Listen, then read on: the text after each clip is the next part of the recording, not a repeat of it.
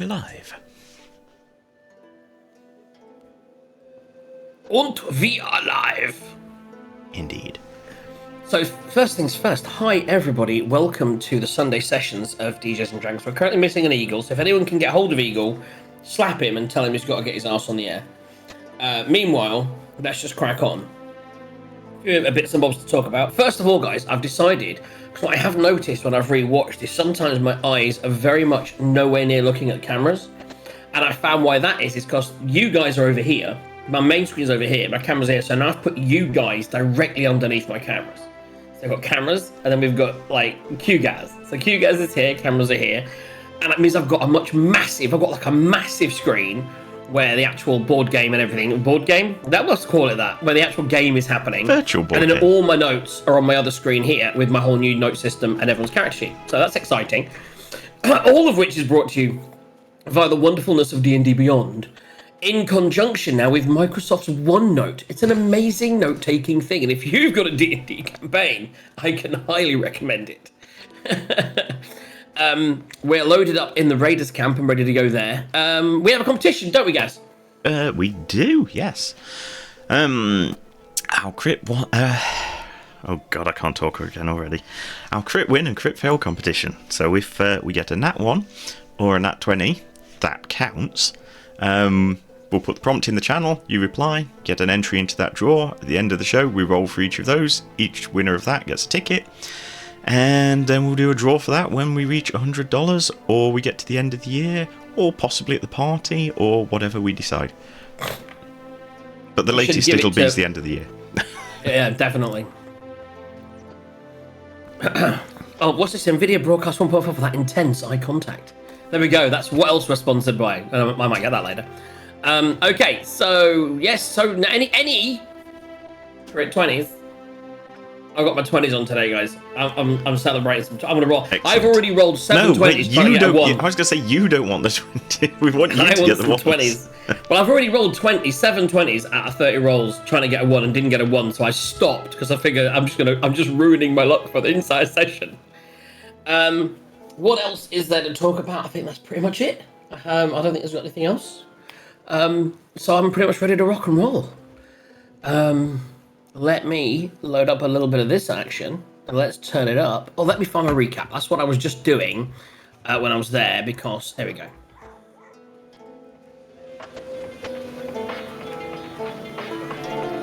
Why didn't it stop? When I break trailer, it's supposed to stop everything. Let's try again. Here we go.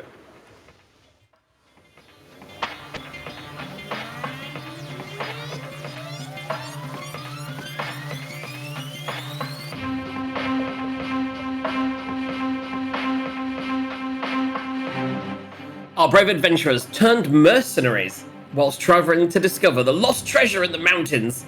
Happened upon the town of Greenest. Let me move this under the cameras. Happened upon the town of Greenest under the attack of a dragon and some cultists. Having helped thwart the attack, they have been hired by Governor Tarbar Nighthill to discover the origin of these attacks, to find the base of these cultists, and get information that will help, along with rescuing any prisoners taken. After encountering a group of straggling cultists, they're able to take care of them, and with some clever deception, donned their robes as disguises and infiltrated the camp. 3 of the party going in, with Tazar, still wearing his cultist robes, being left on a cliff overlooking the camp. They immediately realised this was not a search and destroy mission. The camp was huge. Hundreds of cultists, kobolds, guards, mercenaries, all had gathered together within these mountains. They're able to discover a few things, not least of which that not everyone here was a fully fledged member of the cult. Many of the new initiates were working towards full acceptance, and others were simply mercenaries, hired to flesh out the numbers during raids if they come under attack. They also learned that this was a camp for the cult of Dragon. Praise Tiamat's glory, among some other things that we'll talk about in a second. Other than that, they learned that on the hillside, so as they neared, so what the next thing they learned was that everyone has to pull their weight. And as they were looking around trying to encounter or discover the prisoners, they were noticed by someone. And as they were still disguised as cultists, they were pulled into a tent and faced the torture of a mountain of potatoes. Meanwhile, on the Overwatch, Taser had noticed someone else on the cliffs with him.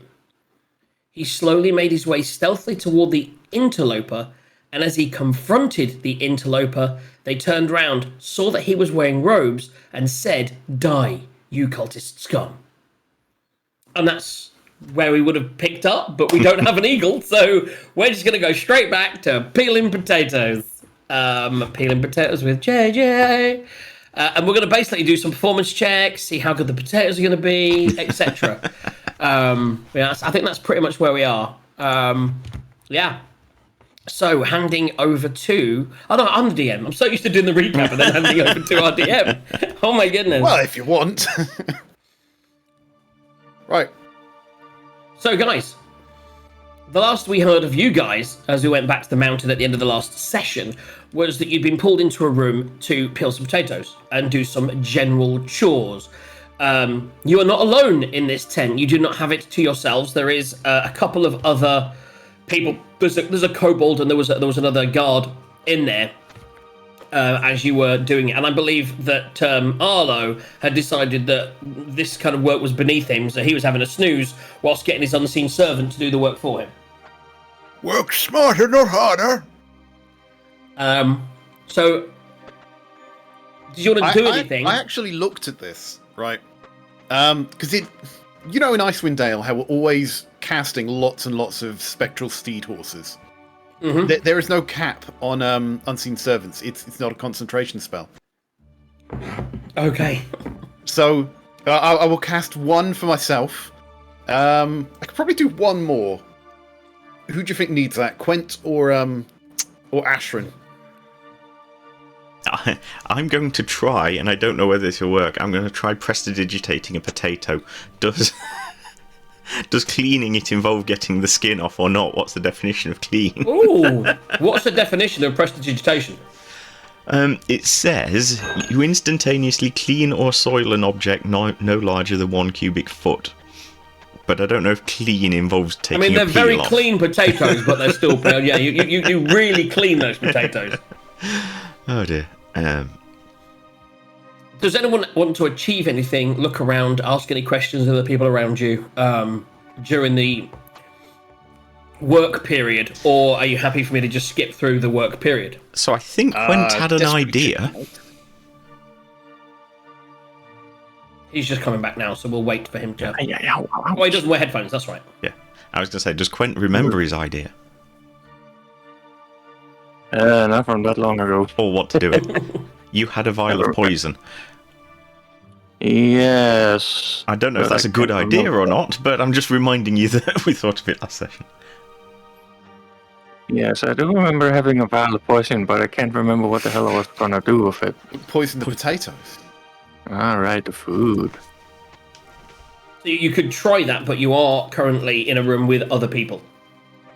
Yes. Well, I mean, if he was going to do it, we could probably come up with some sort of distraction to help him sleight of hand. But Stealthy kind of thing. Whether it's a good idea is another matter. What, you just want to ask people to look into your mirror very quickly? Unfortunately, I don't think we've got the mirror. It's in the It's bag of true, holding, yeah. which is Tazar's got it on the hill, yeah. Erp. That's going off the hill. If I take over Tazar in half an hour, that's going off the hill with the shield. Right, so you're peeling potatoes. The people around you are working. It's mostly quiet because it's quite late in the camp. It's now hitting midnight. One of the guys does say, "Don't worry. This is all you got to do is it's a simple job. We all do a couple of hours here and there, so you still get a good rest." I've seen you guys around. Whereabouts are you staying? Are you staying in a camp down a hill, or are you up here with all the lardy-dars? So someone taught me this. Whereabouts are you staying? Did you say? Oh, I'm down in the bottom area. Most of the people at work, the tents are and the kobold's like, yeah, we stay down the bottom. We're not really welcome up here with all the lardy-dars. We just do our work. But at least we're not as bad as those mercenaries who just do it for the money. We're here for Tiamat's glory. Praise Tiamat. Down at the bottom, you say? Well, then of course we're from the top. That's why you haven't seen us. Yes. Well, I mean, looking at you, I could see that you've got all the fancy cloaks and everything and the masks. Indeed. It must be quite hard peeling those potatoes with those masks. Are you not allowed to take them off? That's a funny thing. I thought it was when I got here, but apparently not. So on it stays. It's a mark of honor, a Mandalorian kind of thing, I hear. Oh yeah, those Mandalorians. I've got no idea. It's talking. Right, so what we're going to do then is what I need to do. Oh, by the way, I'm going to now move everybody to where you guys actually are. Yeah, because we're in a little tent near lots of guarded places. I need to do one thing. So, what's your name, fellow? Fuck you! I'm on a different page. I already needed a page. Years of this. Years, man. Oh wow, that's fucking hilarious. By the way, wow. He's gonna become a key character. What a name! So that I've got right. This is why I've got a notepad for you, just for this. I'm in characters. I'm now going to move to my NPC. I told you, NPC. I need a place for just bollocks NPC. I actually might write a note in here, right? Add pay. I do it in my live notes. Where's my live notes section? Here we go. Oh dear. So, boom. Oh, my name's Maureen. Popular amongst the kobolds of this area. Maureen Amethyst is my name. Maureen Amethyst. And the other guy goes, yeah, my name is Hound. That would have been better for the kobold, wouldn't it? My name's Hound Thane. Hound Thane. I come from Waterdeep, and they've these guys sort of brought me in. But I started off as one of those mercenaries. I was just working and coming here earning some coin, and then I was. I decided that I quite like the idea of the bringing back of a long ancient undead dragon. Praise Tiamat's glory. Mother of dragons, praise Tiamat's glory. Well, since you are such a devout believer, I would like to give you a hand as best I can.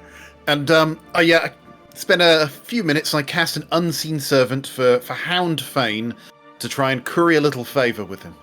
Okay, he goes, that will work. I can probably get out of here quicker because we are kind of dealt with within it's kind of a time, but they do look upon you nice and sort of let you get away if you do a certain quota.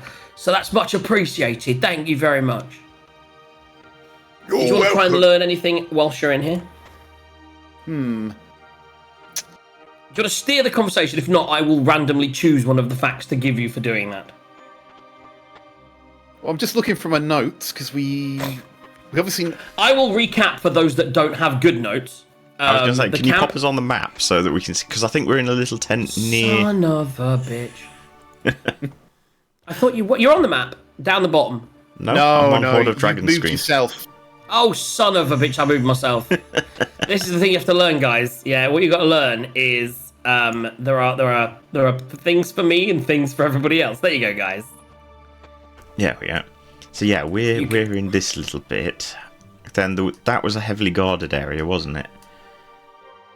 The one to the left. That was heavily guarded, and what you kind of established. I think what you just learned was that was kind of where you thought the prisoners were, and then the area to the north, from there, north east, you'd kind of got the idea. I think you went past that, and there were some guards posted outside a tent, and that seemed to be possibly like maybe where some of the head honchos were staying. You thought. Mm-hmm. So what you've learned so far, this is a camp of the cult of the dragon. Praise Tiamat's glory. Not everyone here is a fully fledged member. We got all that in the recap. The kobolds are here because their worshipful attitude towards the dragons make them easy for Rezmir and other high-ranking cultists to manipulate. You had learnt that Rezmir is kind of the head honcho of the camp, But no, you didn't really know anything about him, or you'd heard a name. The other name that I believe you'd heard was Monday. You also know Landgradosa, who was the guy that Quent fought in the camp, and he's more security, he's more the muscle. And I believe you had learnt the name of the person that kind of runs the camp, who was called Mondath. Yep, I've got that written down. Yeah. So yeah, so if you wanted to push anything up towards questioning about those or about the prisoners, then you can mention it. Otherwise, I will just roll the dice. Say, I'm still trying to find my way around down here. I'm more used to the layout up, the other levels.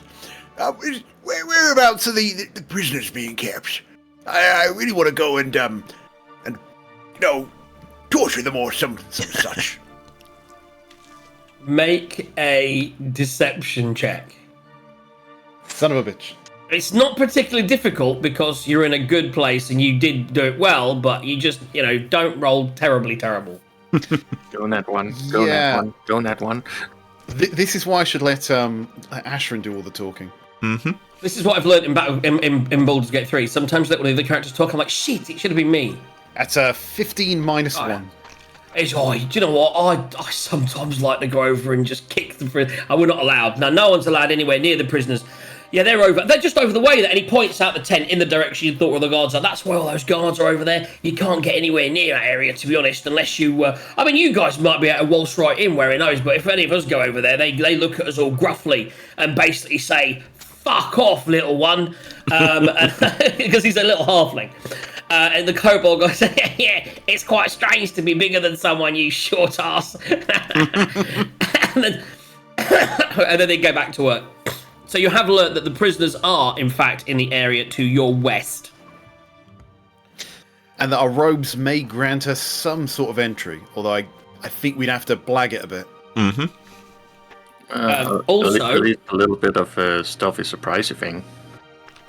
They'll also, whilst they follow, actually this follows on really well, I can't believe I just rolled that. They'll say, speaking of areas you can't go, whatever you do, don't go near the cave. If you go south of here, there's a little cave.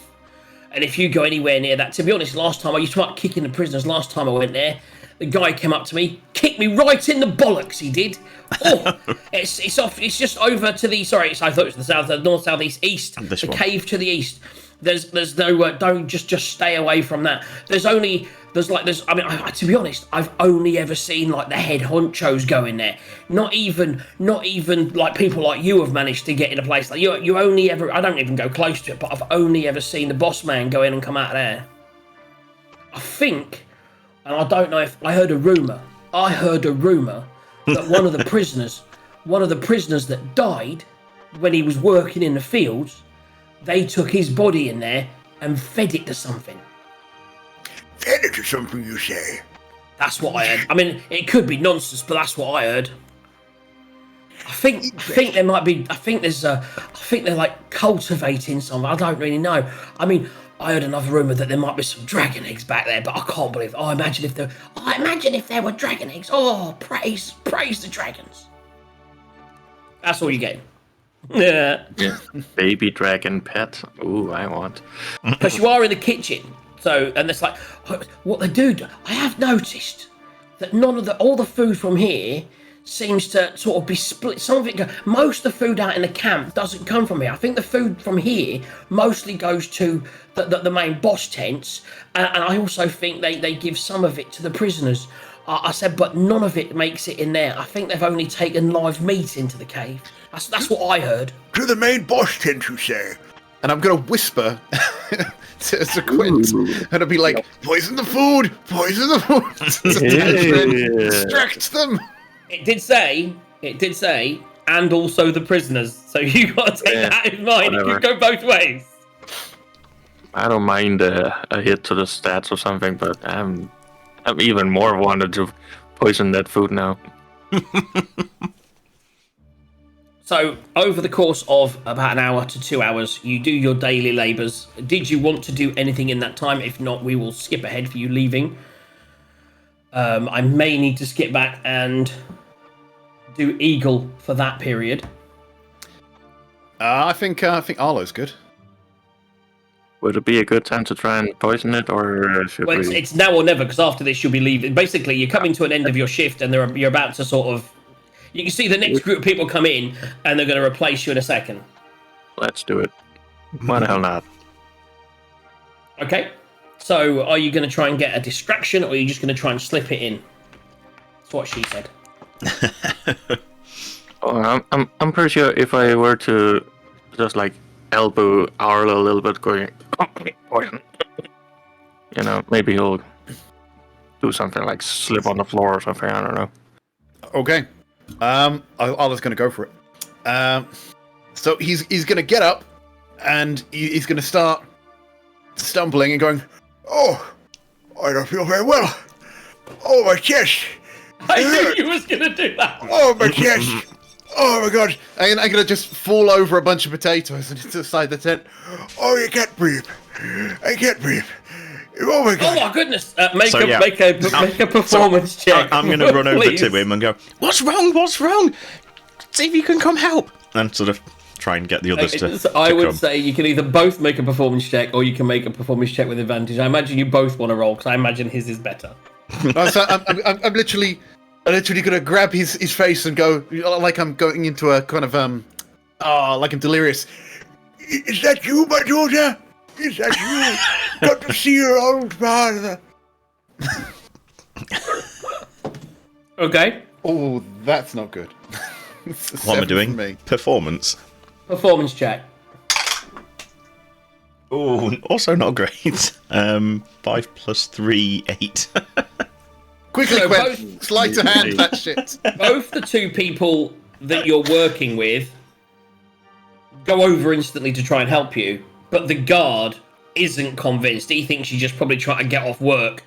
And he's like, you do know your shift's about to end, but he doesn't move from his position guarding. So you need to make a sleight of hand check, but now not with advantage. It would have been with advantage, but not with those two rolls. you only need to get a 10, but... We tried. So that's what I need to roll then, I guess. So a sleight of hand check, and it'll be against his. He will roll. Actually, what is his? Fire. That is Gwen's got a plus on his 3, side. so 14. 14. The guard rolls a 9 with my last divinity dice of the day. It might not be a roll. It will depend on his passive perception. Its passive perception is not going to be above 14. I don't think it will be either. I'm just scrolling, and I'm just using my new thing to get to guard. Actually, were they guards or are they? Yeah, they are guards, aren't they? Yeah, I've got a guard.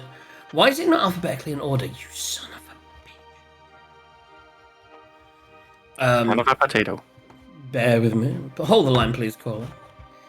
I didn't add guard to my thing. Out of all the things I did, because they're not in the rest Also, of the I need to the clean day. my dice tray. A moth got in it, and it's now squished moth all over the bottom of the dice tray. It's just not pleasant. You could have maybe not told us that.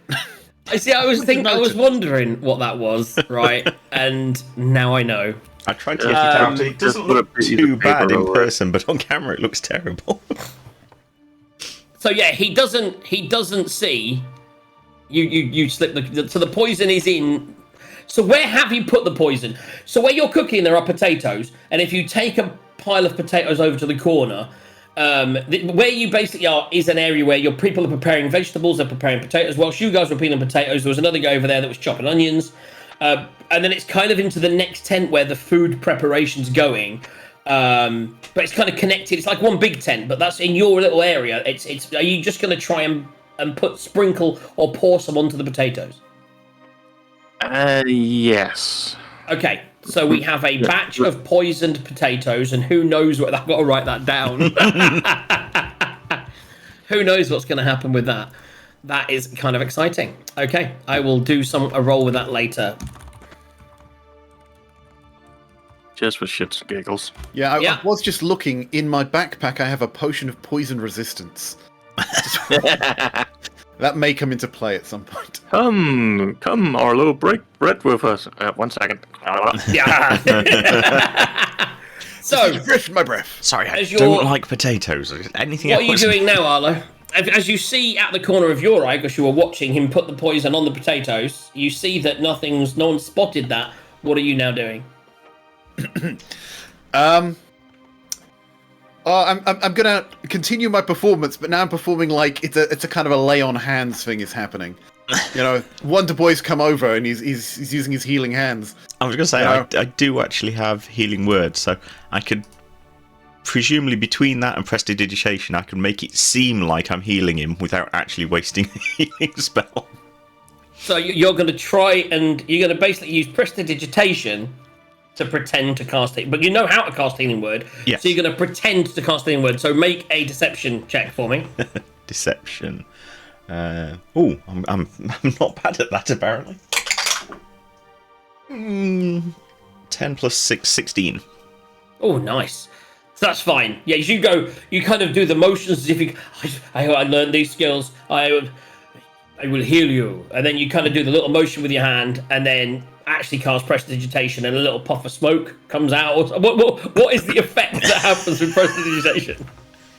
Do you clean him? The puff of smoke is thaumatology, isn't it? Oh, that's right. So you can just clean him.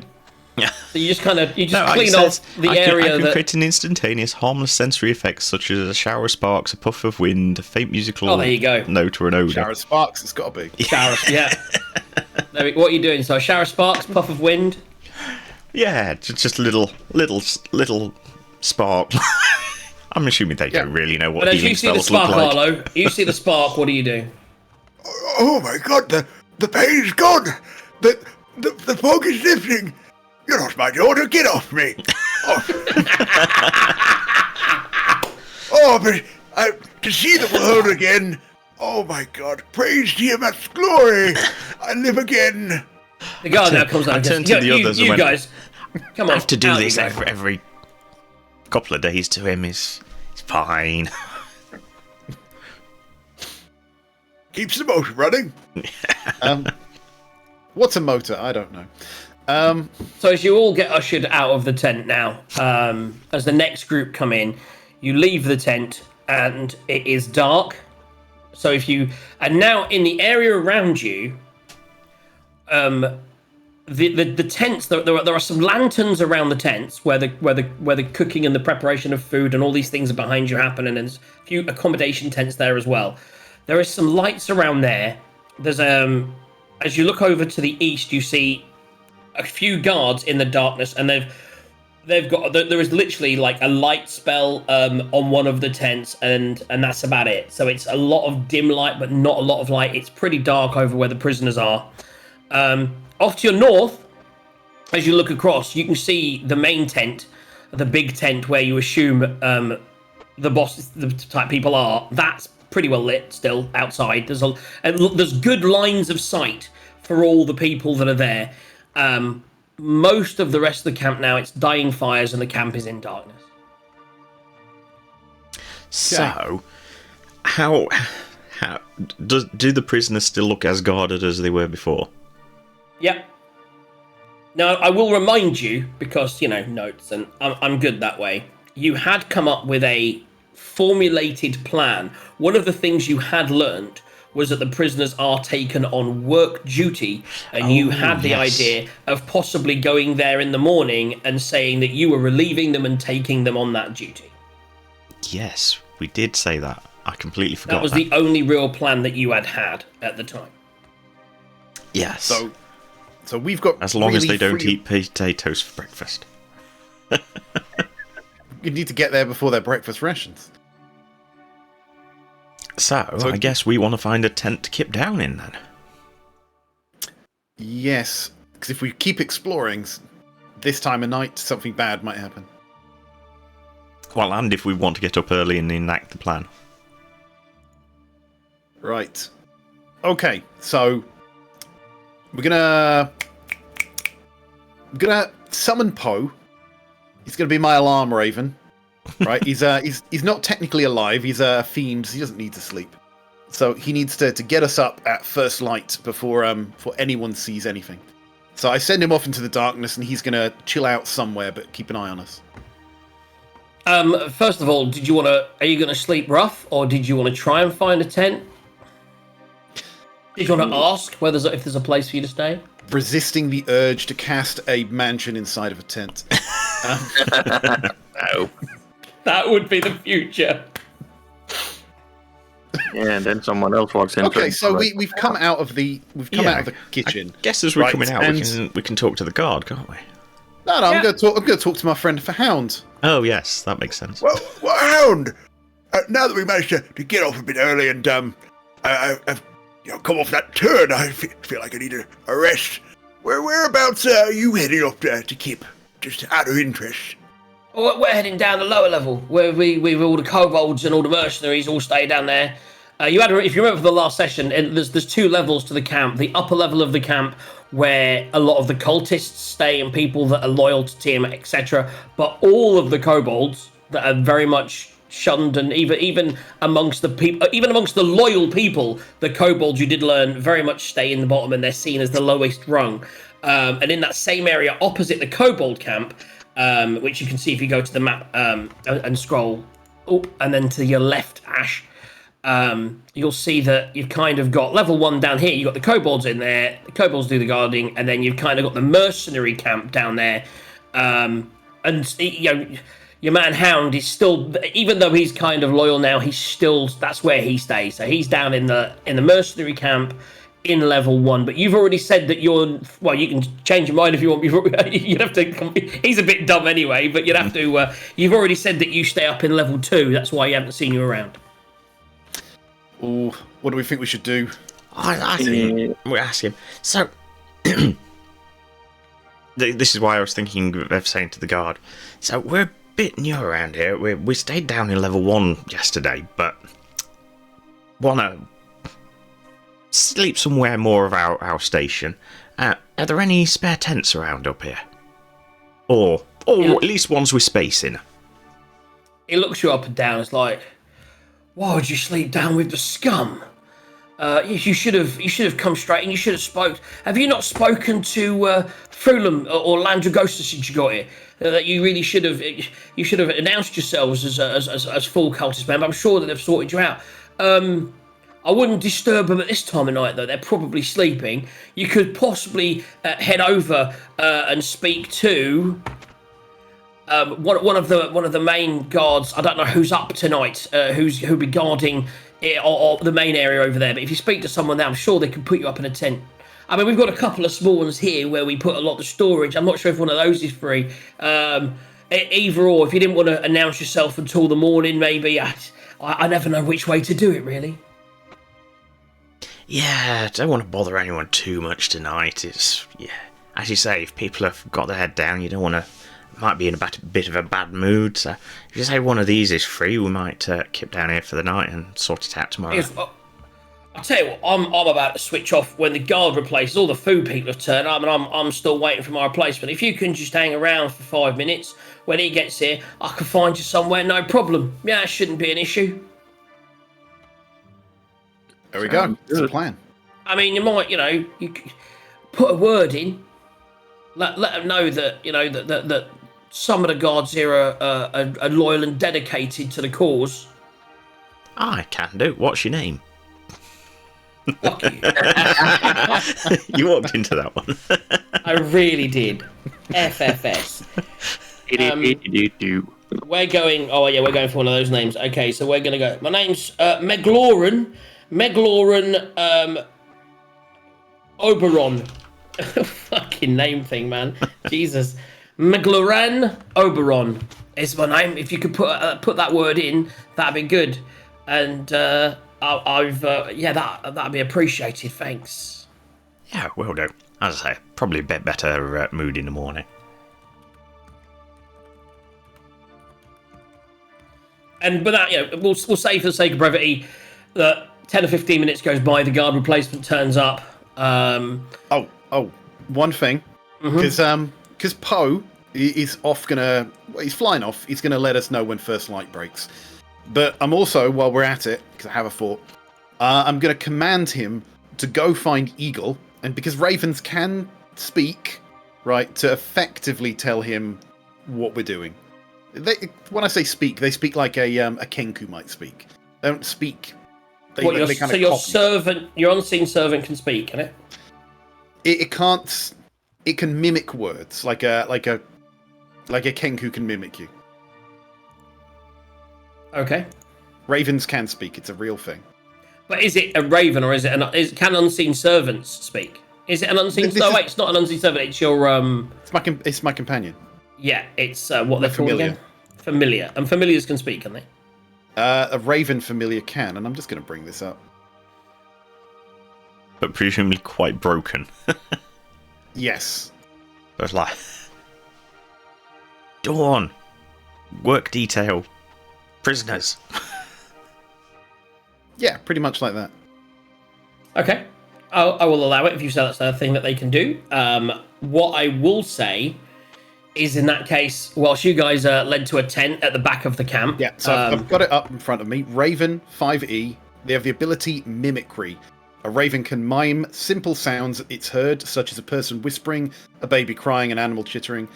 A creature that hears sounds... No, I believe ravens can. It's just whether an actual familiar has the opportunity to speak. It should have the same base... It has the same base things. It's got the same base things. Okay, cool. So, without further ado, he takes you to this little tent right here. There you go, lads. Just keep your noses clean. Put that word in for me tomorrow, and I'm gonna head off. Us guards, we mostly stay in between the two camps. We're kind of, not welcome at the top, not really welcome at the bottom. But such is the life of a guard. And he heads off and goes to crash. So if you're not going out for the rest of the night, your raven goes off. Now we've had no eagle. I will now play eagle. Unless someone else wants to play eagle. Do we want to, given what a state he got himself into at the end of last session? We're just gonna sit back and watch the fireworks. Come on, Ash. I believe in you. You can be eagle. So as he jumps out, he basically jumped out and said, and I believe the exact word he used was, I'm here to replace you. relieve at which point, was the word I've got in relieve quotes. you. And he then turned around and looked at him and his cultist and went, die you cultist scum. So I need you to roll initiative to begin the combat. As Eagle, right. Okay, so his initiative's +3. Oh dear, that's a 2. +3 is 5. Good start. Yep. At least it wasn't a 1. Oh, this is true.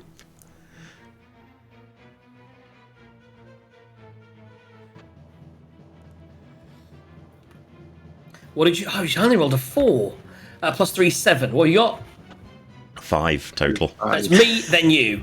So as he says that to you, and he breaks kind of free from your grasp, because that was the whole... With him relieving, he'd have had to have let him go to have said that, is what I'm going to say. He looks up at you, and he's going to... I think he's going to throw 3 darts. So ranged weapon +5 to hit. That's a 17 to hit, a 17 to hit, and a natural 20. So I believe the 2 17s miss. Yeah, assuming... Yes, he's still... Assuming he still has his shield up, then his AC is if he was 20. sneaking through, his shield would have been on his back. I mean, He would to have then... be as he fair, it'd grabbed be the him- same anyway, because his shield's +2 and his AC is 20 with the shield, so it'd be 18 without, so it'd still be That'd be miss fine. hit. I would say he It- doesn't it's- have the shield. He then, because he was relieving, he wouldn't have been carrying, unless he could. Yeah, I would say in that situation, he's currently not got anything on the go, but he can pull out what you want at the start of combat. The natural 20 does hit and does 1d4 +3 damage. So 1d4 first. That's a 2. Doubled is 4. That's 7 damage for the 1 hit. Okay. I shall make a note, because obviously I can't update his character sheet, but that's down from 48 to 41. 1 second.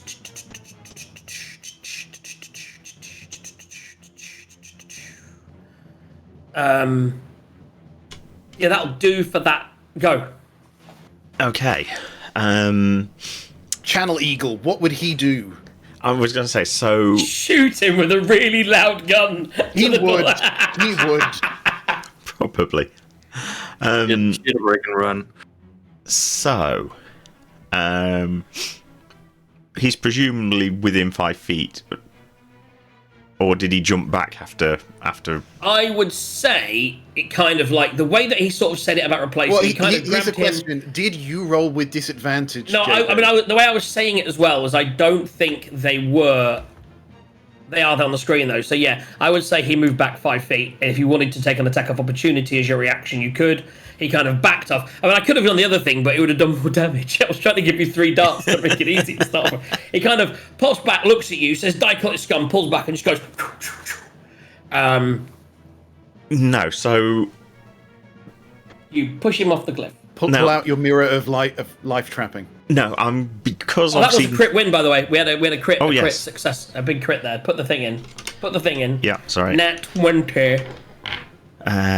So that was DM. While she's doing that, Arlo, there's a bow, right? There's a bow in Baldur's Gate 3 that when you roll a nat 20, it gives you a level 1 spell slot back.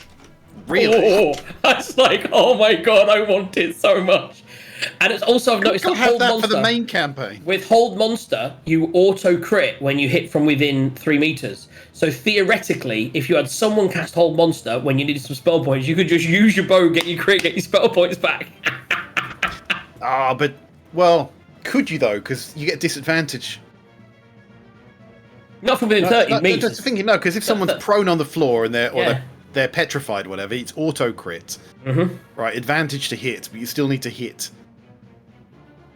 Anyway, back to but it's just interesting. I saw that and I was like, well, I like the look of that. So what we're doing? So you're doing the crit. What are you doing? Yeah. Okay. So I don't know if this is the right thing to do or not. But there is a distance now, isn't it? Okay. So he's going to pull out. Now he knows that he's above a camp. He can't pull out the gun. That would be too stupid. So yeah, he's going to pull out the. Also, realise the guy did say "Dichotic scum," and you are. Yes, I know. This is why I'm hesitating. So he's going to pull out. I want something that's like. Oh, I don't know. He's going to pull out the rapier. So. You can throw daggers. He has darts. Yeah. Well, he's going to pull out the rapier, but hold an action, not to attack now, but if the other guy attacks, he will attack back. Then with the bonus action, he's going to go, when I say relieve, I was going to kill you for being one of them. I hate them as well. Make a persuasion check. Persuasion? Oh, he's actually got +3 on this. That's another 2. Right, this dice is going in dice jail. So that's a 5. So he's gonna go. 1 second. So that's So he will, and that's your action. You're holding an action to kind of. You could have just held. By the way, also to little teaching lesson to all the players out there. You can also hold. As an action, you can take the defensive stance, which gives people disadvantage on you. Yes. Dodge, that's the one. But you didn't do that. So you're going to attack him if he comes close to you, and he's going to say, "I don't believe you," and he's just going to come in. He's like, "You're one of them. You took my friend," and he's going to swing, and he's going to do 3 unarmed. He's now going to step in close and do 3 unarmed strikes. Oh god, this is how Eagle dies. Each of the +5 to hit. 17. I rolled 12 every time. 17, 18, which you didn't say you put the shield, so I'm going to say it for the moment that is a hit. And a natural 1 to balance out the scales of the nat 20 that I've already done. So again, 1 hits. So let me do the damage. 1d8 +3. So that is 9 points of damage, bludgeoning, and I need you to make which one we're going to go for. So what he's going to do is he's going to step in, see that you've got the rapier, and we're going to do his attack first because you said it when he's going to do it. So he's going to come in for his first attack and miss. He's then going to go for his second attack that hits, and roll me a d20. Like you won't win. Okay. You might. You need to get a 20. Oh, it nearly did. It very nearly did. It just rolled the wrong way. So his first attack misses. His second attack hits, and before you can attack, you need to make a DC 13 strength saving throw. Strength save. Okay. I'm just going to point out, this guy rolled a D8 with his unarmed strike. Our level 8 What? monk What doesn't roll with the D8s. twos? So as you knock it out of it, so as you go to then attack him to defend yourself, he just pop and knocks your rapier out of your hand. Okay. Okay. Disarming so the rapier's strike. disarming striked. And then obviously he then goes for his third attack, and after disarming you, he goes for his third attack. He's going to go and sweep, and as he goes to sweep, you see it coming, and you jump over the leg, and he's stood in front of you, ready. Your go. Okay.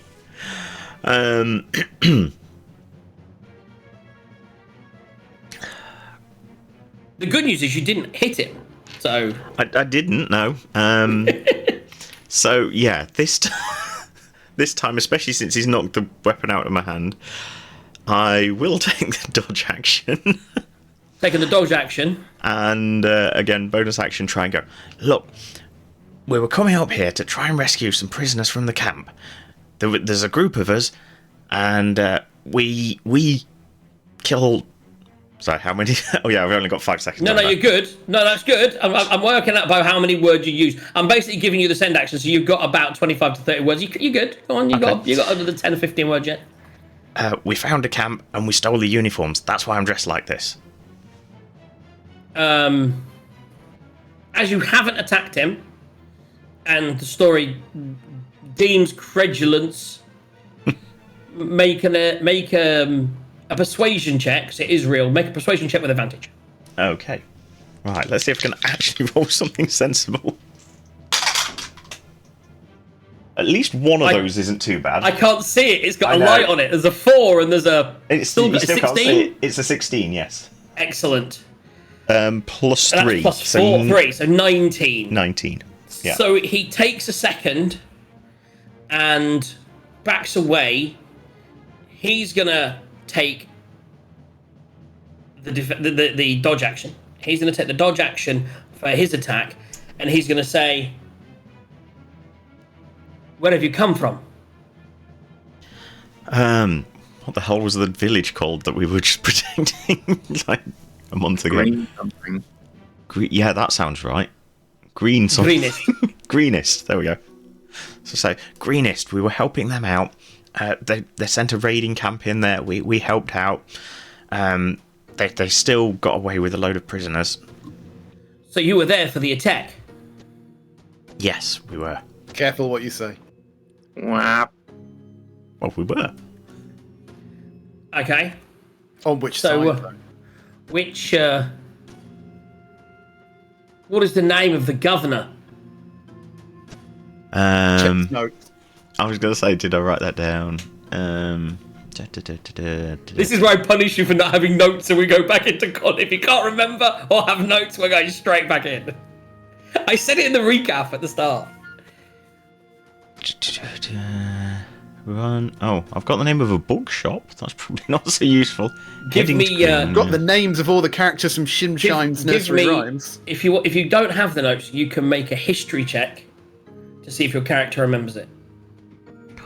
Having talked to him literally a day ago. I was going to say, we did speak to him a lot. I don't know why I haven't written this down. You would remember. It's Tabor Night Hill. Yep, I don't have that written down. I don't know why I don't. So as you say Tabor Night Hill, he sort of drops himself down to a much more... He sort of relaxes a little bit and goes, "We must step back into the darkness."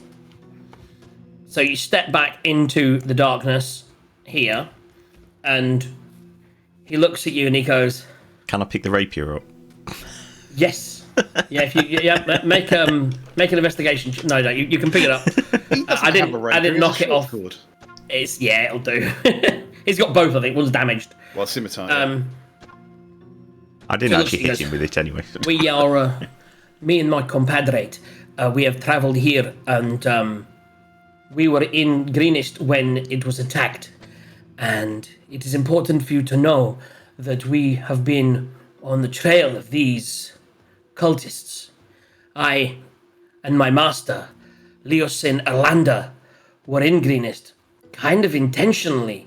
He was hoping to be able to infiltrate the camp as they left, but I fear he has been captured and he is now injured. I would rescue him, but I am also injured. It's important for you to know that he's from Badosk. He disappeared last night after a particularly savage battle against the raiders. We were hoping to blend in and pretend to be with them, but they as we arrived back at the camp, I was watching from the hill and I saw that they recognized him and they immediately took him away. I think he's been held separate from the other prisoners. None of you others know this. He's been held separate from the other prisoners and being tortured, and they're trying to garnish information from him. I think he won't break, though. What was his name? Are you saying that? For the people writing notes. So the people writing, so it goes, I am Nesim Waladara. And the other one was My master is called Leosin Leosin, yeah. Erlanthar. Ah, that was the bit I didn't get. So it's Leosinerlanthar, and he is Nesim Nesim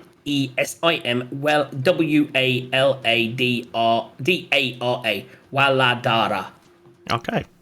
Well, I spelled one of them right, which is most surprising And for me. he hunkers you down and says, You did say when you spoke, we, and no one came to your help. Do you have people in the camp? We do. There's 3 others went down there. But I lost sight of them a while back. I haven't heard anything from them since. I've just been up here acting as a sniper. And I show him my gun. That is very, I do not know what that is. It makes a loud noise, and then people die. Probably put it away. We do not want to be discovered. That's why I didn't use it against you. I'm still not sure what this accent is. I'm in 3 different places right now. I was going to say, I don't know what mine is either. I certainly don't sound like Eagle, but anyway. So Alanthar, he tried to infiltrate. He was captured. The thing is, nobody understands these cultists better than he does. He's not. We need to rescue him because his knowledge is going to be invaluable in our battle against them. Is it possible you could get word to your people in the camp to try to find him and maybe free him? I'm hoping that they'll make contact with me, because I don't have anything like that, but we've got... I think it's a Norfolk accent. Sorry, carry on. got 2 fairly powerful magicians down there. I'm hoping that they'll make contact with, magic users even. Like a sending spell or something that would have been that you could reply to. Something like that, yes. I'm hoping they'll make some kind of contact with me before morning to let me know what the plan is. Until then, I'm just going to monitor from up here. So, a good period of time goes by because they were doing potatoes for a good hour-ish. So you kind of, you settle down. Did you want to discuss movement? He would look at you, Nassim goes, I'm quite injured. That's why I've been mostly here. I don't know if you wanted to make your way around and see if you can get a better vantage point, because from here all we can see is the kobolds and the smelly meat. So yes, I shall ask him. So do you know the layout of this camp? I mean, this is just where we came in, so that's where I've been looking. Do you know, is there more interesting things back around there? He so explains that because of his injury, he hasn't had time. He hasn't been here that long since they were captured. It's only been, obviously, you were only 7 or 8 hours behind. These guys would have set up a couple of hours before you, so he's literally only had an hour or two, and he has just been set up here in this spot with his injury. And you do see that he's got quite a gash on his leg, and he's like bandaged it up, but it's now bleeding after sort of fighting with you, even though there was not much in it. His leg is now bleeding freely, and he actually takes sort of 15 minutes himself during this time to kind of repair it with a healing kit and stench the bleeding so there's no more damage being done. He does look pretty hurt. One hit would have probably done it. He's like proper damaged. I think they have like 9 hit points or something. So yeah, from a meta point of view, will he recover on a long rest, or would a healing potion help him? From a meta point of view, he's fine. He will. If you offer him healing potion, he will take it. But if you don't, he won't die. He obviously, depending on what the plans are from today or whatever. But if you wanted to utilize him or do something with him, you could give him a healing potion to better allow him to maybe the two of you do something together. That's up to you. That's what I was thinking. Since we've split the party, it might be handy if Tazar has a friend. So screw it, since he's got 2 healing potions. Are you going to give him the normal or the greater? The normal. I was going to say he's got a greater and a normal, but we'll give him the normal because we got the normal anyway from rescuing the other people, didn't we? So roll me the healing. What is it? Is it 1d4 plus 2? Or 2d4 plus 2? For some reason, he's put it in as just a custom item rather than a thing you can roll. Did I? I will in my notes. But I think it's a 1d4. What everyone's got. Tazar currently has, and I will take it out of his inventory right now that I've got here. You can take it out of his inventory and then I'll do it from mine. In his potions, I've only got him as 1 potion of greater healing. Yeah, if you look down, he's then got a custom item at the bottom. Wow. So that's Well, the real question is, did he remove it once he used his potion originally, or has it just stayed on there? No, because we got an extra one. We did say, yeah, he did have 2. I remember that as well. I think that's why he's added it as a custom. So is it's 2, but a normal healing is just 1d4 plus 2, yeah? So I rolled a 4, so he gets 6 points of healing. Interestingly, the one in mine, normal potion of healing is 2d4 plus 2. I'm not roll another 4. sure why. So that's another 2. I think that's right. I wasn't sure. To be honest, I should have just gone yeah, to the greater's 4d4 plus 4, and the normal's 2d4 plus 2. Yeah. 2d4 plus 2. There we go. So he takes it and he says, perhaps we rest. Take him some time. And so basically what you'll do is you'll take a short rest. He'll let the potion of healing work in a slightly off meta way. Take his time to get his legs sorted. During the course of the short rest, he'd pretty much be well fit. And if I just go back to his character sheet, he is going to be at full health. That makes a big fucking. I know he'd have to roll hit dice down there. That's a lot. I didn't realize there was that many. So he said, "Boys, there's 11 d8 plus 1." Hit dice 11 d8. So I'll see if he gets half that back. That's gonna be 30. Okay, so he's at a good amount of health. Excellent. After a short rest, so you take a short rest, and he's pretty much well rested. I like to think this is when Poe kind of appears. So wait, and that is when Poe would appear. So if we're taking a short rest, Tazar will also second wind. Okay. Yeah, makes sense. So that's 1d10 plus 5. Since he did just get hurt by that dude. Does he get those back on a short rest? Does he? He does, yes. Oh, nice. So there you go. Very meta. 6 plus 5, so 11 points. So he's What's he at now? up to 43 of 49, so that's not too bad. Okay, so the two of you have a chat. We'll assume that you talk about all kinds of things. You basically learn from him, that they're from Burdusk. They did send some people back to Burdusk. Is what he picked up. They've sent 2 of their allies to Burdusk to bring assistance, but they're not expecting any kind of assistance to arrive within the next. Burdusk is a couple of days at least away, so that's not quick. He does seem to suggest that if you were going to head around the camp, that you'd be best sticking to the cliff face.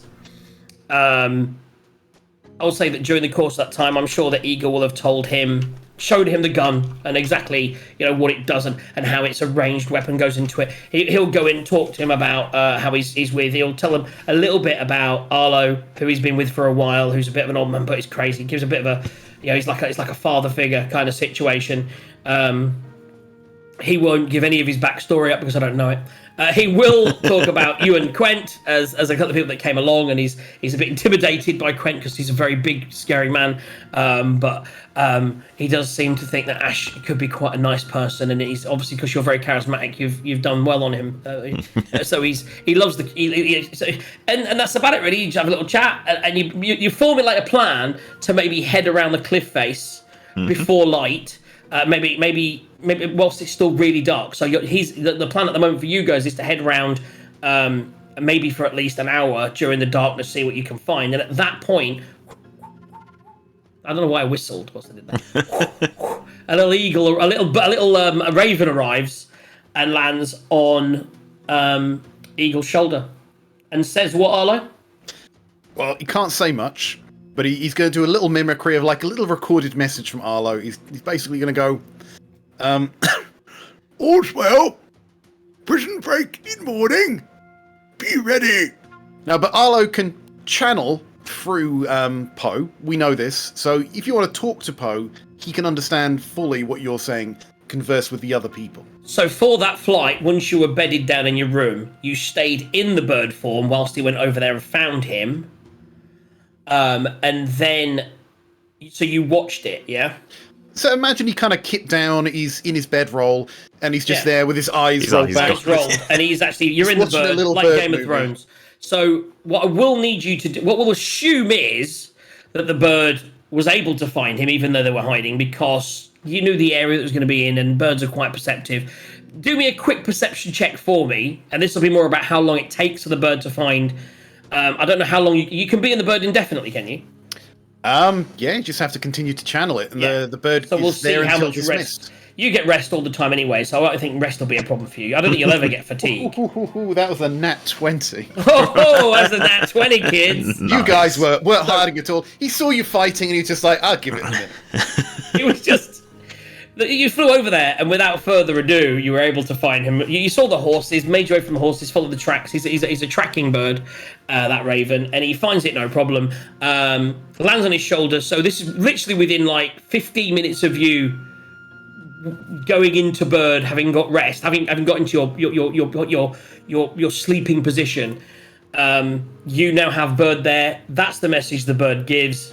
Yeah. So if I was a DM. I would be saying, yeah, if you want to give that raven something to mimic, you've got to give him something to mimic, he could do that, but you can't then just continue to talk through the raven. Well, exactly that. Ultimately, you've given him a message to mimic, but then you are watching. So as part of the mimic, I would also say, because I'm being generous, that you would say that I'm watching if you want to reply or something like that. It's like, no. So what was the message again? Something along the lines of, all's well. Prison break in morning, be ready. Okay. And then he would turn around and Arlo. That's not Arlo, Ashrin. What was he going to... Eagle, what was he going to say? Hazer. Excellent. I'll be ready. Don't know what to be ready for, but I'll be ready. Right. Okay, you're not going to mention the seam at all, or the other person. Well, I'm assuming. I'm assuming the other person's next to me at the moment, so we'll have seen that. So the raven's going to give him like a bit of a quizzical head tilt. Yeah, and then I went, "Oh yes." And he'll go, "Is this from your magic user?" Fascinating. It is, yes. So, Nassim, this is Arlo. Well, it's not Arlo. It's. So is he a druid, and he can turn into a bird? No, it's like a pet, but it's a magic pet. As in, it can just disappear. Apparently, it's really weird. I don't fully understand this whole magic thing, but. But can he see me now? So I think so. It's hard to tell from this end whether he's looking through him. But yeah, I'd say so. So wave hello. So he's gonna go. He's gonna go. It is imperative when you free the prisoners that you find my master Leosin. He is not with prisoners. You must search elsewhere. I don't think he's there. I mean, he's not saying anything anymore. No, he's gonna mimic Leosin a couple of times because no one's explained anything about Leosin to him. Leosin. So yeah, that's okay. a good point. What does Leosin look like? And do I have the handout for that? Leosin. So while all this is happening, right, back in the tent, Arlo's going, Taser seems to have made some sort of friend, I believe. He's saying that we have to free another prisoner. I don't know whether we have time for that. He says his name is Leosin, Lansin, something along those lines. Did you get that? I've shared it with you. Yes, yeah. Whack it on the he's screen. kind of communicating the information. Yeah, it's a half elf of sorts. It's dark hair, got a goatee. He may or may not have some arrows on him. Probably been taken off of him. So Okay. to Ashrin, to actual Ashrin, and to Quent. What do we think, guys? Should we be risking our lives looking for another prisoner, not with the other prisoners? I mean, if he's been kept separately and this guy's looking for him, presumably he's got some importance. Could be Right, handy. But how are we going to have time to do this? At first light, we need to be dealing with the prisoners before their work detail. How do we have time to search the other camp? I don't Do know. we split the party yet again? That doesn't seem like a good idea. I'd say. I think that sounds like a great idea.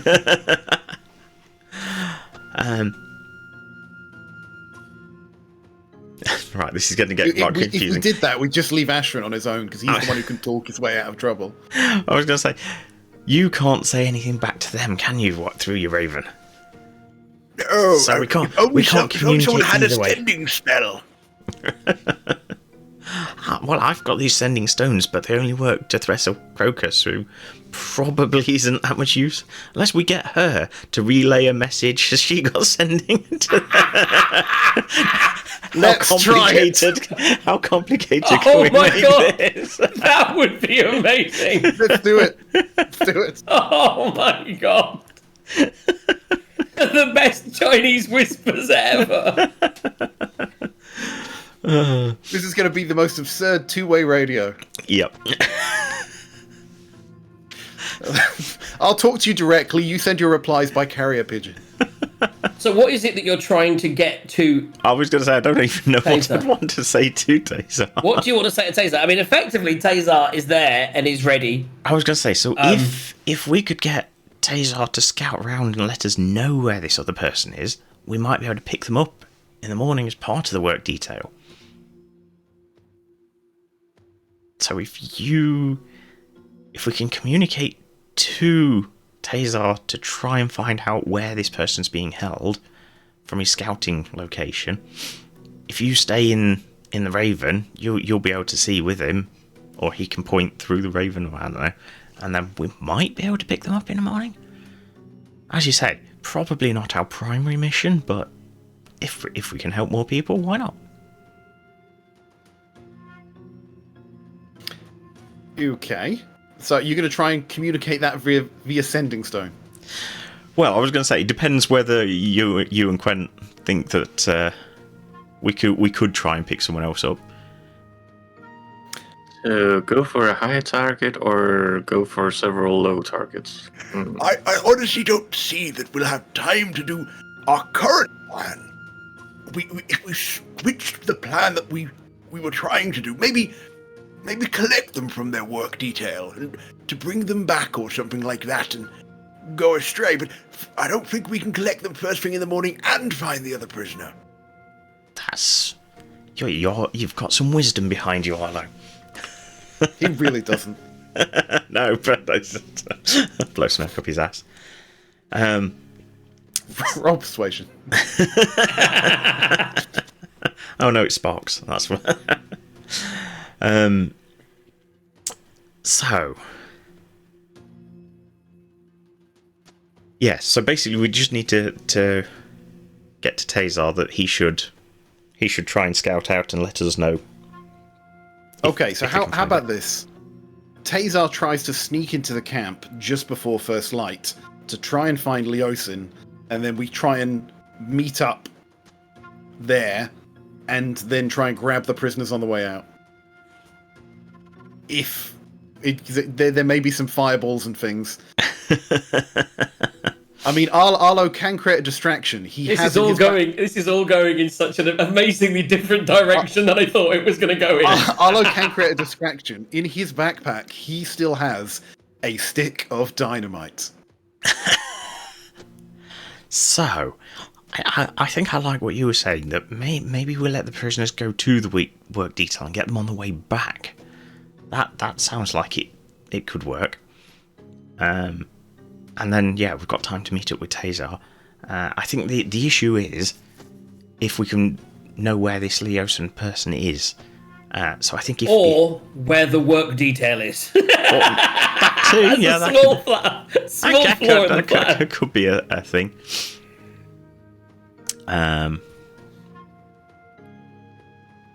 Yes, I still don't know what the easiest way to communicate any of this to Tazar is. I think I think I might need to change out detect thoughts for charm person for some of this plan to work.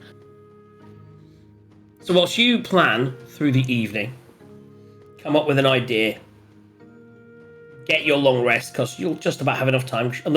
If you don't keep watch, you can all get a long rest after your planning. We're going to take a small break and come back after a small break and enact the plan. Free the prisoners. What we will do when we come back is we'll go back to Eagle / the conversation. Yes, from I was his just side of thinking, things. actually, I've thought of a way, given I can play both sides of this. So what we'll do is we'll say that you're going to have the conversation when we get back. So you'll do the conversation, you guys will have a rest, they will do whatever sneaking they need to get into position, and then we'll enact the plan in the morning. Okay. At dawn, we plan.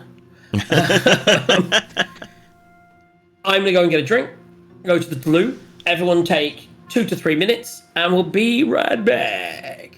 After these messages. From our sponsor. We don't have a sponsor. We don't have a sponsor.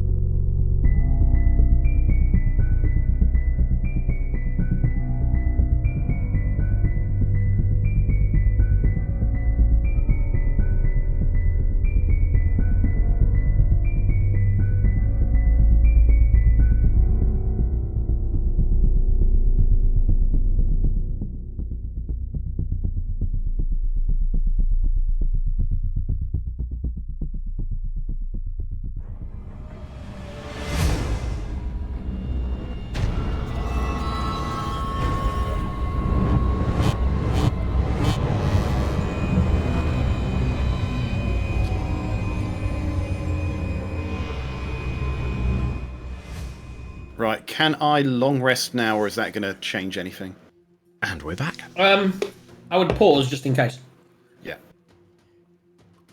Because we never know what crazy antics Ashrin is going to do. So, I cast Sending. Use a sleight of hand stealth check. He rolls a natural 1. The guards come in and kill you all. no, well, I've realised, so if we switch back to as Tazar,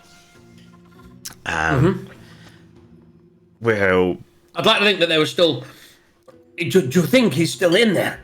It seems that the bird has gone very still. I don't know if... Maybe they're discussing a plan for the morning. I suspect that's what they're Can the doing. bird talk?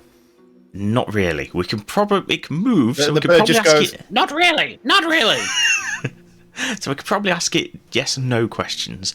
But, I mean, as Arlo knows, I don't necessarily need a full night's sleep. I can go into a trance and I only need 4 hours a night rather than the usual 8 hours. Come on, Arlo doesn't know that, and neither does Tazar. only Ashrin and JJ know that, so we're looking at Tazar's character sheet. Yeah, we happen to notice that Tazar doesn't need a full night's sleep, which is handy. Yeah. So, what I was thinking of, well, I mean, we were discussing it anyway before the Raven came over. We do a bit of scouting and try and find out where Leosin is. Because obviously, I'm guessing they probably haven't found him yet. You said he's being held, you think he's being held separate from the other prisoners. If we do a bit of scouting, that might give them a bit more information for the morning. Does that sound like a good idea, Arlo? Via the Raven. So the Raven, Raven jumps up, like a starts great flapping, and then lands on your shoulder. Okay. I'm not sure what that meant. I was hoping for more of a nod, but... I think it's positive. I think we go. Yeah. I think that's a good idea. So roll me a stealth check. But at a certain point, by the way, Arlo will need to go to sleep, so this thing does have a mind of its own. So, if you do tell it to Well, that's fly what I said. off... Ultimately, if you're not going to send any physical message, are you sending... And now you've come up with that plan, or your semi-plan. Your semi-plan at the moment is you may get them on the way back, you may get them in the morning, you kind of want them to go and scout, but you haven't told him that. He kind of is going to do that anyway. But if you wanted to relay a message, how are you going to do that message? Or if you're not, are you going to bed?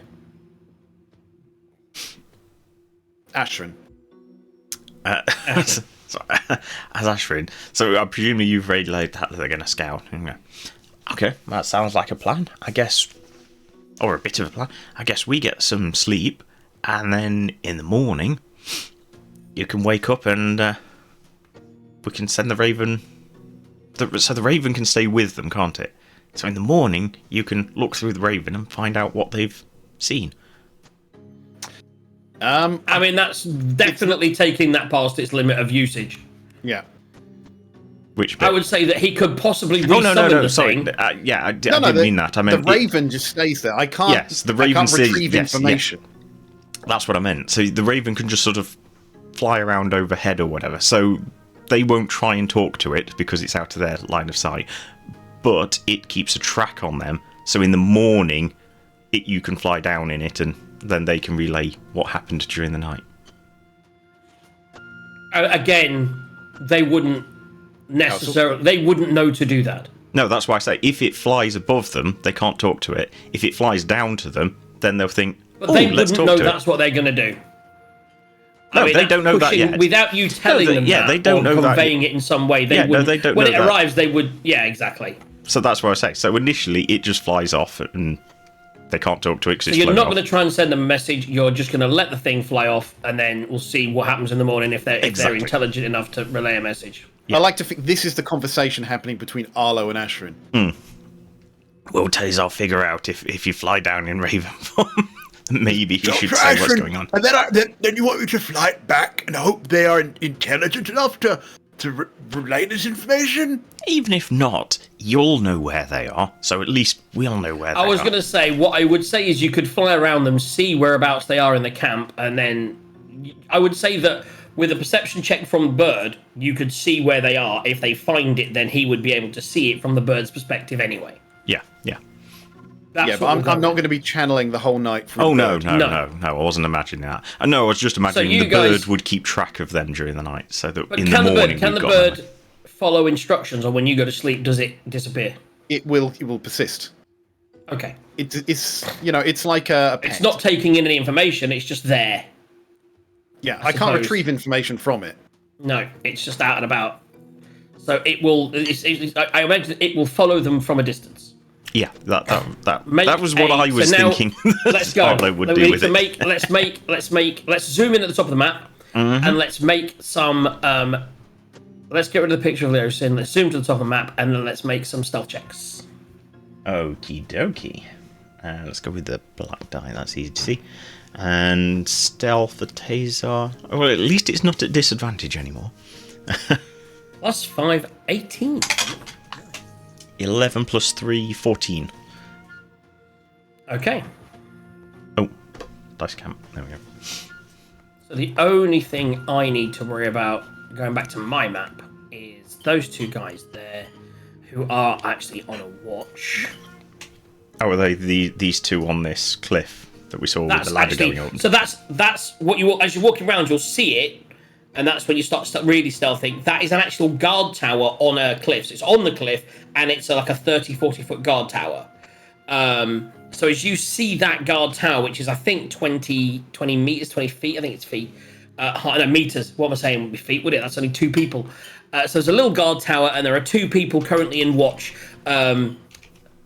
They went back in there as the night started to hit, because the camp was very relaxed. But as the night hit and we're moving toward the next day, it hits a secondary alert system, and there is then 2 guards in the tower. I did move guards into the right place in here now, so I can have a quick look at their stats. Passive perception for both of them is a 12. What I will do is I will roll because they're watching, so that's okay. So, as you edge round, keeping hidden, there's no problems whatsoever. One of the guys is actually talking to the other guy, but at one point, who rolled the lowest? You did, didn't you? Yeah. At one point, you kind of catch a loose rock and some rocks crumble down. Nassim kind of gets to cover, but the other one kind of looks over in your direction. Now, realizing actually at that kind of range, they don't have dark vision. Just what do you do as Eagle? A little bit of a rock goes off. You because they are lit where they are. You can sort of see their attention, which is there. He does have dark vision, so he's seeing fine. As in, sorry, Eagle does. Yes, Eagle yes, has dark yes, vision. yeah. So he can see they've looked roughly in this direction. Yes. I think at this point just freeze, because assuming they don't have dark vision, probably motion is what's going to trigger them off. So a few rocks falling. Hopefully they're just thinking You are still in your cloak. You could have done something, but you decided to freeze. You're frozen. You're staying still. They are quite dark cloaks, from what I remember. He will make a secondary check. Make me one more stealth check, just to see if freezing works. 16 plus 3, 19. That's fine. So as you freeze, nothing happens, and then after about a minute goes by, he's still kind of looking in your direction. He sort of gets to his friend. He goes, "1 second, sorry." So yeah, those women in the tavern, and then you see that they get back to their conversation. You can hear them roughly talking as you move round.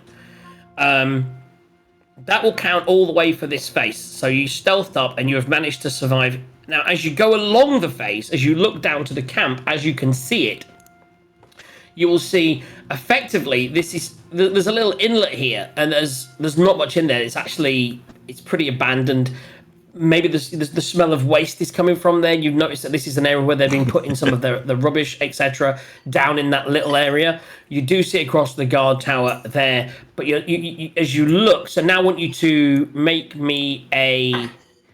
Do me the. Actually, I can do it. No, you do it. What am I doing? Why would I get you to do it? That'd be ridiculous.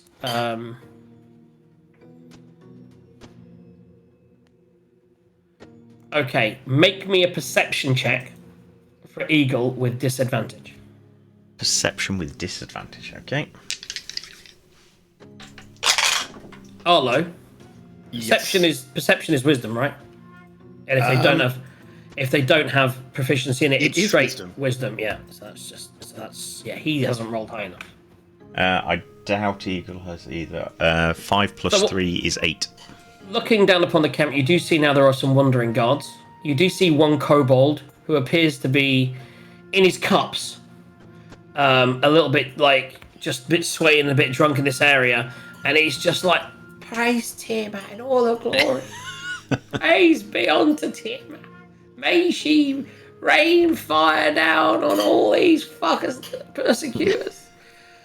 And that's it. So far, that's been about an hour to move slowly, stealthily, and you've managed to get, I would say, all the way to here, and so far you've discovered nothing.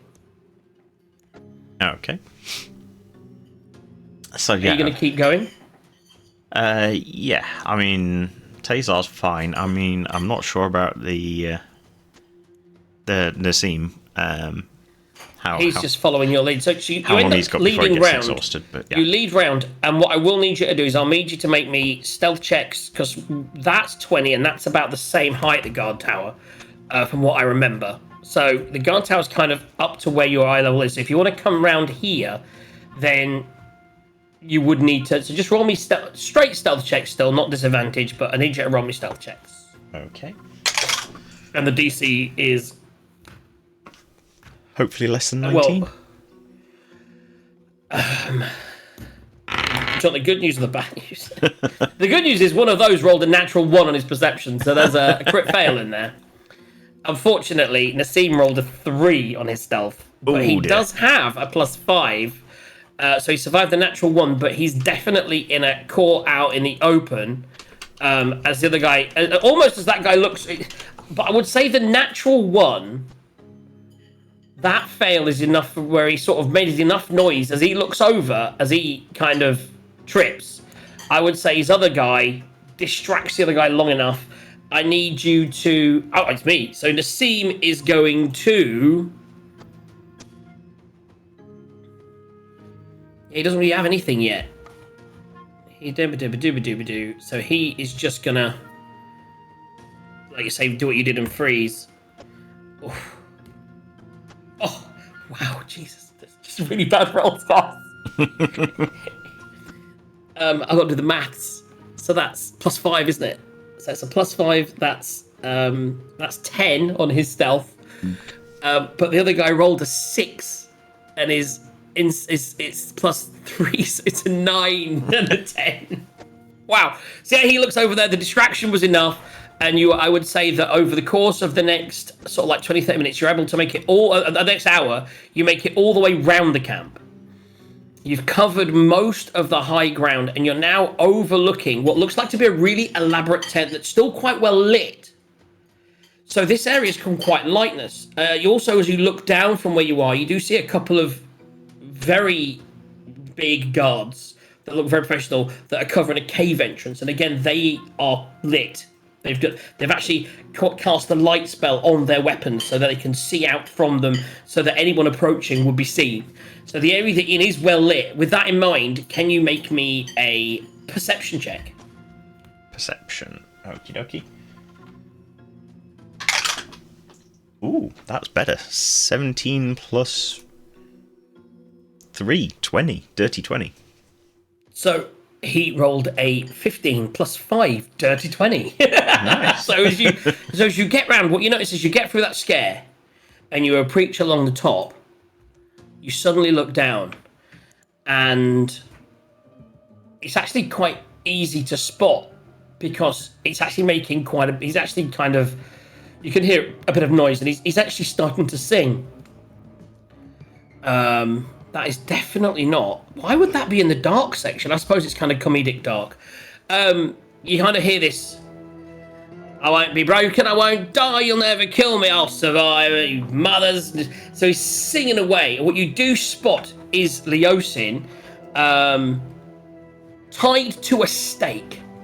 Okay. Right there. I don't know if you see it on the screens. You can. There you go. Right, where? So as you look down, it's just appeared. So to the Oh, north right, yeah, there we of go, the tent. Yeah. So where the main boss man's tent is, and sort of where the sort of the veteran guards are staying there, that he's tied right there to a stake. It's now like 2-3 in the morning, so there's no one around him. And you do sort of spot him there. He's singing away, and he looks battered, he looks beaten, but he's not broken. Okay. Singing. Okie dokie. That's good. But you do notice that he's very close to a lot of areas of guards. This is a very obviously it's a massively guarded area because it's right underneath the guard tower. It is to the right of where the main, so to the left of where the main sort of lit up boss area is, and also well within view of where the majority of this is kind of where the majority of the high class people, where you would probably be staying if you'd have announced yourselves as cultists and they knew who you were. Like if you weren't sneaking in, that's kind of where you would be, is in that area. That's where the cultists also live and survive. So, Tazar turns to Nassim and says, I'm not sure how we get him out of there. That's kind of a heavily guarded area. I mean, my friends have got some skills, but I'm not sure we can take on a whole camp. Any ideas? It is imperative that we free him. He would have the information. Look where his position is. He probably knows camp movements. He probably knows who leads this. I think and obviously he's got all the research from his years of study. We need to get him out.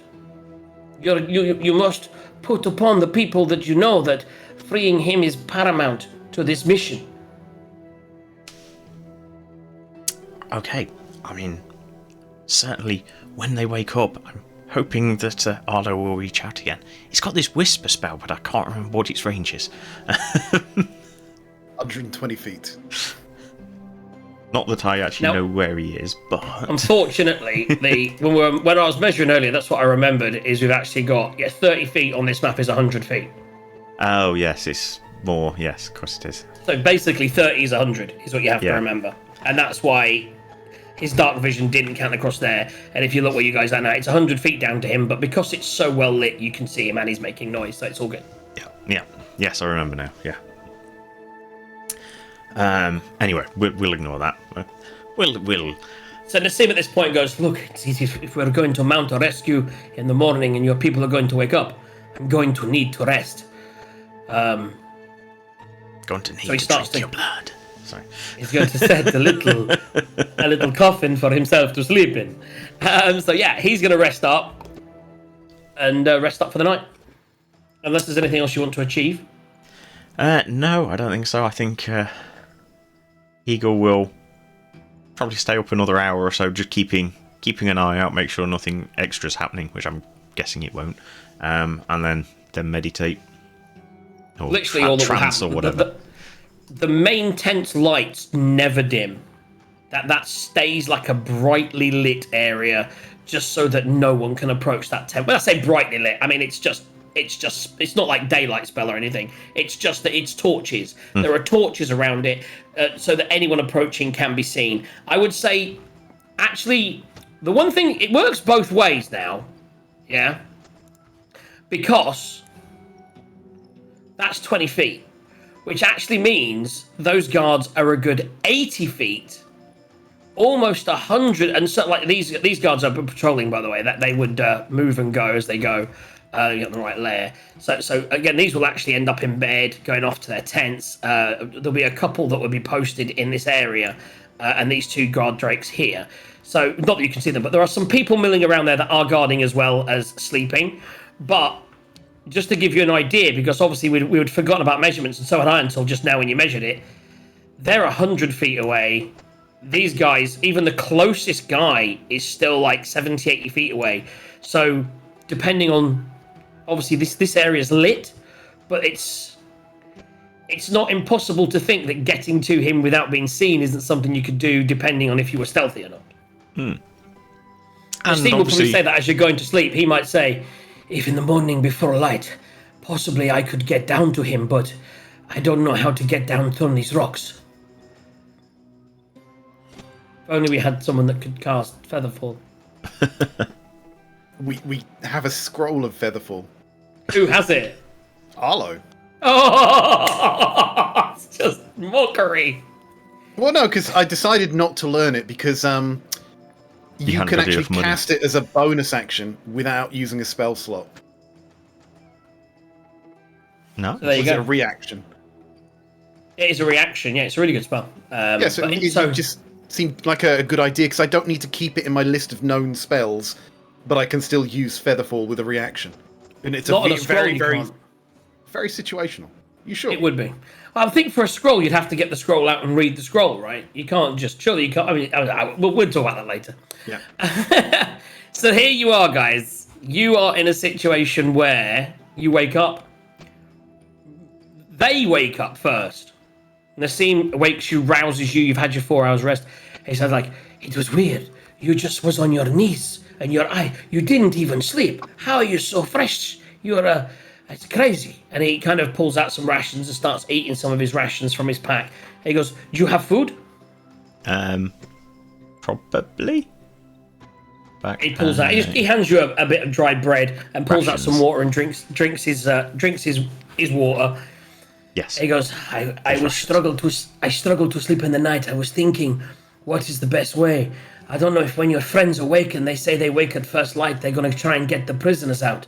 I don't know what their plan is, but if they were able to, maybe, if there was a ruckus that could draw attention, then possibly we could get in and free Leosin. Alternatively, we could cause ruckus up here or around the corner, and as that drew people away, maybe that would help your friends. What do you think? You have this big stick of banging, yes? You can fire and it'd make loud noise. Yes. Maybe you could shoot one of the guards in the guard tower, and then we run, and then they would chase us, and then people would fly up, and that would cause enough of a distraction to pull away from the prisoner. I think that could work, yes. I mean, they're already down there wearing the correct robes, so yes, if there's a bit of a distraction, that might give them opportunity to go free him. I think, as you say, I think we'd struggle to get down there from up here. So then he goes, okay, well, let us get into position. So he starts to move back. So I do want both of you to make one more. If you're going to get in position and stay stealthy, make one more final stealth check. I'm realizing now with distance that it's... as it's still dark, I'll be rolling with disadvantage, which is what I should have done last night, and that's actually fine. As long as you don't roll ridiculously low. Oh dear. Give him a chance.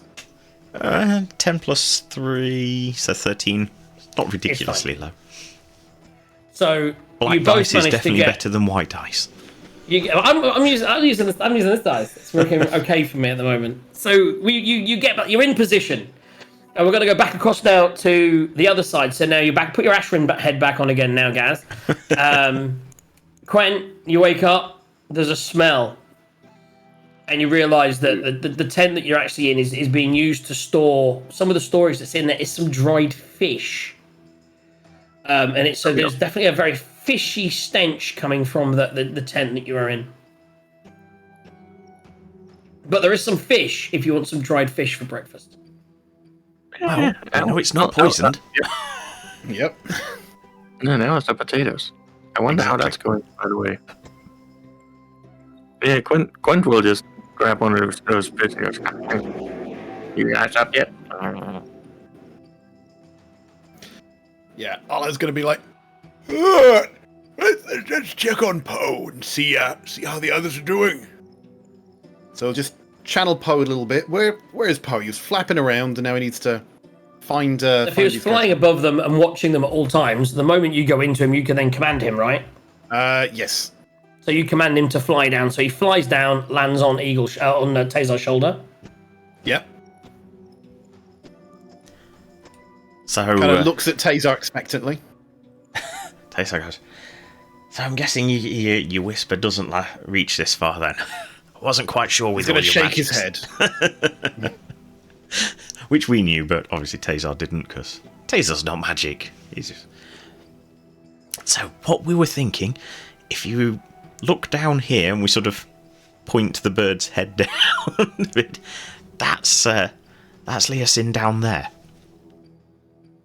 And yeah, it's very critical that we get him out. He's got a lot of information about the camp and some other stuff that I can't remember. But it's critical. The bird's nodding. Yeah, critical we get him out. We came up with a plan during the night. What we're thinking, we're on the high ground. If we cause a disturbance, I can obviously use the gun. I like using the gun. It makes a lot of noise. We'll draw the main focus and guards away, and then you guys in your uniforms can sneak up and rescue him. What do you think? Okay, so Arlo's going to communicate to the group. You know, So, Tazar has this absolutely terrible plan. As we're trying to stealthily get these people out, he wants to create a very loud distraction and get everyone looking all over the place at once. But seriously, This does seem like what Tazar would do. Do we want to create a distraction? Because Arlo's going to say, you know, he has a stick of dynamite. Poe could drop this over the watchtower, and you know, Tazar could take a pot shot with his gun. It could be very distracting. What do we think, guys? So, if we go back to the original reason that we're here, the primary things were, where's the base? We know that. How many people? We roughly know that. Their motivation, dragons. Leaders, we've got some idea who the leaders are. Are they going to attack? We don't really know about that, but anyway. And then rescue stuff and people. So, we've kind of done most of the things, except for the rescuey people. So, yeah, why not?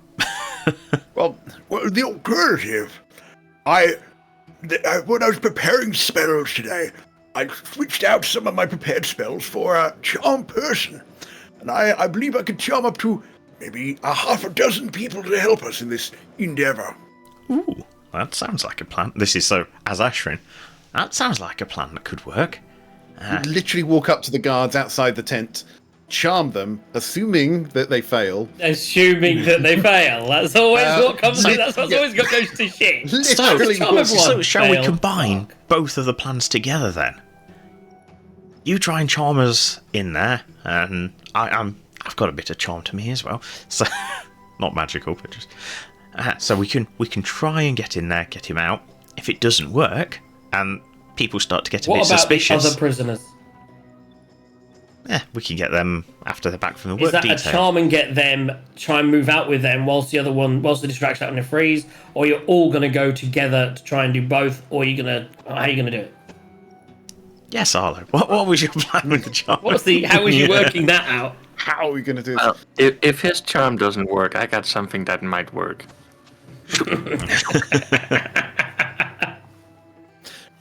Right, is there a roof on this watchtower?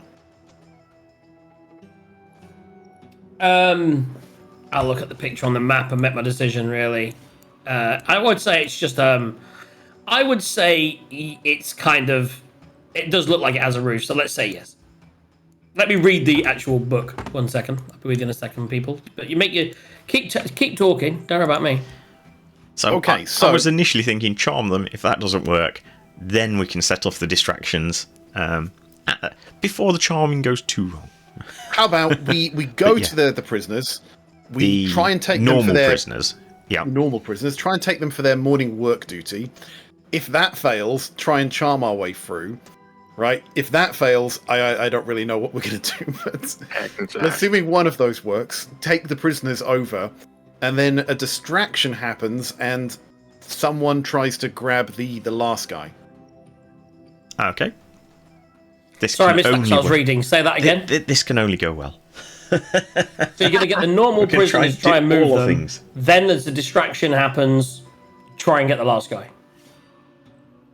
I think that last bit needs more thought. I say go for it. Let me read you a quick description of the guard tower. You'll see this because you've been able to see it the whole time. although it was dark. As you come out and look, you'd see it because it's now daylight. There are 2 guard towers in the area, one at the entrance where you came in, one that's on the hill. The guard towers are 20 feet high and made of rough timbers lashed together with rope. They are large enough for a few lookouts. The tower at the mouth is manned by kobolds, the other one is manned by guards. And the other bit of information is for me. Okay. So, my plan... So with that in mind, I would say no roof. No roof. Right. Because what I really want to do is drop the dynamite on there so that Tazar can just pot shot whenever he needs to. Otherwise, Poe's got to hang around and drop it at the right time. And also, we somehow got to communicate this to... I was going to say, essentially all you need to communicate is, okay, wait for my signal. Trickier than it sounds. But yes, how you communicate that non-verbally is a different matter. I mean, the okay you can get, how are you but... gonna miss the signal? How are you gonna miss a signal of a dynamite? Yes, it's more the fact to make Tazar realise he needs to wait for the signal and not just go now. Good Right, luck. Ashrin, do you want to try your send trick? Yeah, go on, let's try it. So what, you're going to try and... So you're going to use the sending stone to communicate with someone in Baldur's Gate? To see whether they can then send... At dawn! At dawn! She might not be up for it. Slightly before dawn. But what's the worst that can happen? So yeah, I sure will get the thing out. Come in, Thessal Crocus. Are you awake yet? Wait. So this isn't the sending message. You can just have a free conversation each way. What? That's what I was I just haven't actually... used a sending stone in a while. That's what I was actually just going to have a look. So, no. Why you touch it? You can use an action to cast it. So, no, it is a sending spell. Well,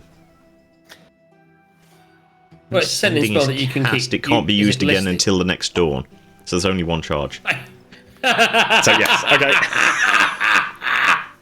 Right, okay. So now you would know that if you want to yes, your message. Hi, Thessal Crocus. I know this is weird, but we need to relay a message to Tazar. Tell him to hold until the signal. That goes through. So now let's see if it goes through. So after about a minute goes by, no response, and all of a sudden you hear like, well, that's weird. Sorry, I just had to put my natty back on. That's the weirdest wake up I've had. This isn't a messaging service, but it sounds important. Okay. I did just look, and she can select her spells, and one I would imagine. Yeah, so she's a wizard, so she will select sending, and she will send a message saying, "Your weird friend, your weird friend, the younger one, says you need to wait for the signal. You'll know when it comes. Nice to hear from you.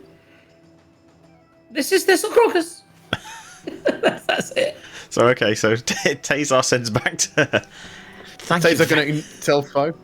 Oh, he can speak back, can't he? You can reply to this message. So I can reply to the message, and obviously, yeah, Arlo will hear if he's still in Poe.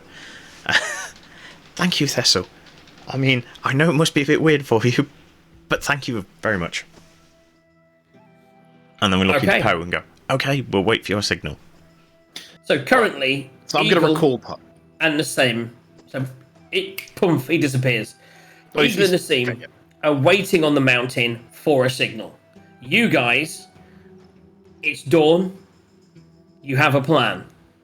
Let's go. Right, so I need to roll my divinity dice before any of this starts. Do it. And let's take the focus of the camera back to your tents, guys. Yeah. It's so difficult when you get those. An 8 and a 10, so middling. So presumably you can actually do long rest now. You definitely can all do long rest. If you haven't taken the long rest, take the long rest action. I haven't clicked that.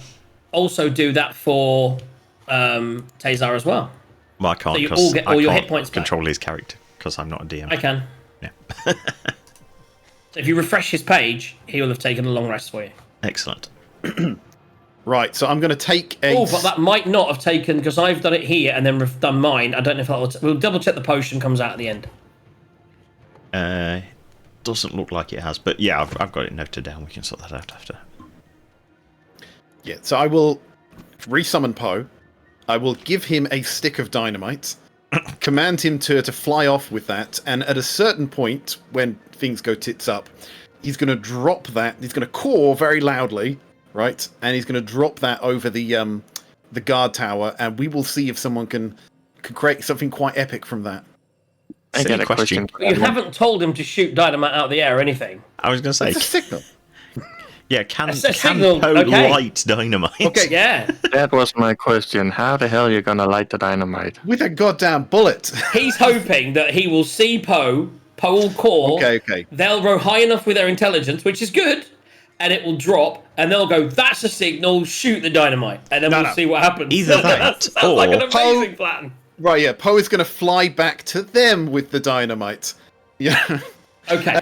Wait, make a very pointed, like, pecking thing, and he's going to get their attention. Hopefully, we're That going makes to... sense. Okay, Taser, you see this thing with a bird with dynamite in front of you at some point, right? It's kind of looking at you, pecking the dynamite, looking at you, and it's getting When it ready. lands, they would know to, at that point, seeing the dynamite, they would, if he picks it up and flies it off to try and drop it, that's a tough shot, but if they want, they could just leave it with them and they could light it and throw it. Either or, we'll come My back only to that. concern there is they are... Okay, Well, the other one I was thinking, Arlo can. It's about 80 feet. You can 70, 80 cast. feet? You can catch touch spells through your bird, can't you? you want me to turn him into a suicide bomber with shocking grasp? Do you know how expensive it is to get those things back? Shocking grasp the dynamite. Boom! Birdie's gone. That would be amazing. That would actually be the coolest way of losing Let's call a that Plan familiar. B. Okay, guys, let's go. Where you going? What you doing? You wake up. You've left your tent. Messages have been relayed. You know that there's an area to the north. So where you going first? Mage armor. Mage armor. Yeah, so I think that's Ash, probably mage armor. probably a good idea. Take your spell slots up. Quent, mage armor? Yeah, please. Would it be conspicuous if I were to pull out an animal off my bag? You can certainly try. Yeah. Depends what you Tell get. you what, if you think that and you say that to the group, what would you say, guys? Well, I think it really depends. I mean, if you had a fox or a weasel, I don't think anyone would be the wiser. But if you get a giant elk, it might draw some attention. Well, that's the thing. It's random, so. Yeah. Well, what the hell? If might we look have to around stay the in the tent. if we look Anyways. around the camp, are there animals of any kind? No. Okay. You saw kobolds. You may see there's wild animals. There's birds in the sky. You may see the occasional fox running around in the ground. But in general, any animals that would be around would have been eaten. Go for it, Quent. Yeah. Yeah, But as I why said, not? probably go for it in the tent, so at least they don't see it suddenly appear. Sorry, Ashra, did you twin spell that thing, by the way? That's what I was just looking at. So twin spell, I Come think. on. Sorcery What'd you get? point. I get a jackal. I mean, I would say out of all the animals that you could get from that, the jackal, though not a very good animal, is one that seeing a jackal run around a camp or a dude walking around with a jackal pet, it's small very enough, it's on-brand inconspicuous, evil. it's very on brand. Yeah, like a little definitely jackal underlooked. running around the camp is one of the few animals out of the bag that I'd say you can get away with. I will grab you a jackal. Okay, come on, guys, let's do this. Times are passing. Where you going? What So, you doing? Yes, I twin spelled mage armor, so Quent has mage armor as well. Still can't believe the amount of prep that I did for the whole part of this after this when you come back and do other stuff. We're going to get nowhere near any of that. I was going to say, Okay. I know what that prep is because you showed me a bit of So it. many pages, a whole area. A I whole kinda- fully done. I kind We've of know not where even you left want us this to go, area yet. but at the moment it doesn't make sense to go there. So. Right, to the prisoner tent. Yes. No, that's later as well. There's a whole bit before then, guys. Okay. There's a whole other place you go to. Right, now Right, Ashrin has to lead us because he's the charismatic one. So you're leading, and you're And heading I toward the give- prisoners, are you? I cast guidance on Ashrin. Can't forget that.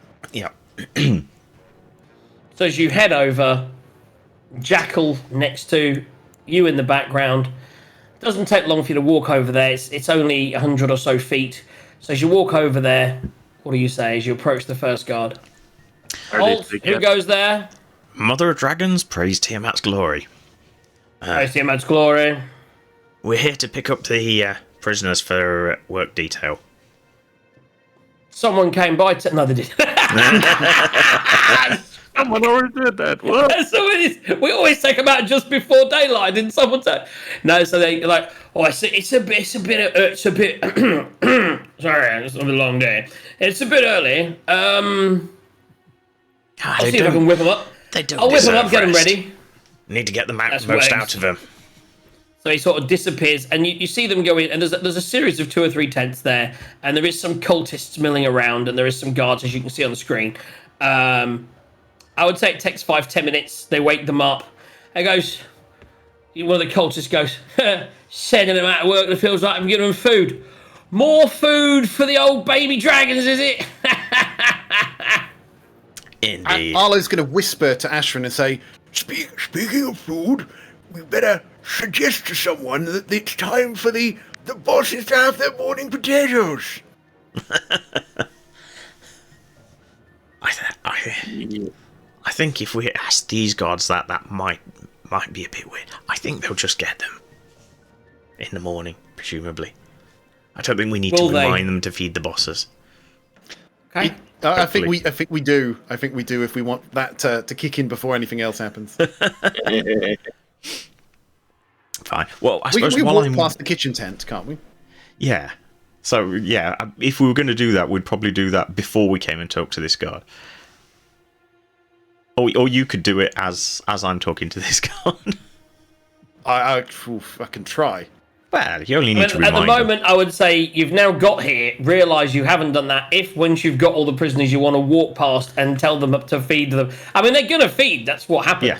Yeah, the prisoners need food because they're going to be working in the fields, you know? Well, you've now arrived before that, so they've already said that. The guards said Yeah. taking them out without their food, so they're going to miss their meals, so they won't get poisoned if I'd have rolled that way either Yeah. way now, because they're Yeah. missing their food. What I do need you to do, you are dressed accordingly. It is early. Just because it's a little suspicious, just make me a deception check with advantage. Okie dokie. Who was to roll for this? This is Ash who's leading. Deception with advantage. Okay. Natural 20. 20. So without Want to use your guidance now? without any issue whatsoever, a group of prisoners are gathered for you. They give them a bit. They're not treating them well. They're giving them a kick. They're giving a poke with their sword ends, with their sheaths on. Some even without. And they're like, "Get them out! I believe the prisoners were being taken out to work up in the fields to the north, trying to get some more of that. See if we get any mining. I think they're trying to find some copper deposits up in those little mountain meadow area. Get them working hard, digging up rocks, see what they can find." Ooh, that sounds out of the campish. It does, yeah. I think we did establish that they were doing that. I thought I read that somewhere.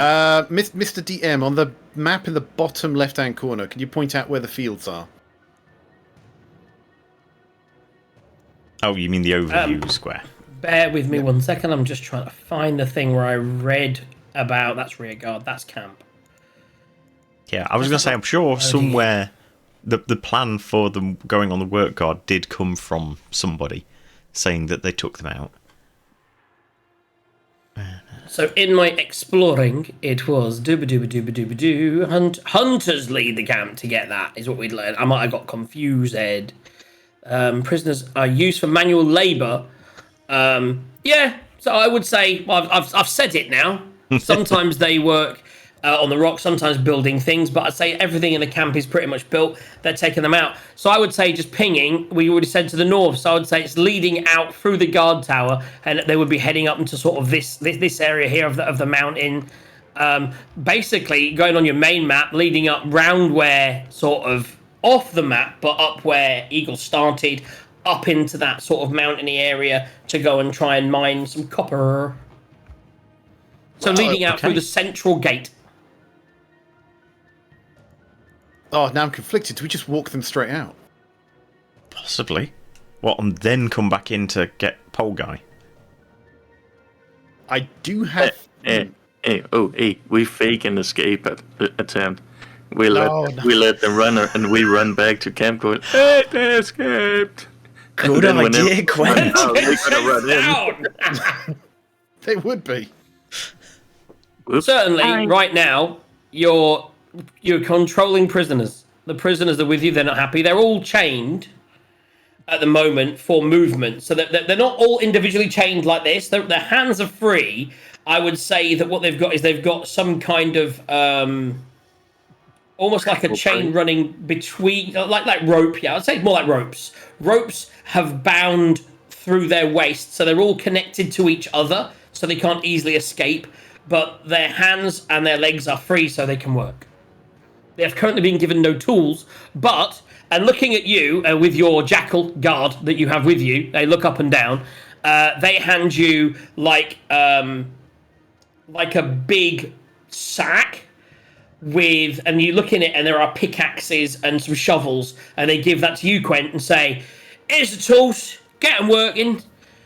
You know the rules, 6 hours minimum in those fields. What you might want to do is pick up some food for them. We got no food here. The food's not arrived yet. Normally we'd give them some food before we hand them out. But yeah, if you grab some food on the way through, take it to the fields, you can feed them when you're out there. Sounds like a plan. Okay, so we can roughly go back to the food tents. You only got the big guy there. You got no other guards. And he sort of summons across a couple of guards and said, Bob, Dick, you can. They haven't sent guards yet. They need 2 guards to go with these ones. Not often we see you cultist type set of prisoners, but I understand. Don't really want to trust the mercenaries. Nah. I'm going to cast Whisper to Ashrin. I'm going to go. I saw in a dream earlier last night that a couple of guards helped us, and that they failed their charm person checks due to certain divination dice. These might be useful for us getting them out of here. So basically, I want to use my 2 divination dice for both of them to fail charm person. So when are you going to? So at the moment, you currently have when we're a bit further out of sight. You currently have 2 guards that, for some reason, I can't. Are they on the wrong? I'm on the wrong layer. There we go. So 2 guards fall into line, and as you guys, with Ash leading the way, Quent and a jackal, 1 guard in the front, 1 guard in the back, make your way out. As you walk past the food tents that the guard leads you past, he sort of goes, prisoners heading out early. Got any food for them? And the little guy comes out and goes, we're not ready yet. Fuck it. What is... Oh, 1 second. And he goes out the back. And after a little bit, he comes out with what effectively is a sack, which has some foodstuffs in it. And he gives that to the other guard. Because he looks at you. He's going to give it to Arlo, looks at you and goes... And he passes it to the guard. You might have to carry that. I don't think that's... Why are they sending out like these people with them? I just don't understand. So we have a sack of food being carried by 1 guard leading the way, and then our party, including Jackal, and a whole bunch of tied up prisoners. Now, to save moving it all the way through this map, I would say that you'll have to go through a couple of checkpoints, because the security is a bit higher now. There will be a bunch of guards led by, and I'm just going to move Ash for this to make it easier. So Ash, you go, you middle of your map, there's 1 guy, he goes, it seems a bit early to be going on detail. Don't often see your type taking the guards out either. What? Anything I need to know? Nah, we just got open. Felt like a bit of. I was going to say sadism. That's probably too strong a word. Sadism. Nothing wrong with sadism. Most of us are here for a little bit of sadism, sodomism, or praise Tiamat and all her business. Right.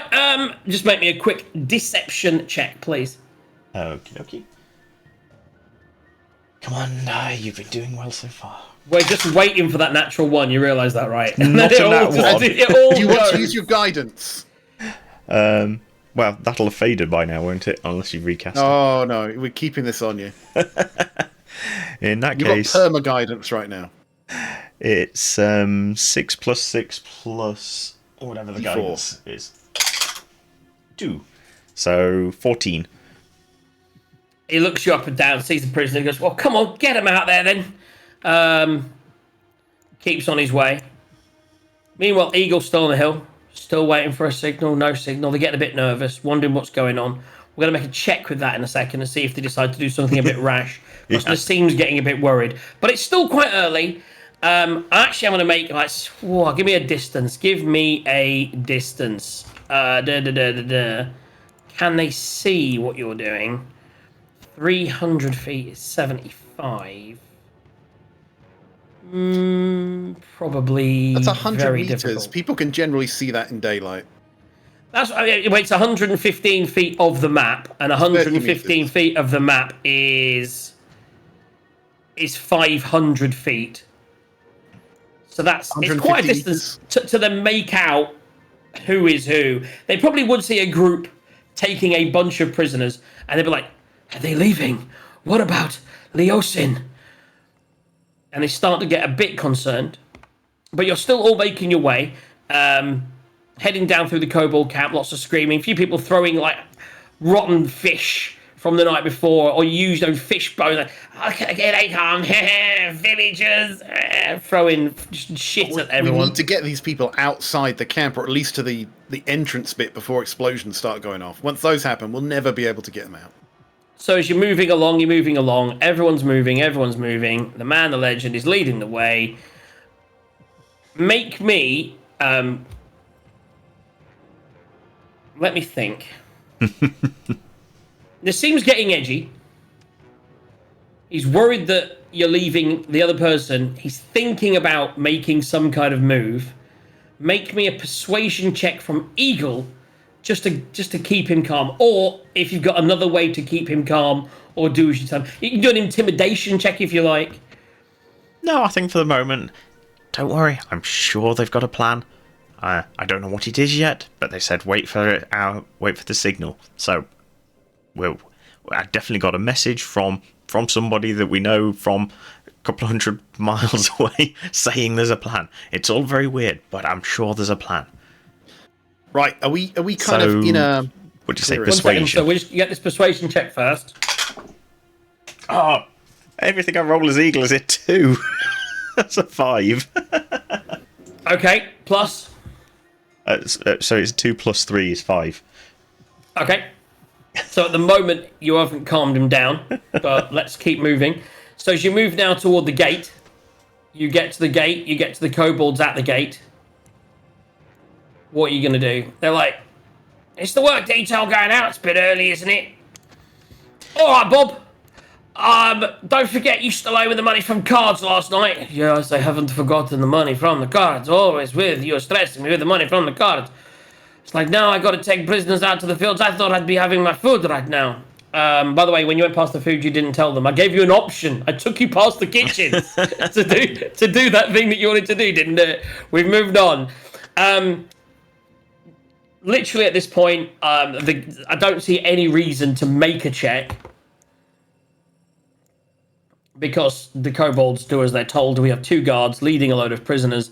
What I will do is make a final check with Nassim is going to say, I think it's time if we make the red at the gate. If we make the distraction now, at least they could then make a run for it. Maybe we could go down and get Leosin. I think we have to make a move. They're leaving the camp.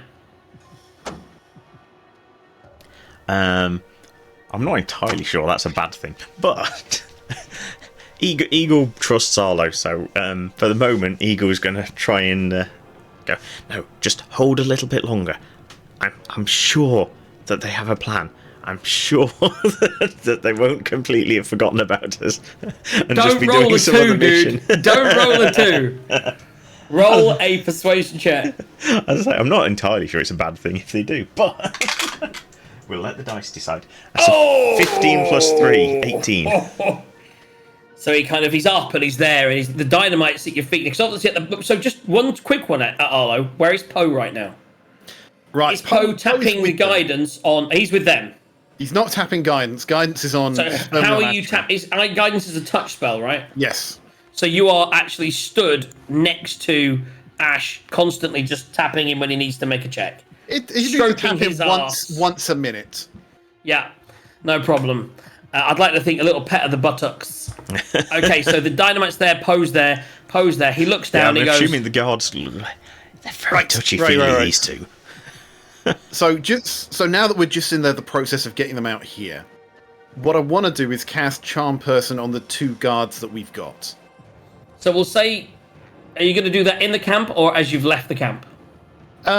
Just after we've left the camp, I suppose. So you're outside the camp, away from anyone who could spot it, and you will cast. So I imagine it's a with level those 2 rolls that you are going to cast it so you can do 2 people.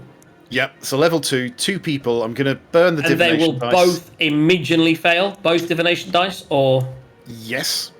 So you've lost your 2 divination dice.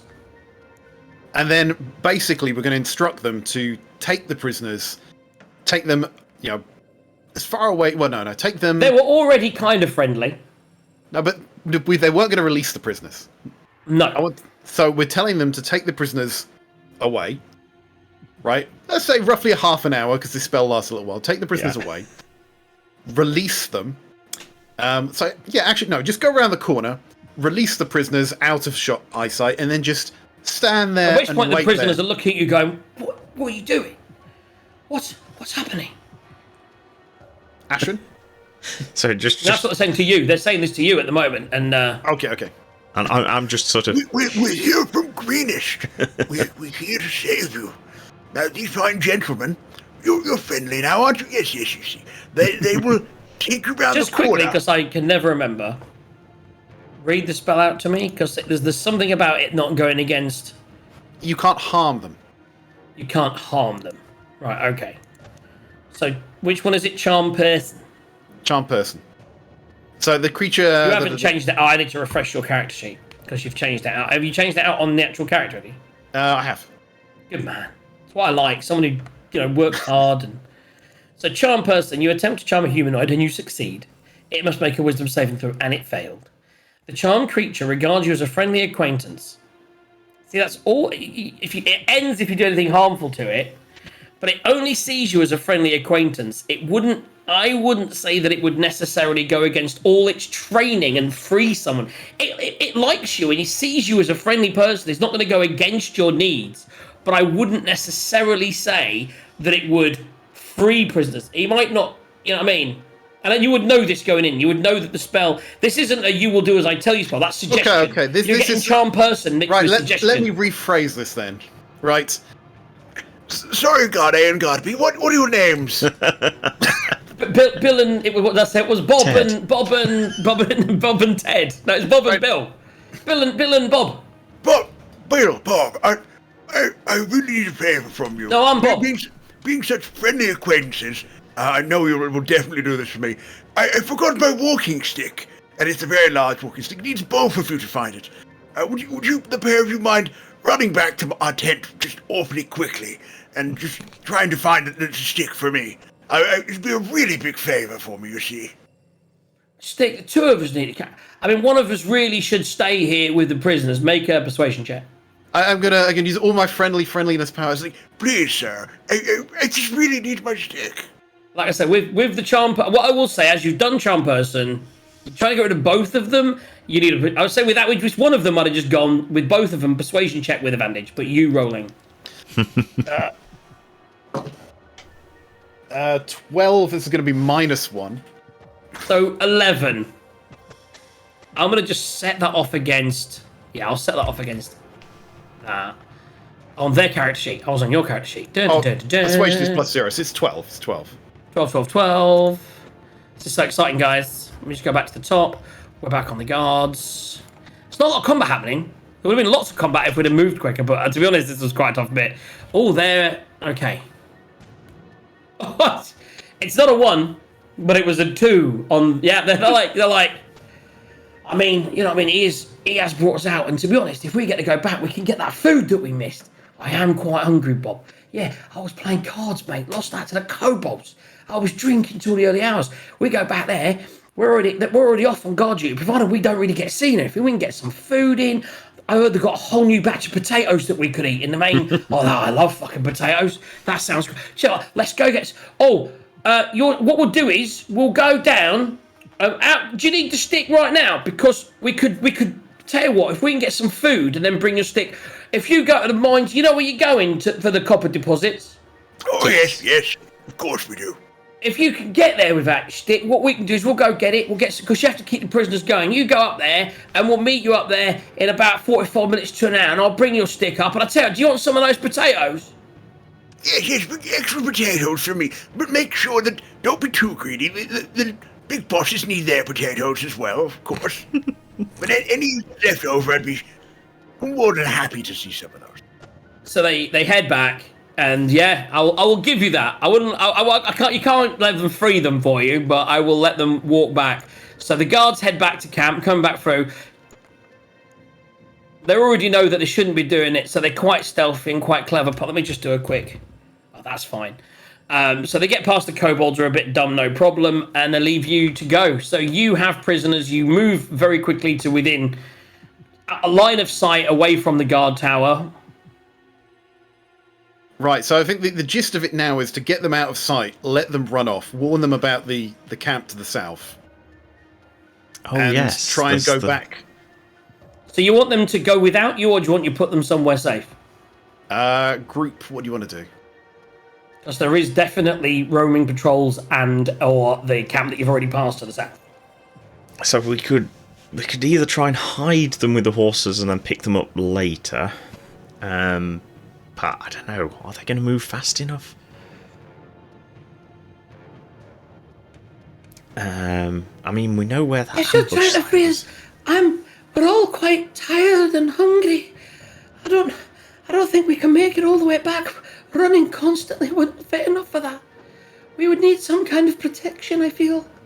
How many of them are there? 8. So you've got I represented about a dozen. So yeah, somewhere between 8 and a dozen. We can't cram them all on the horses then.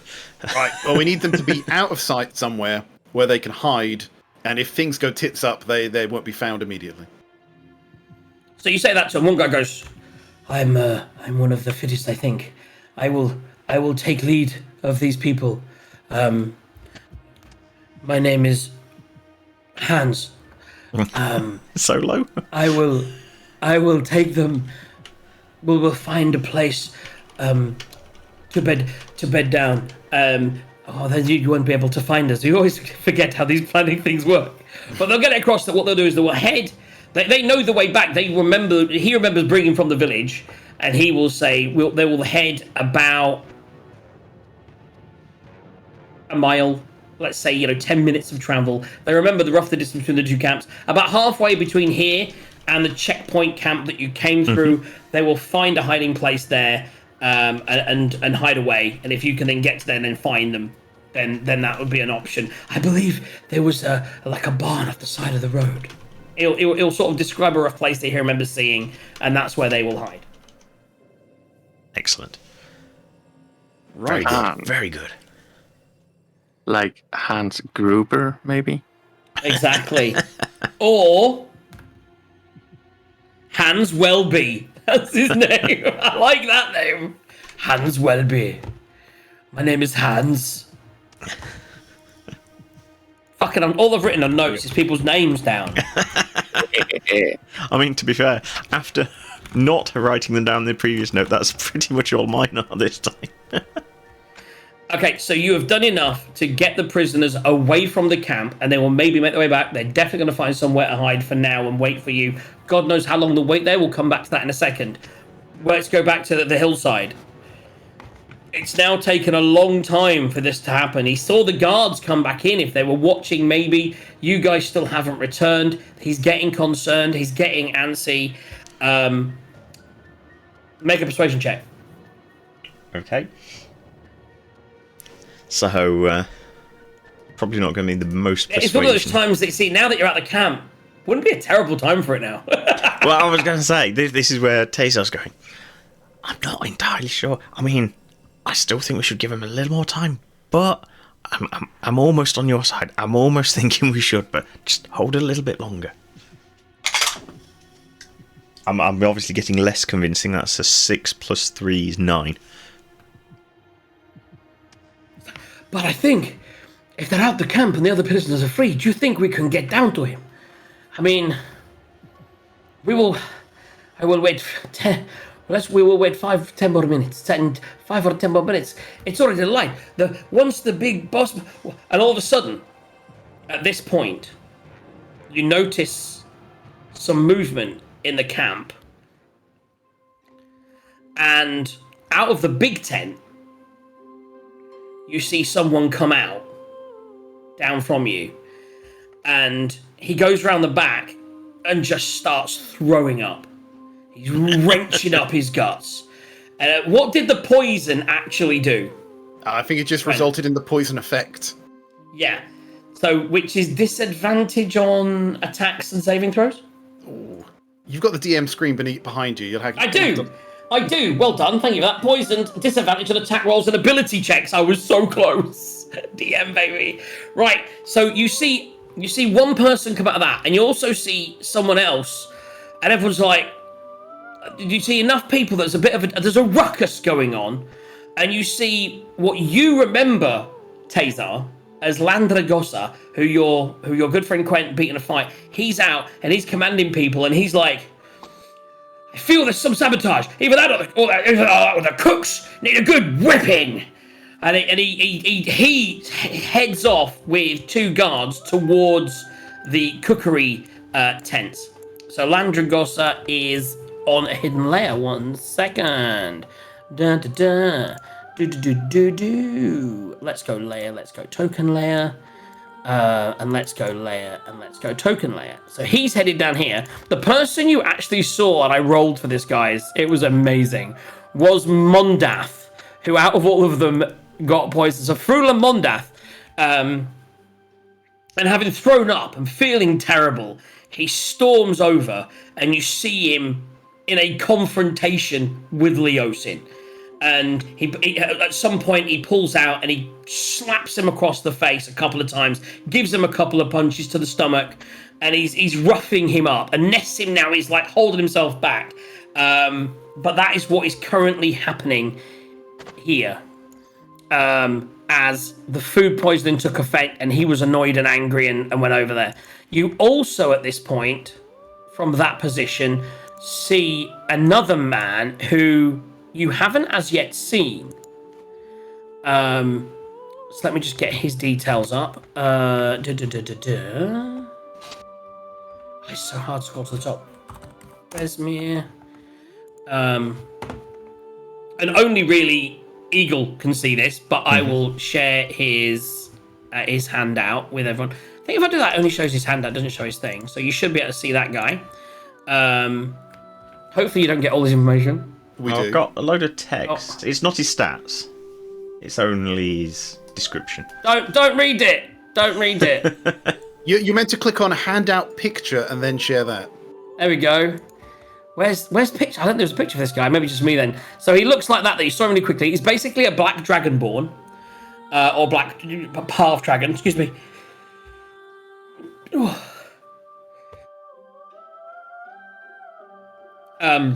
Yeah, so a black half dragon, and you see him storm off with concern with everything that's going on. This is not a major distraction, but the food has been served. As you look out, there's a few people that you can see.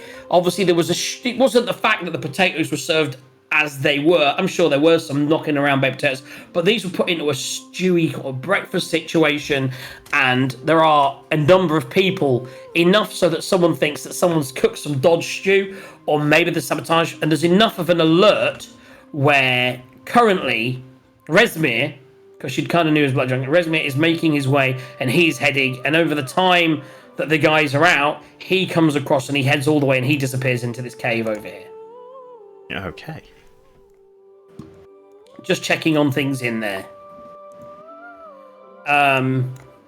Also, extra guards start to sort of come out, and there's shouting, and there's cultists backing up down here.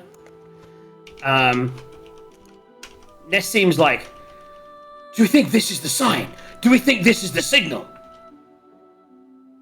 And I want you to make a straight D20 check, and add your intelligence modifier. I was going to say intelligence check. Yeah. Intelligence is plus Pretty 0. sure it's 0. Yeah. Straight up 0 check. 12. It's like, I mean, he's like, I think this could be the sign. And you're like, at the moment you think, you're pretty sure the sign would come from the bird. You're not, he didn't say it was coming from the bird, but you're expecting it from the bird. But you're convinced, but you delayed long enough to give it a couple of seconds. Okay, we're going back to the main party. So all that was happening whilst you were heading out.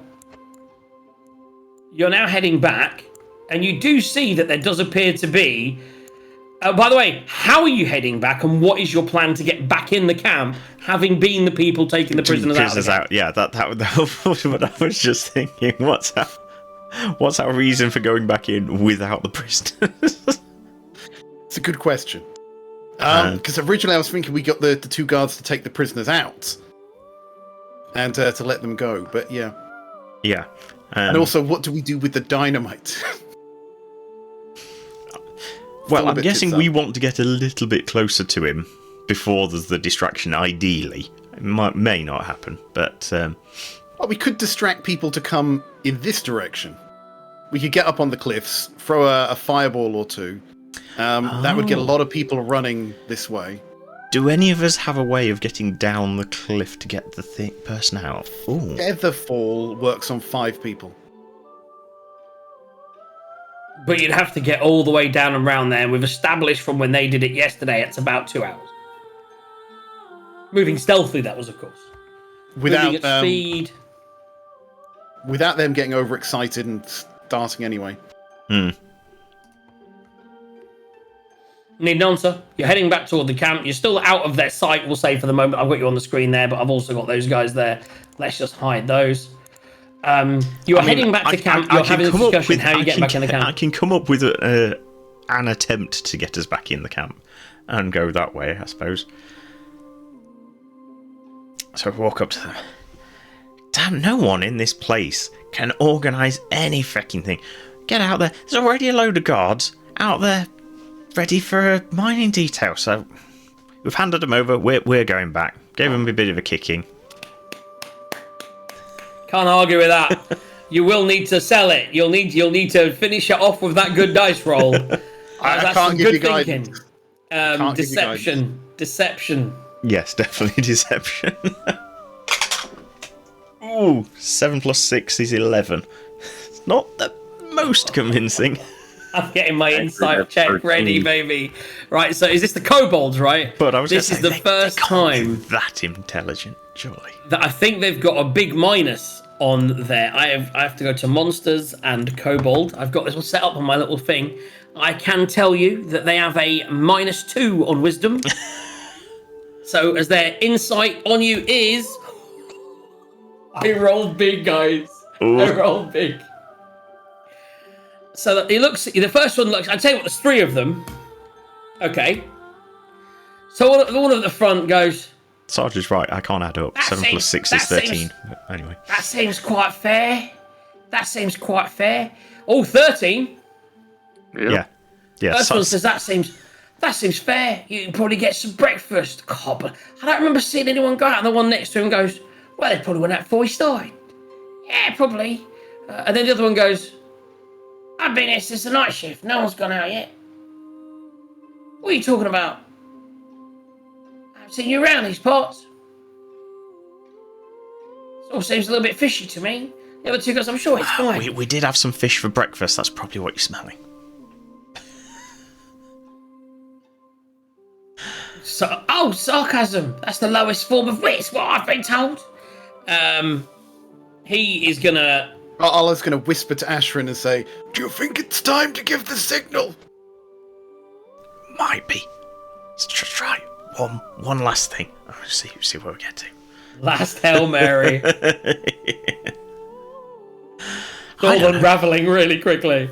I don't know. Maybe it was a patrollers out there. What do you expect me to be keeping track of people? That's surely your job.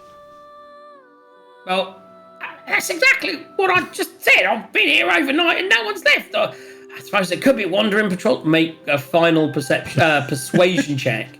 Persuasion. With disadvantage. Because of the sarcasm. Yeah.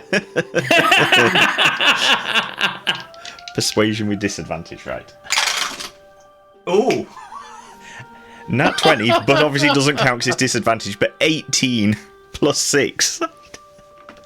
I rolled a 15 on my insight, -2. But yeah, so it's like, just don't think there's any need for that kind of comment. They're always pointing down to us. I fucking hate when they talk down to us. And so, yeah, they just start chabbering amongst us. Go on, get back to the fucking camp, go on. Wow, what a roll. A disadvantage, a 20 and an 18. That's crazy. I need to pee. So as you guys head back into the camp, Nassim's biting his tongue. Currently, Leosin is under interrogation again, where he's been interrogated by Frolam. And we're going to take a small break and come back to get the conclusion. So I thought this would take maybe an hour. And I've written the whole going back to camp with 2 encounters, combined with when you get back to wherever you go to next, including I've literally got I've got the next 4 episodes sorted, judging by today. This is always the way. This is what I've done in the Frost Maiden as well. I've got you know, all the way to Bryn Shander. What happens here I need to get the prisoners out, when and you I leave knew Bryn Shander? I did know that getting the ocean out would be tough because I didn't think about his location, but that's where they've put him. And I thought, actually getting him from there is tough because to get the prisoners out, you already had a plan. How will you get him out if you wanted to get him out? And it was intriguing. Yeah, the funny thing was, and I'll confess in general, so you were supposed to meet Nassim on the way out of town, and I missed the encounter when I was doing it. So then I put him on the cliff, and then Eagle would have fucked up by attacking him. But by then you'd already split as well. And that's why this whole having to do this via remote is all my fault, because you were supposed to meet him in town. This is the way. This is the way. But tonight's led to a really fun encounter with sending messages via Baldur's Gate, which was quite clever thinking.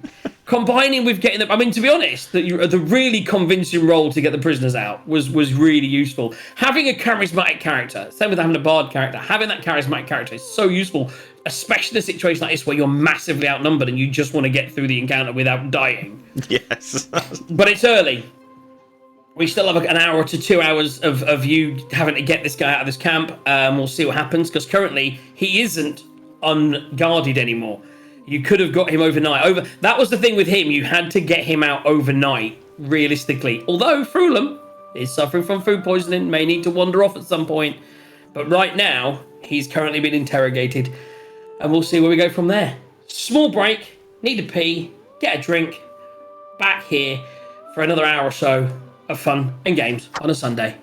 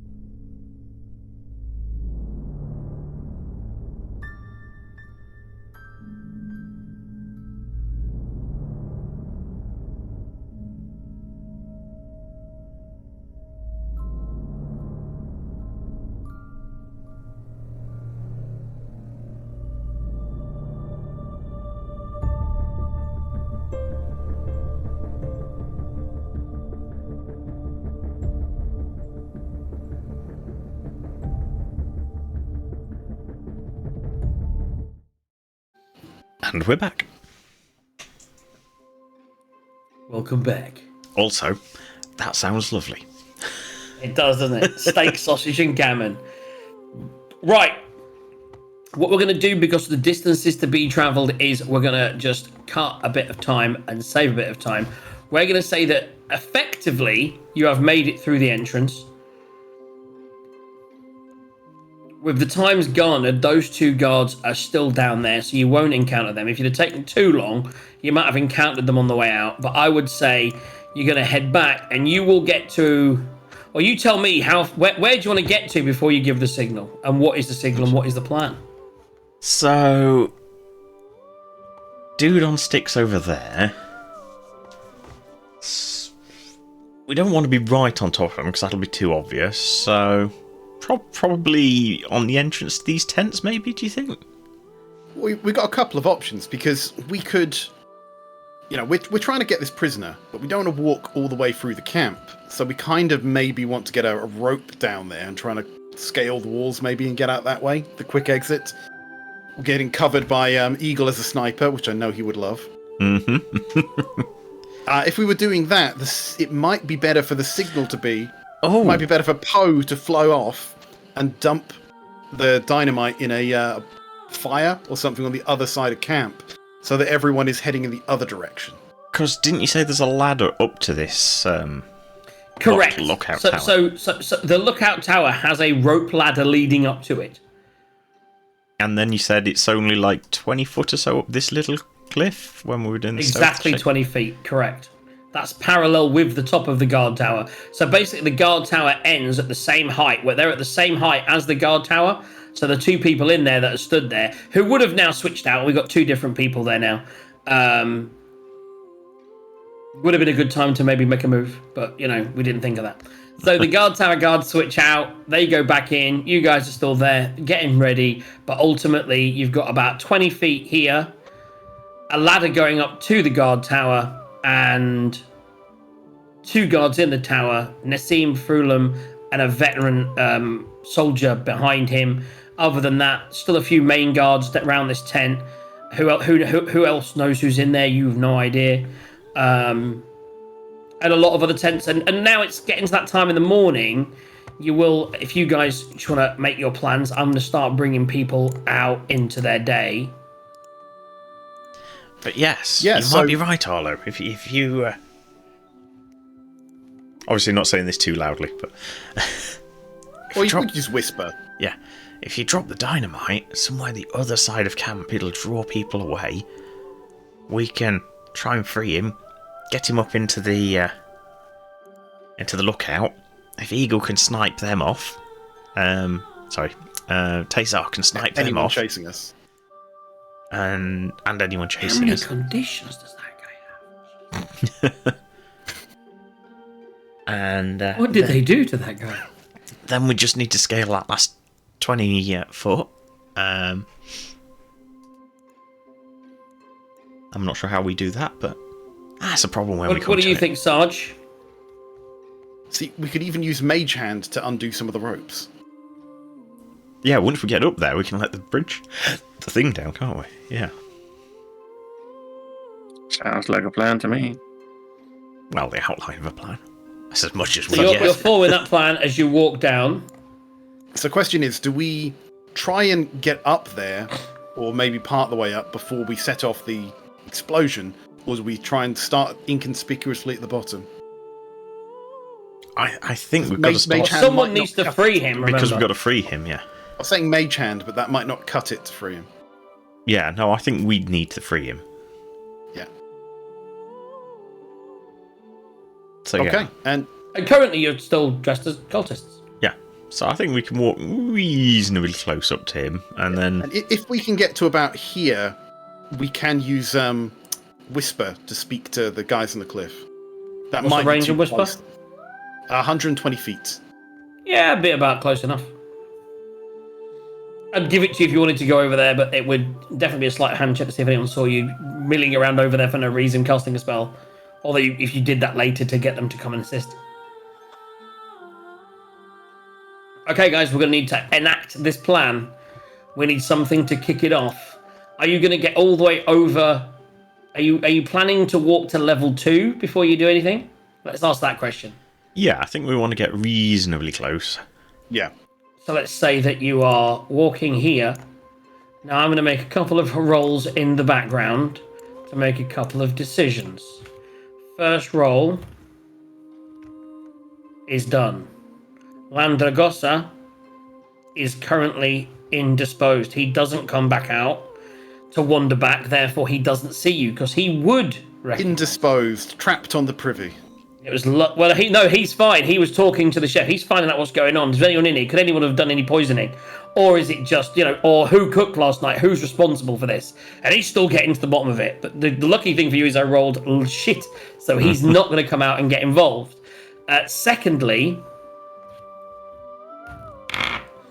okay, so Frulun, at the time you arrive in this area, he's going to take a second and he's just going to go over here and gather his thoughts, aka his stomach, all over the wall there. So he's over there throwing up. The veteran steps in and he just like watches down at Leosin, and that's, you do see that as you're getting closer now, that there's definitely movement in that area.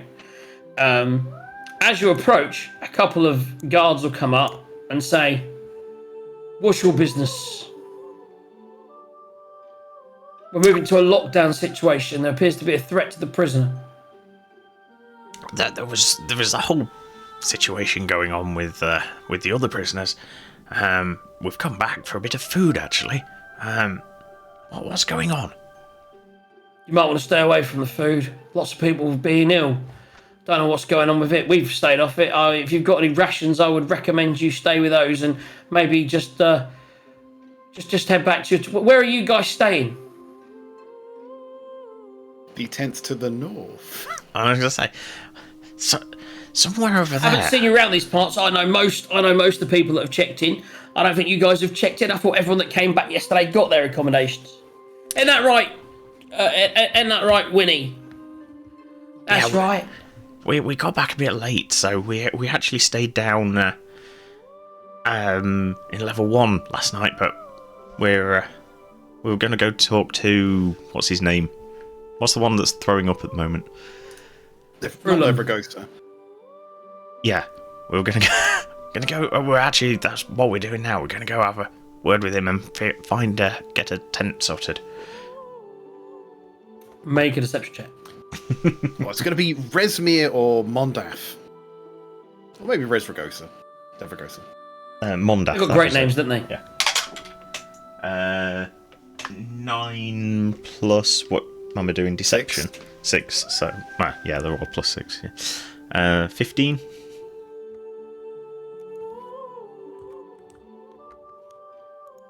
Reasonable. He looks to the guy next to him and he goes, "Sir, why would you stay in the bottom camp when you're supposed to check in? Like, people like you, too dangerous. You're supposed to be, yeah, I think you guys got to come with us." And a couple of guard rates step out behind. I mean, certainly. We want to go talk to him. You come this way, and they start to turn and they start to lead you actually more to the exact north rather than the east. So they start leading you toward the sort of they lead you to this tent here at the moment. So moving slowly in that direction. Obviously it's not 5 feet movement, so we'll just say they start to move in that direction. Do you follow? For now, yeah. Anything else? I look at Arlo and go, now might be the time. Let's do it. Oh, no, sorry. So what exactly do you do, Arlo? Right. So, Arlo's eyes are just going to go back in his skull for a second. Over with Poe and with Eagle. Poe is going to chink a couple of times on the back of, Eagle's armor. Right, and then he's going to just jump up, fly off, holding the dynamite stick, and he's going to fly off in this direction. And he's going to we're going to say in that direction. He wants to drop something here, right on the other end of the camp. Oof. What's his movement speed? Right. Well, it's a raven. It's got to be about 60 feet. Tell his movement, because that's a lot. They've obviously got 30. It's their actually action. not as far as you'd think. So it's 50 feet. So if he dashes 100, so that's in 6 seconds. So he's got to go. I'm just working out with it. So he will definitely, to get all the way across there from that moment, you will definitely be all the way over here. 90 seconds to do it. 90 seconds. So it's going to take him 90 seconds. Let's set a countdown, people. So you're going to move in this direction, and you're moving a much shorter distance. But you're moving a bit slow. You might even try and fake and look a bit old and be like, I saw it. Look! So, Well, I was going to say, his eyes are going to be a bit clouded over, so I'll just sort of be guiding him a bit, going. Are you actually staying in the bird for the entire 90 seconds? No, he's got the command now. Find the first fire over there, drop the dynamite in from a height. Don't suicide bomb it. For the love of God, don't suicide bomb it. You on him? Oh my God, he's got to do an attack roll with the fucking sticker down. So you're moving along. You arrive at the tent.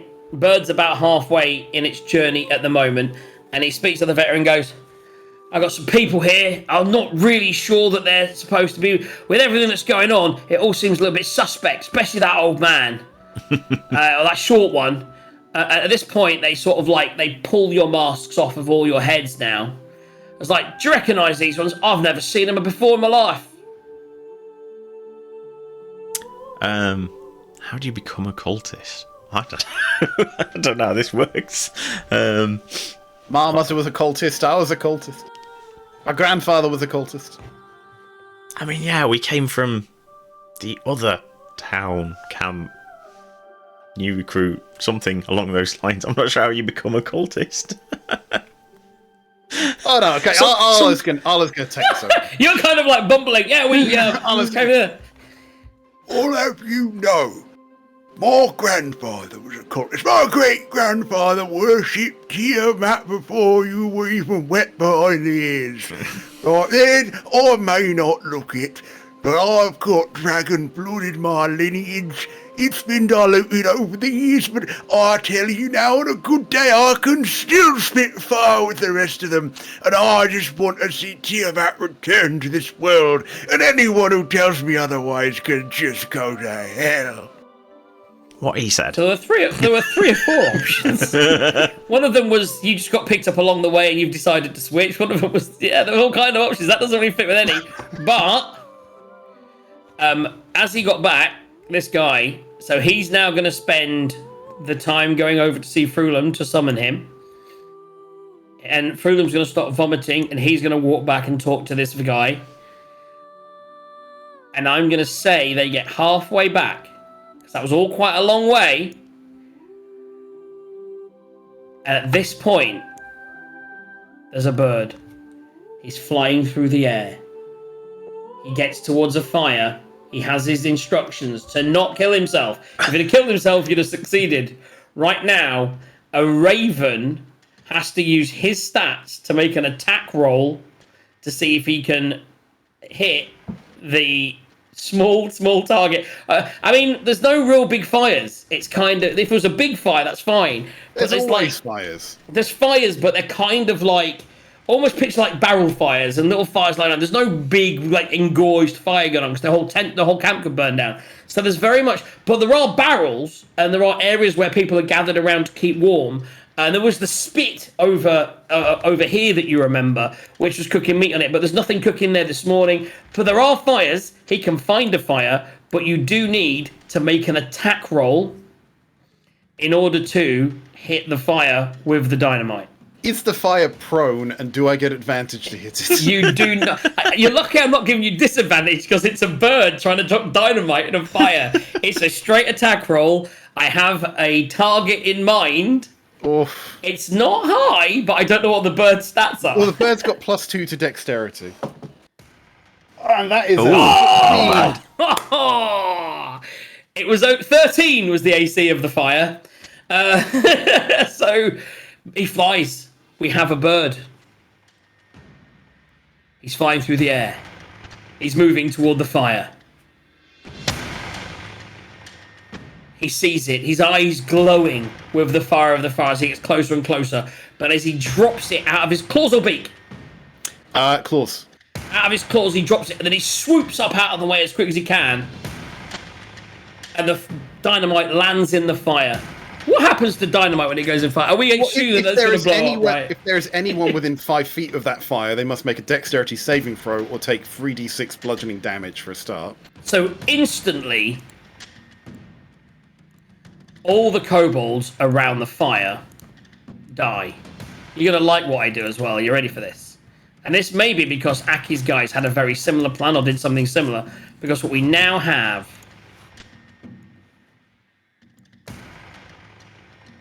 is a fire. Well done, Aki. Thanks for that, mate. So, boom! There's a fire. These guys all die. Some of the people in the neighbouring tent start to run out. And like, oh, I don't know what I did with that one. He's gone. I put him on the map there. He's gone. So he comes out of this tent. I was like, fire! Fire! Kobold sees fire! Kobold fire! Fire! And all these kobolds start to run over. Hearing the boom and the shake, instantly, like everyone starts to look over in this direction. These guards, this one here, grabs you instantly. Frulum and everyone else breaks out into a run into this area. Like, what we're going to do is we'll do this at the moment as a kind of challenge situation. What is it that you want to do? Are you going to, like, well, just tell me. Tell me what you're doing. Oh my god. So he's grabbed me. So, yeah, we'll start with Arlo. He kind of grabs you going, as that boom goes off, he just kind of grabs you for that moment. He's like, you've got these guys, there's a bit of suspicion going on. He just grabs hold of you. This was the guy that rolled a really good insight earlier. Right. I'm going to drop Charm Person on the two people somewhere in the camp and attempt to Charm Person on him. He has to make a what saving throw? It's going to be a DC 16 something wisdom. Wisdom saving throw, yeah? Yes. He rolled a 3. So now, all of a sudden, he instantly, as you do that, he tell me the spell components. well, it's going to be all of them. It's like vocal and somatic. So as you start to chant something, he looks down at you. What I would say is make a sleight of hand check. Oof. That's a 10? No, that's not a 10. That is a 7. Oh, fuck you. So the guy over here, distracted by the fire, he's like run over here, runs past you, you cast that. He's like, oh, sorry, I didn't mean to manhandle you. Look at the fire! And this fire is already exploding. This tent's catching fire over there as it starts to spread already. At this point, Frulum's getting quite close. He's never seen you guys before. As he gets here, there's this veteran. Arlo, what are you doing? No, sorry, Arlo. Quen, what are you doing? Because you're the nearest to the people coming towards at this point. You know the plan. The plan was to cause a distraction over there and then try and get to the prisoner. You've kind of been held. You don't really know what's going on. What are you going to do? Yes. What the hell am I going to do? Whilst you think about it, Ash, what are you doing? So this guy that's coming over, no, we haven't spoke to him yet. The guy that's coming over with Frulun, so the veteran that's coming over with Frulun was with the other veteran who rolled the really high insight. But the guy that rolled the high insight that kind of suspects you, you don't know this, but he's currently charmed. The other guy was told to go and get Frulun and bring him over, so he's following orders. Yeah. And there's an explosion. And now everyone's kind of running over. There's a lot of confusion. You've got about 1 to 2 turns to be able to figure out a way away from this, or you're in combat. So it was, hi, Frulun, we're new here. We were just coming to get you to find a tent. I don't know what the hell's going on over there. Make a deception check. That's 15 plus 6, so dirty 21. Fucking, I'm rolling like a motherfucker, but I can't beat that. Do you know what I mean? Frulum's got some fucking badass stats, but I'm just gonna get a Frulum now. I've rolled high. but I don't think his insight will be high enough. So I'm in the wrong character. Character, Frulam is one of my bad guys. Frulam Mondath, his insight is +4. What'd you roll? 21. 21, yeah. I rolled a 20. 16 +4. Oh, man. So he sees you, sees that, sees everything suspicious. He's like...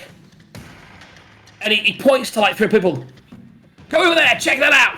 I need you and you to go to the prisoner. Guard the prisoner at all costs. And when he says you and you motherfucker, he points to you, Ash, and one of the veterans that came over with him. So the 2 of you are told to go and guard the prisoner. At this point, Quent, what are you doing? I was thinking about doing something with my pet, but I kind of forgot what it was I was thinking about doing. I was trying to chase the pet because it got scared. Bop bop, you know? Mm-hmm. So that's what I'm trying to mimic. Like, come here, you! Come here! God damn you! All right, so you're just trying to rally your pet in as it gets a bit agitated, and you're acting distracted. Just try to act into the role of okay. Just make me a quick performance check. Ooh, but where do you want your pet to run, though? In the nearest vicinity? Okay. I see what you were thinking there, Arlo. So it's just going to chase around and head over here. If you send it in that... Wait, tell me actually exactly where you want the pet to go, and then you're going to chase it. I was thinking just down 2 and 1 right. So like over here. Yeah, somewhere around So there. it runs around this tent, and you're like, oh, come back here. And your perception... what is your performance? 7 plus... I'm looking. 0. Fuck. Okay. So the veteran, because of that, follows you. So you go around there, and he's like, "What? Where do you think you're going?" So he follows you around there. And as you get round there, the guard drake is there with your pet, and is, and this other one is already running over here with that guy. Takes us to Arlo.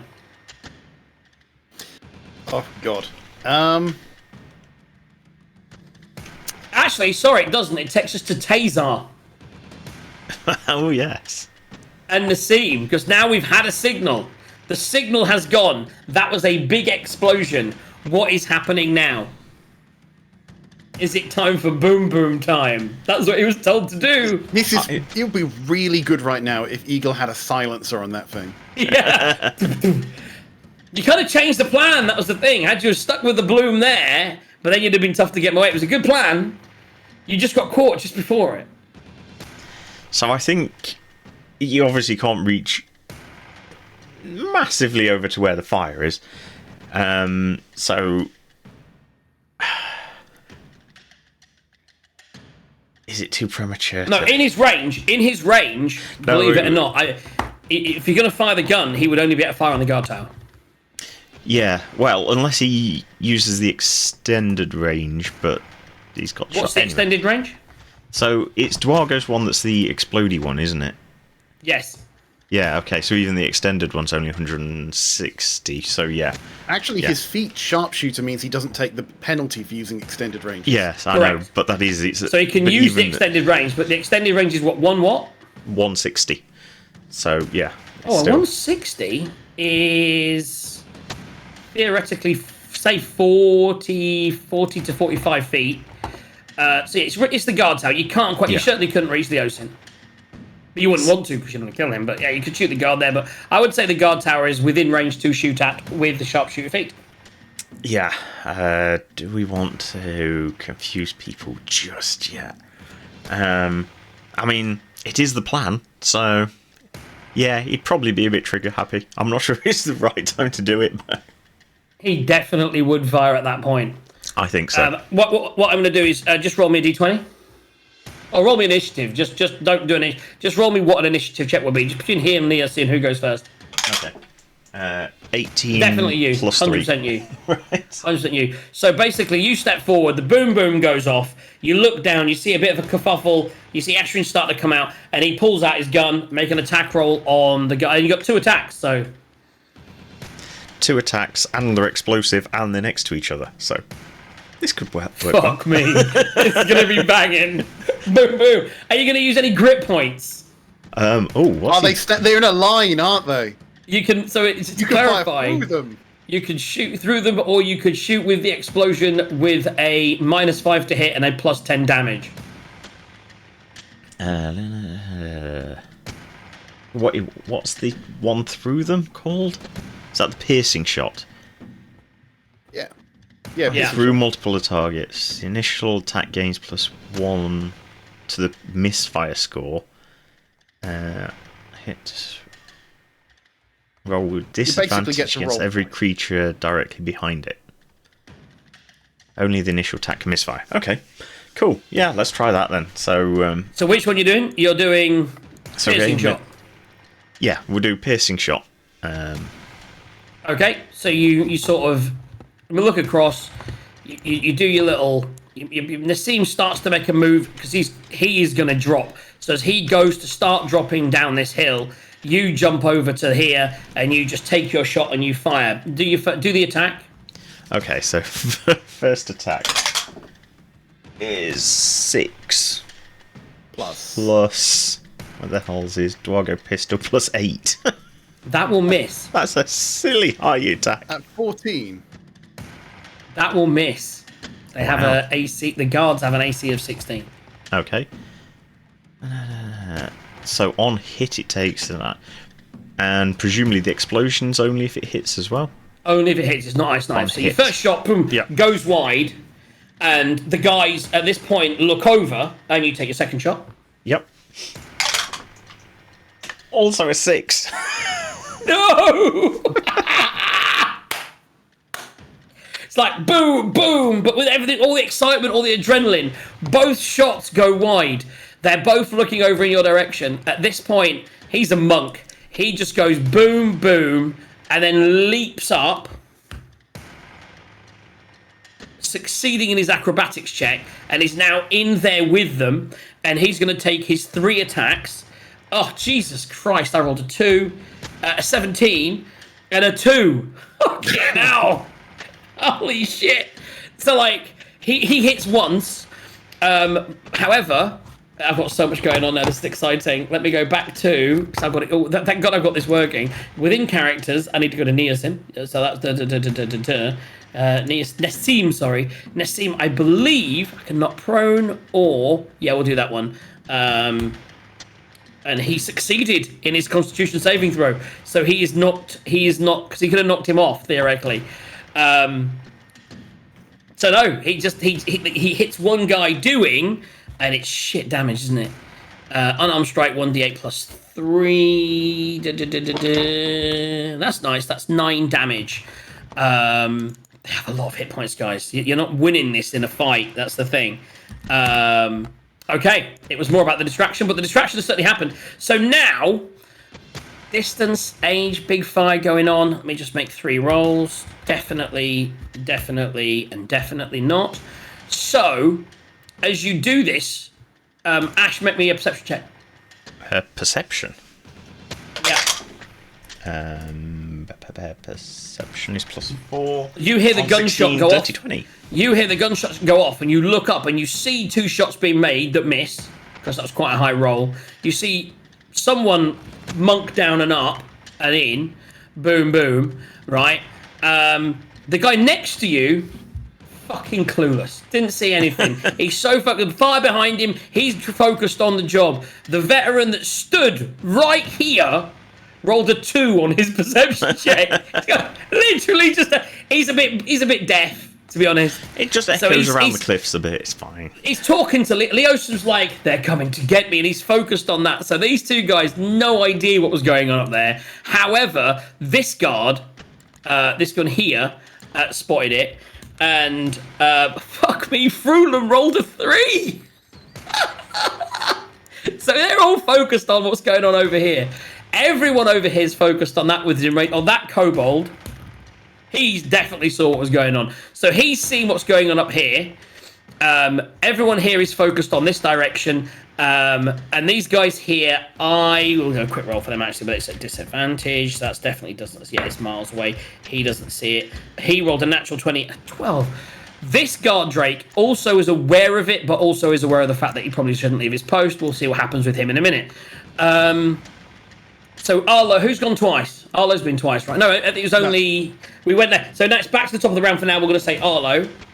We may need to roll in a minute, but for now, before we get to combat, to see if we can get out of this without too much. Yeah, so he's going to say to his new friend something on the lines of, For God's sakes, man, don't just stand there. Grab some of those guards and head to the entrance. There's clearly some people attacking us. he's going to try and convince him to move more people away from us. Thin out the Perception check herd. with advantage. Persuasion check. Persuasion check with advantage. Because I think that follows quite naturally with what's going It on. does. Yeah. And that's why you get advantage. Yeah, That's an 18? Yeah. He definitely... So he's like... Yeah. Yes, you there. Come on. And he grabs this guy who had actually seen what was going on up there. We'll see what he does in a minute. And with my movement, I'm going to be moving towards Ash, because I want to tie up with that in a bit. So let's say that you move with your movement. Oh, because it's not... We're going to It's like work... one square at this point. Yeah. You're going to move one square in this point. He's going to move one square that way. Yeah, okay. So, Quen and Ash. Go on, Quen. And I'm just gonna keep chasing my pet. Guard, kind of hurting it a little bit towards the east. So like going closer to the guy that's tied up. But So you're moving it that way. So we'll move him. making it look like it's not actually Makes sense. going that way, you know. So you're heading. So he's just going to keep running. You're obviously guiding him with your bonus action. So he heads in that direction. And then you're going to follow him. He's going to, for now, make a performance check. 11, better than before. He's like, we've got to... And at this point, he's like, points to the guard Drake, saying, keep an eye on them. Just don't let them do anything stupid. And he starts to sort of like, again, move in this direction as he's rallying guards. Because obviously he's kind of more senior. He's going to head over there and he's going to start joining this. The guard Drake is following you. But not attacking at the moment. It's just following you. For now, literally everyone is just moving toward the fire and the front for the attack. They've only literally been 2 people that have noticed that within range that have noticed the attack from up here. I can't. Oh, right, that's it. I realised I should roll for the guys by the entrance to the cave, and I rolled a 5 and a 4. It's gone. We're back on the bloody dice. I mean, to be honest, it works quite well because if too many people... I mean, I don't know what would happen. I'm excited. I'm along for this ride with you guys now. There's so many people in the camp. And if I had you have persuaded to get closer, I think you could have just got him out. But now, I mean, it's going to be fun. Let's go. What we're going to do now, I think, is everyone's had a turn. We've all done that. It's back to the guys up the hill. We'll do them, and then we're going to roll initiative. So, Tazar, what are you doing? I mean, the 2 technically, guards, I've got one more. The 2 guards turn. haven't been yet either. So at this point, both of those guards, with a guy right with them, would deal with the guy with them. They're both going to roll attacks. What is Nassim's? He's a 16 as well. Nice. That's a miss. That's a 10. A 10. Right, I'm going to now do what I was going to do earlier. Just give me 2 seconds. I created a whole screen where I actually have space for character sheets, although I didn't expect to have this many in one go. But I can do this. We'll get the guard, and we'll pop that out. So we're definitely fighting with the guards. You can see my screen, man. It's so cool. I've got a little space underneath you guys. I've got the character sheets of the bad guys. And we're also definitely going to be doing the veterans. The main characters I will put via my other sheet over on the other screen. So these 2 guys that are rolling. Right, so the veteran is there. The guards are hitting with an attack of +4. They miss. So they both kind of reach in, and one pulls out like a spear, tries to hit him, but it's really short space now. The other one sort of spins round, nearly hits his friend, but again, but doesn't. Very close quarters. They only get 1 attack. They're not, they've got a good AC, but that's all they've got, in fairness. So they both miss. Tazar and Ash, whoever you want to go with first. So probably Ash first, so we'd finish down and then go up. So I mean, Ash isn't going to do an awful lot at the moment. We're just going to continue heading towards the tied up guys. So we're going to say 2 squares, 1 square, and then you're going to dash. Theoretically dash. That's 2 squares for a dash, yeah? 1 square movement, 2 squares dash. Okay, so you and the veteran heading over there to give assistance, anything needed with the prisoner. You're going to guard the prisoner. This guy is still questioning the prisoner, sees you guys coming, and will step towards you. We'll come to that next. Tazar. So Tazar, so now Monk guy's next to them. I probably don't want to use the explosive gun. True story. Since I'm up on a cliff, Tazar hasn't actually got his shield out for once. At no point did he get his shield out or a sword. He only pulled out the gun to make the shots. He theoretically could pull out his other gun. So I was going to say, can he pull out his other gun? Okay, so he pulls it out. He seems to have 2 other guns. He's got a palm pistol and a pepper box, which is the actual. So the pepper other box. So the palm pistol. He has both. He does actually have, because he had the bag. He had the 2, then he got the Duargo's later. I think he might have. I think the palm pistol is Duargo's that he modified though. Okay, right. So it's the pepper box. So the palm pistol is that. So he has the pepper box, which is actually a more powerful gun. But it is. Yes. Well, it isn't with the explosion, but it is just on. No. Oh, yes. Well, I think the main difference is it's not light, so you can't dual wield. You can't dual wield with the pepper box. That's the thing. With the other one, you can fight and attack. But right now, for what you want, the pepper box is perfect. Is perfect. Yeah. I mean, it's no bad new sniper rifle, but you know. Yeah. How many grip points does he have? 1. Oh, okay. Right. Okay. So he can't do unless the same we thing respec him. But we haven't done that. Yeah. Yeah. Okay. Right. So no more trick shot. Oh, by the way, and I did say this last time. Look, you didn't use the grip point. Oh no! Wait. You did, and he missed. That's right. You didn't do the thing where you should have rolled with advantage. If you'd have done the thing where you roll with advantage, you'd have had the explosion going off around and everything. Carry on. Yeah. Okay. So pepper box at the closest one then. Pepper box closest one. Make an attack roll. At that one. Yep. Hopefully better than a 6. In fact, different die. This one. It's a 5. That's not better than a 6. It's not better than a 6. First attack miss. And second attack. Bloody hell. Yep. That hits. That's better. That hits. Pop, shoot, do damage. You know, right? Right. 1d10 plus. So 4 plus 3. So 7 points damage of piercing, I assume. Yes. Action surge? Sorry. Oh, that's interesting. I misread that. Okay, so he did 1 second. What damage did I do last time? It was that, wasn't it? Okay. See, now that's interesting, because I thought they've got a lot of hit points for shitty guards. I accidentally took his attack off his own thing. So that's actually coming off. Oh, I need to roll. Okay, under 10 it's that one, over 10 it's that one. Nice. He hit the guy that you hit. So what damage did you do? 7? 7. He gets hit in the neck, falls off the edge and dies. Nice.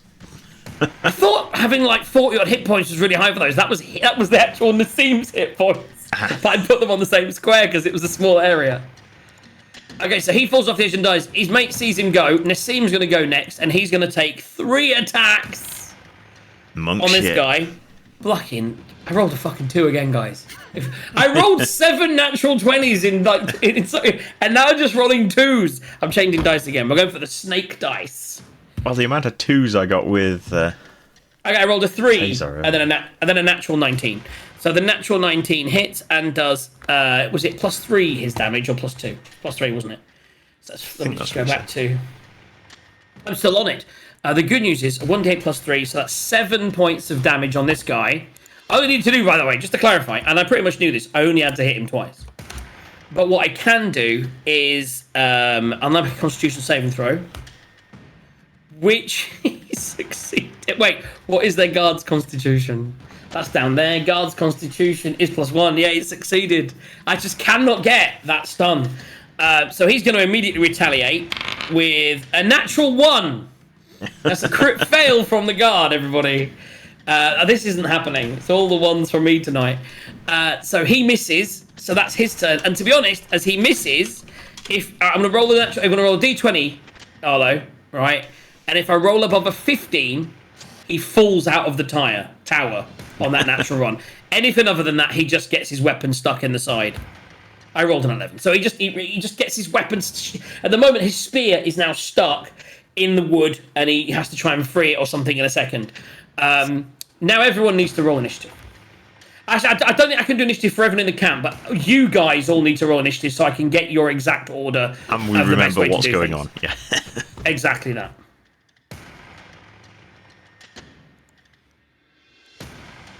Okay, so this is Ash. 14 ain't too bad. I am going to roll for the veterans. I am going to definitely roll for There's 2 Yosin Ashes. when I get to him. Son bitch. One of those was supposed to be this guy. Okay, Taser. Yeah. Guard in the tower will need one. Guards in general. This guy, who's the commoner, is actually Nassim. I will have all guard drakes run on the same. Quen is in there. Quent's pet runs with Quen. Frulum. Right, so what I need to do now is I'm going to roll Frulum's. Don't forget to add Arlo. Sorry, mate. As we now go for a chain of events that's going to be fucking crazy. Initiative. That's actually a really fucking good roll for Frulum because he's got no dex.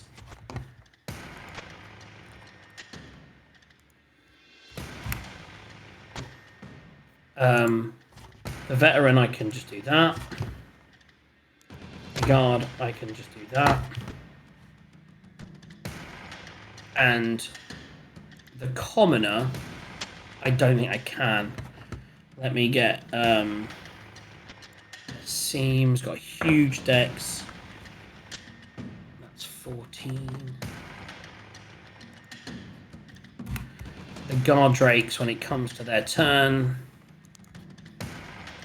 they're pretty much following him anyway, but I will put them on the board either way.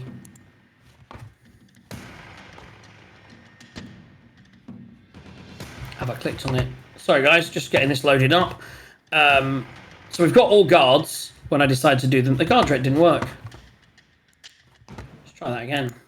It's appearing as a chat. Oh, it's down there. There's 2. Okay, so let me get this in order. You need to put Tazar in because I can't type his in. He's got 18. Leosin, we don't want to do yet. The guard drake. Wow, how many guard drakes did I click on? Jesus. So Leosin will be at the bottom because he doesn't get. He's not free yet. We'll roll for him when he's free. There we go, guys. So that is our turn order. We are rocking and rolling at the top of the turn order, having made the shot, having seen the one guard fall down, seen his own guy there, seeing that guy there. Tazar, you can make another shot if you would like, or you could, you shoot on the final guy? I think for now, yeah. Let's clear the nest so that they've got an escape route. Oh, by the way, those guards, make your first shot on this guy. You killed 1. 18 that plus, hits. God knows, yeah. Yeah, so damage. D10 is another 4 plus whatever it was. So you kill 3, that guy. Yeah. So he's dead. Your guy, as Nassim drops out the way, goes to sweep the leg, misses, boom, you shoot, he gets hit, and he just falls down dead. You get your grit point back, because you've had 2 kills. I didn't roll for it on Arsenal, but I think with 2, you get your grit point back. It's what we've only just read, isn't it? We didn't know this before, but you get your grit point back on a kill, if it's of an even kill. This isn't an even kill, but 2 of these kills is a level with an even kill. Therefore, you have your grit point back. You still have another shot if you want to take it. So, this one is the pepper box, so this one has a 320 range. With no disadvantage! Because of sharpshooter! 80 feet. So yeah, basically up to anywhere within 80 feet, you can take your shot without this. You can shoot anything in that area. Oh my god. Who or what He goes is on missing his opportunity to be a sniper rifle. You know what I mean? This is probably the one time he'll ever be a The one sniper time an rifle. eagle can have. By the way, we have to take. I need to know how many bullets you've used at the end. At the moment, it's 5. 5 I've got so far. He's gonna hate you. You're gonna use all his bullets. He has never had this much fun with this character. It's literally what he was built for. He should have been here, shouldn't he? Or told us he wasn't going to be here. One of the two. Who the hell do I shoot with this thing? I'm guessing, well, we want to get this guy free, don't we? So he wants to hit one of these two. Do you want to shoot one of them, or do you want to try and... I mean, do you want to try and shoot his ropes free? You do have a dead eye. A dead eye. You have your grip point back. That's what I'm saying. If you true, ever wanted true. to do it, you could roll with advantage, but it would be such a hard shot. But it would be the most badass thing that Eagle's ever done. Or you could just shoot the veteran. Actually, yeah. Might make sense to try and get him free, because then he could probably help. It would... Yes. Okay. Or even just run. Yes. Yeah. So which one helps then? So I can do Deadeye shot to get advantage, but presumably it's a very high DC. Or our piercing shot was that. Yeah, so that'd be the one, wouldn't it? It'd be Deadeye. Because presumably you'd give a really high DC if I'm trying to hit a rope and not kill the dude. If you're hitting the rope, it is a ridiculous... So what is it you got with Deadeye shot? Just advantage, right? Advantage, yeah. Yeah. And I mean, it is, Ridiculous, but hey-ho. Uh-huh. It's his second shot. Let's give it a go. What is his plus, by the way? +8. 8. Okay. You got a chance. Oh. It's not like you can't do it. It's like, Yeah. sometimes I'd like... Actually, it's 30, so you got... No, you've got a chance. Okay. Right, let's see. Advantage. Oh! A nat 1 and a 16. +8. 16 plus 8 is 24. I'm guessing not. One short. You clip the rope. Now, it was 25 to hit, to target dead on. You had to get a 17 or above, which is ridiculous. But you've hit the rope, and it has weakened the rope, and we will see if Leosin can break from it on his turn. As you got within 1, I will give you that, because that is amazing. And you get a second shot. You get a second shot if you want to use it on that without it. Oh, that was the second shot. Right, okay. Because I killed the other dude in the tower. Of course. Right, so that is Tazar's go. Do you want to move at this point? You've been there. Did you want to drop down? What do you want to do? I don't think so. I don't think being down is going to help in any way. The monk's down there should we need any support. I think for now we'll just stay there in being his sniper. Okay, Frulum, at this point on his turn, is going to make a perception check to see if he heard any of those shots. He didn't. I did it as one flat check because it's quicker, and I rolled a 5. So so now, he's going to look to you, Arlo, and he's going to say, seeing that you commanded the veteran to go, it's like, what are you doing, man? Go with them and guard the entrance. And then he starts to move, I would say, toward the actual... He would start moving toward where it happened. So he's going to do his full movement in this direction and guide you. And he's going to keep an eye on you because obviously he was brought over. He doesn't really recognize you. And at this point, I'm also going to do this because this may come to fruition in a few minutes. But no one else really matters. They are going to start moving. We'll assume that everyone's just moving around and milling around at this point. Next up, we have Ash. Right. Okay. So we're guarding this guy at the moment. I need to get him free. But there's still 2 elite people next to me, isn't there? If only you had charm person, eh? I don't. I've got something else, but I don't actually know how it works. But I'm going to try it anyway first. Okay. I mean, Oh my God. it's not going to work on both, but so I came over with this guy, haven't I? So the guy with all the text on him, all the conditions that I couldn't figure out how to get rid of is your guy. Right, yeah. So he's just been told by the big dude. So I'll go to this one that was already over here. Right, we've come over to hide this guy. We were told by whatever his name, Froome. But if you're thinking Furlong. of using command, you can command multiple people if you burn a higher spell slot. I can't because this is an ability. It's not actually a spell I have. Yeah. Otherwise, yes, I was going to do that, but no, I can't Okay, so upcast it. you've walked over with him.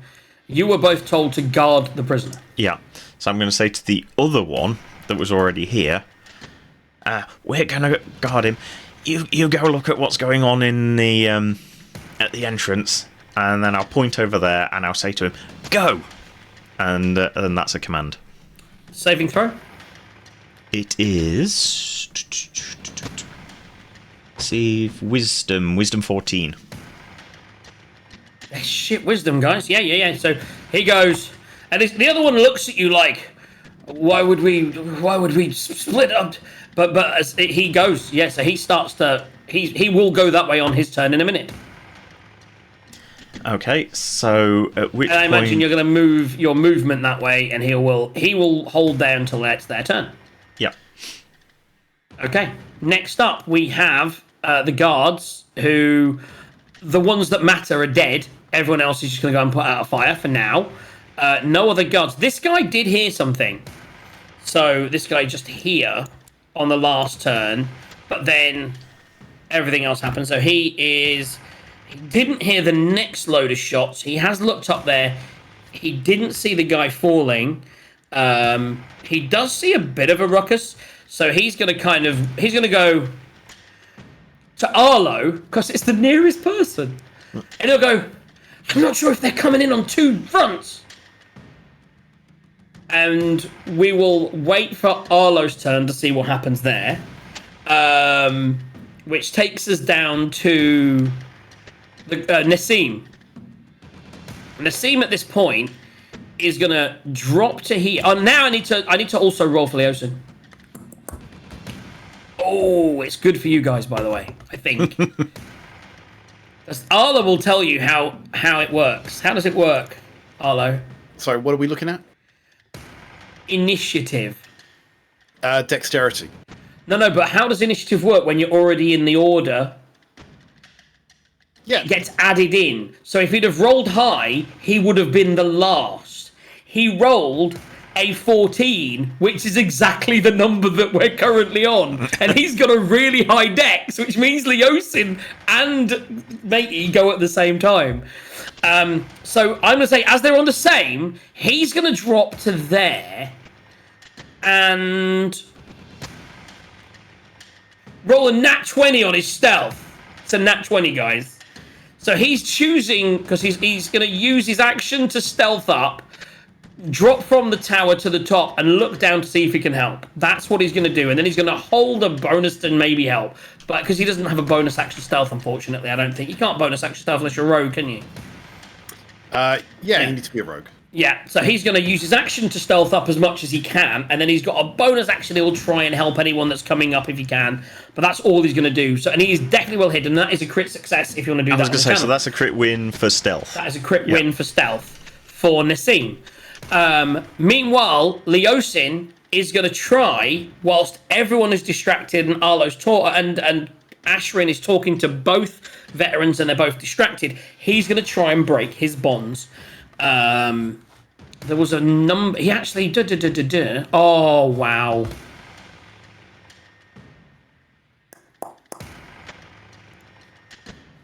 I should read out this. It's quite impressive.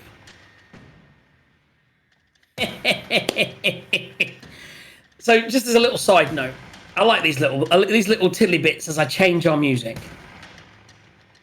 If you guys got captured for the night and we're going to get sacrificed the next morning, which is what would have happened if you'd have been captured last night, you'd have been tied up next to Leosin.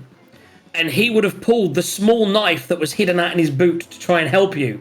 He is now, whilst everyone's distracted, going to pull out the small knife that's hidden in his boot, and using the assistance of the gun shot, he has a very low DC, which he's easily able, and he is able to cut the bonds and free himself. He is now free, and I would say as a bonus action, Nassim is going to go down stealth. It was a nat 20 on stealth. He will go stealth and say, "We're up here," and the other guys won't. Even Ash doesn't see that because he rolled a nat 20 stealth, but Leosin does because they are master and student. They're in sync. Yeah, and Leosin is then, having used his action, he is going to use his. He is going to use his. I'm trying to have a look at his abilities because he's got a fucking amazing character sheet. He's a challenge rating 3. It's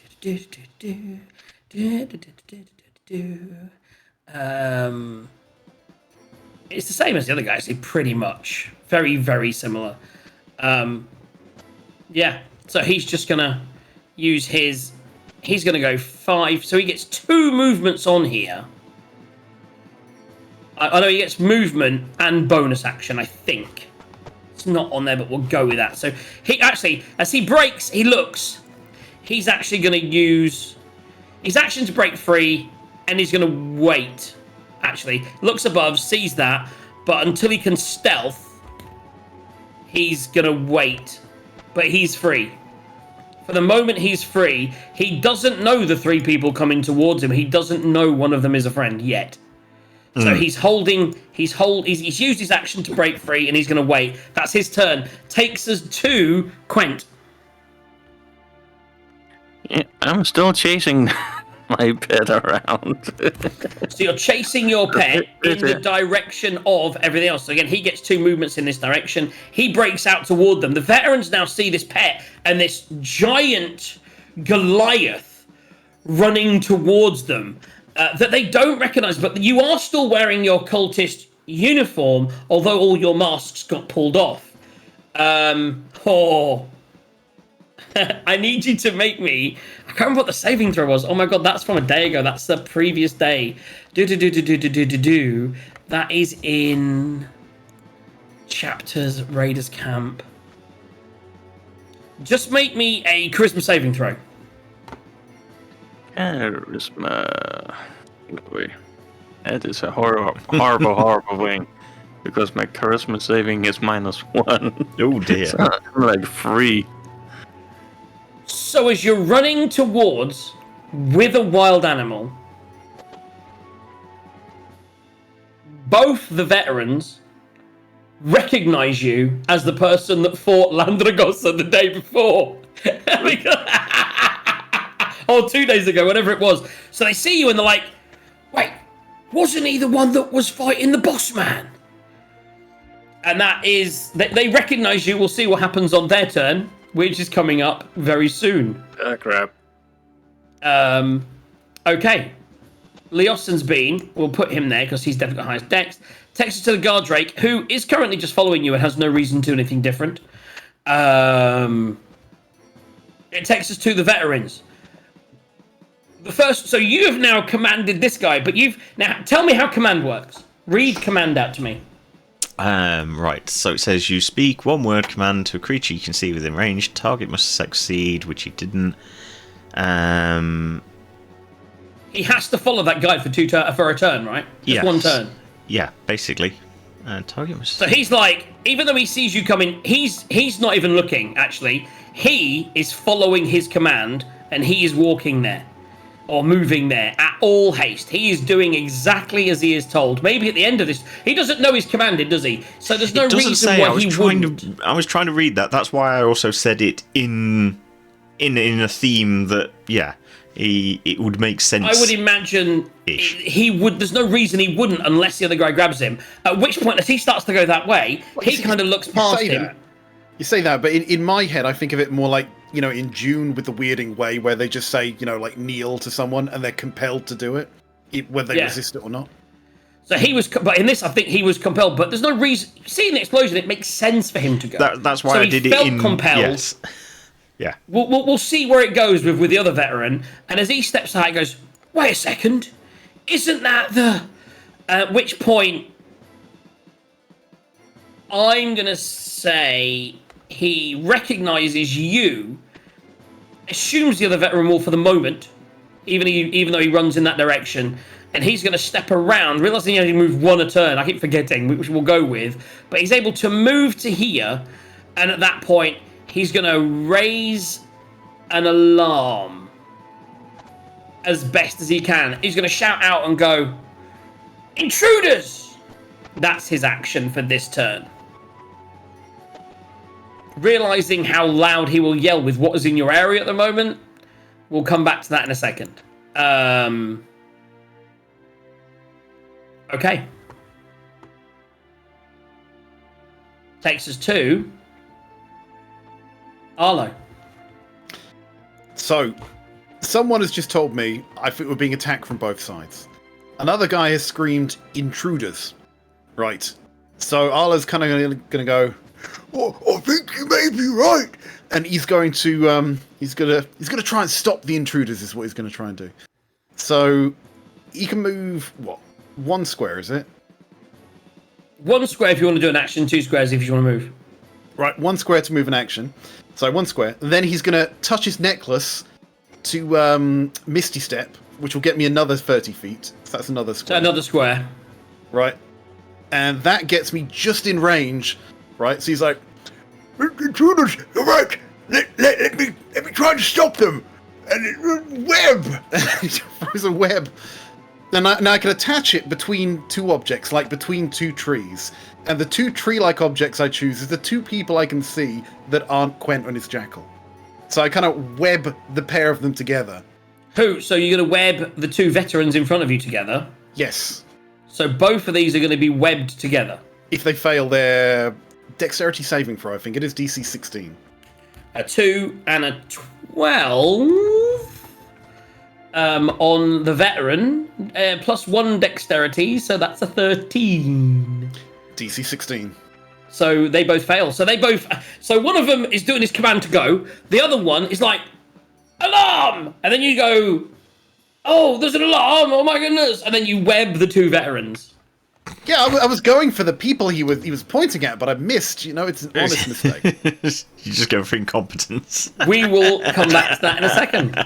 Make a performance check, just to see if people believe that you're just incompetent. I'm old and it happens.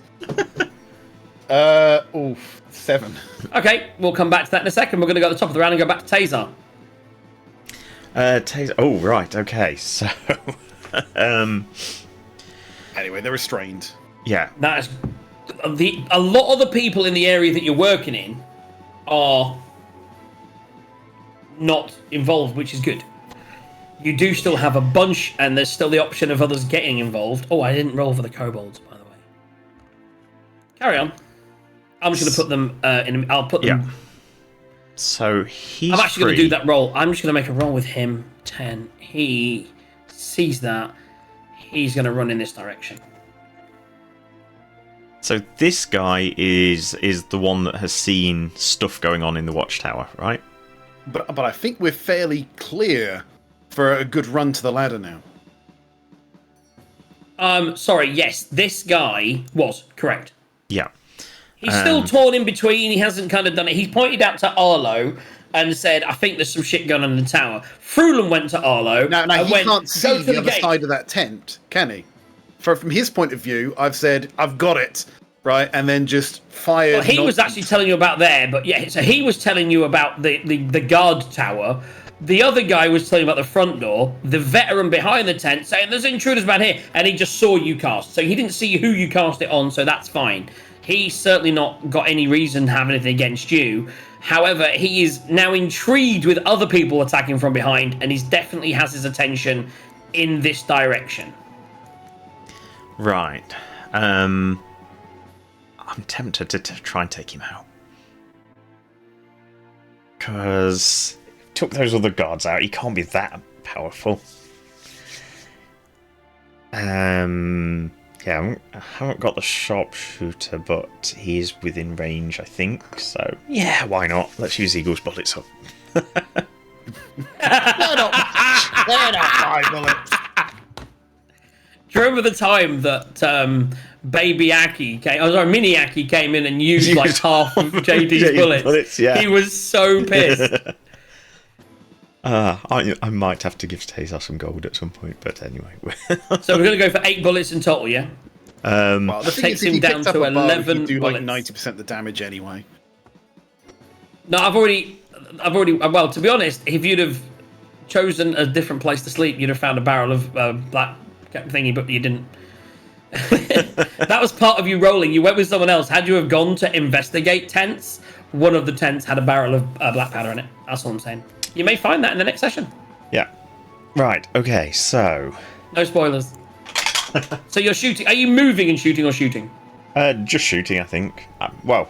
That's a +8. That hits. Assuming I you have. shooting at? There's a line of sight there. I'd have thought.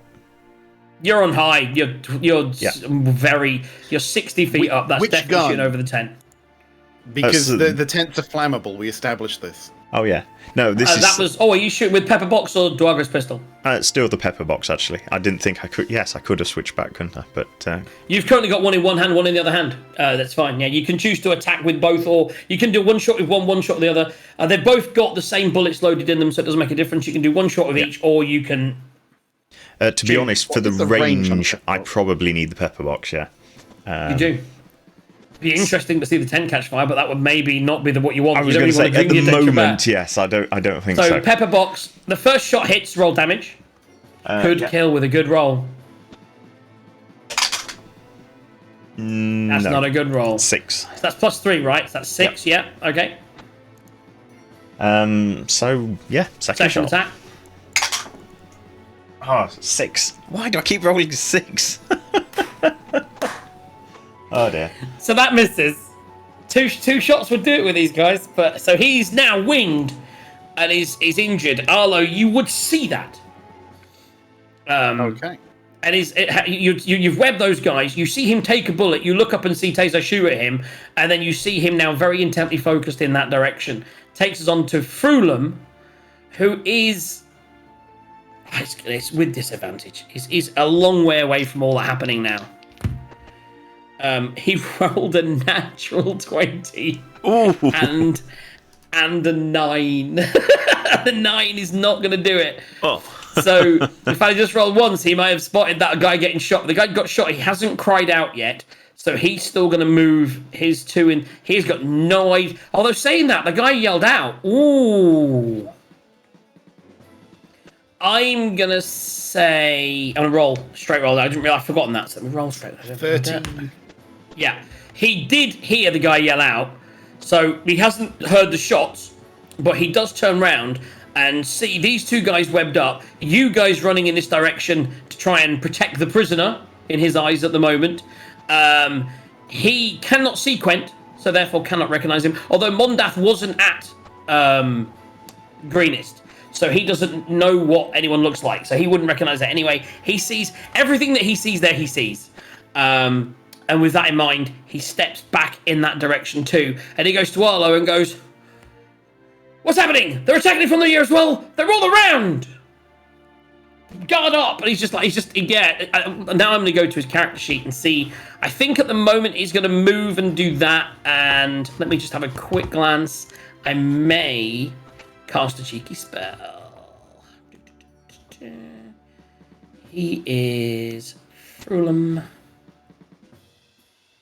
By the way, it's a she, Frulum. I do apologise to all the ladies of the world. To all the ladies of the world. He is going to look around. That's what he's going to do next turn. Yeah. Yeah. Okay. I'm ready with the casting. I think right now he's still confused. He's trying to get his bearings. And he's asking Arlo, what is going on? Where is the attack coming from? And because he sees the people webbed, he sees the animals running in that direction. He's trying to get a lay for the land, and he's looking to the nearest person to assist him, who is Arlo, and say, what is going on? Where are they coming from? And that is his turn. Ash. Right, I don't know whether I can do this or not yet. Oh no, can't. That's actually really low. Or is that... Wait. Within range. Only moving 2 squares or 1 square makes this really difficult. Also... to a D&D program near you. Asheron's Stream of Consciousness. Yeah. More, Bane only has a range of 30 feet. It's tricky, isn't it? That is the problem with a map this size. Yeah. If we'd had a proper map, and this is the map they give us, it's like with 100 feet scale like that kind of fucks you because everything's really there. You imagine people. Obviously, what I would say, because of the way it's worked, you commanded this guy to move and go, so he's not with. Yeah, the guy next to you is within 30 feet. There is one guy in 30 feet. He was clearly next to you. He hasn't moved from next to you. Even though your squares are together, you are together. He is now moved 30 feet away because you told him to. Yes, yeah. This is where attacks. Had you have used get a bit Bane iffy. last turn, it may have been slightly better. Because you'd have had both of them you were together talking as a group. No, well, ideally, I wanted to do it at 2nd level and get 4 of them, but hey-ho. No chance. No chance, no. Hey, dude, I've got Fireball. I'm like, how big is Fireball? It's like, it's 1 square. It's like 1 square, what do you mean man? it's 1 square? But I mean, that's why realistically it's a representation. I would say in general, these are like, some of these people are probably together. Like, they are next to each other, but I'm just representing it on the screen. Yeah. But where you are, because we literally commanded him last turn, this guy and this guy are 30 feet apart. So, in terms of webbed, does that mean they can't move? Yes. Right. Yes. Okay. They need to use their whole action as a strength check to break out. To break free, or they can attack the webs. Or they can attack other people at a disadvantage. At disadvantage, correct. Yeah. Okay. See, at this point, I actually don't... Remember at this point that you haven't made any ill will towards anyone yet. You've not done anything other than shout at someone to go into attack. Because there are still these people here. Exactly.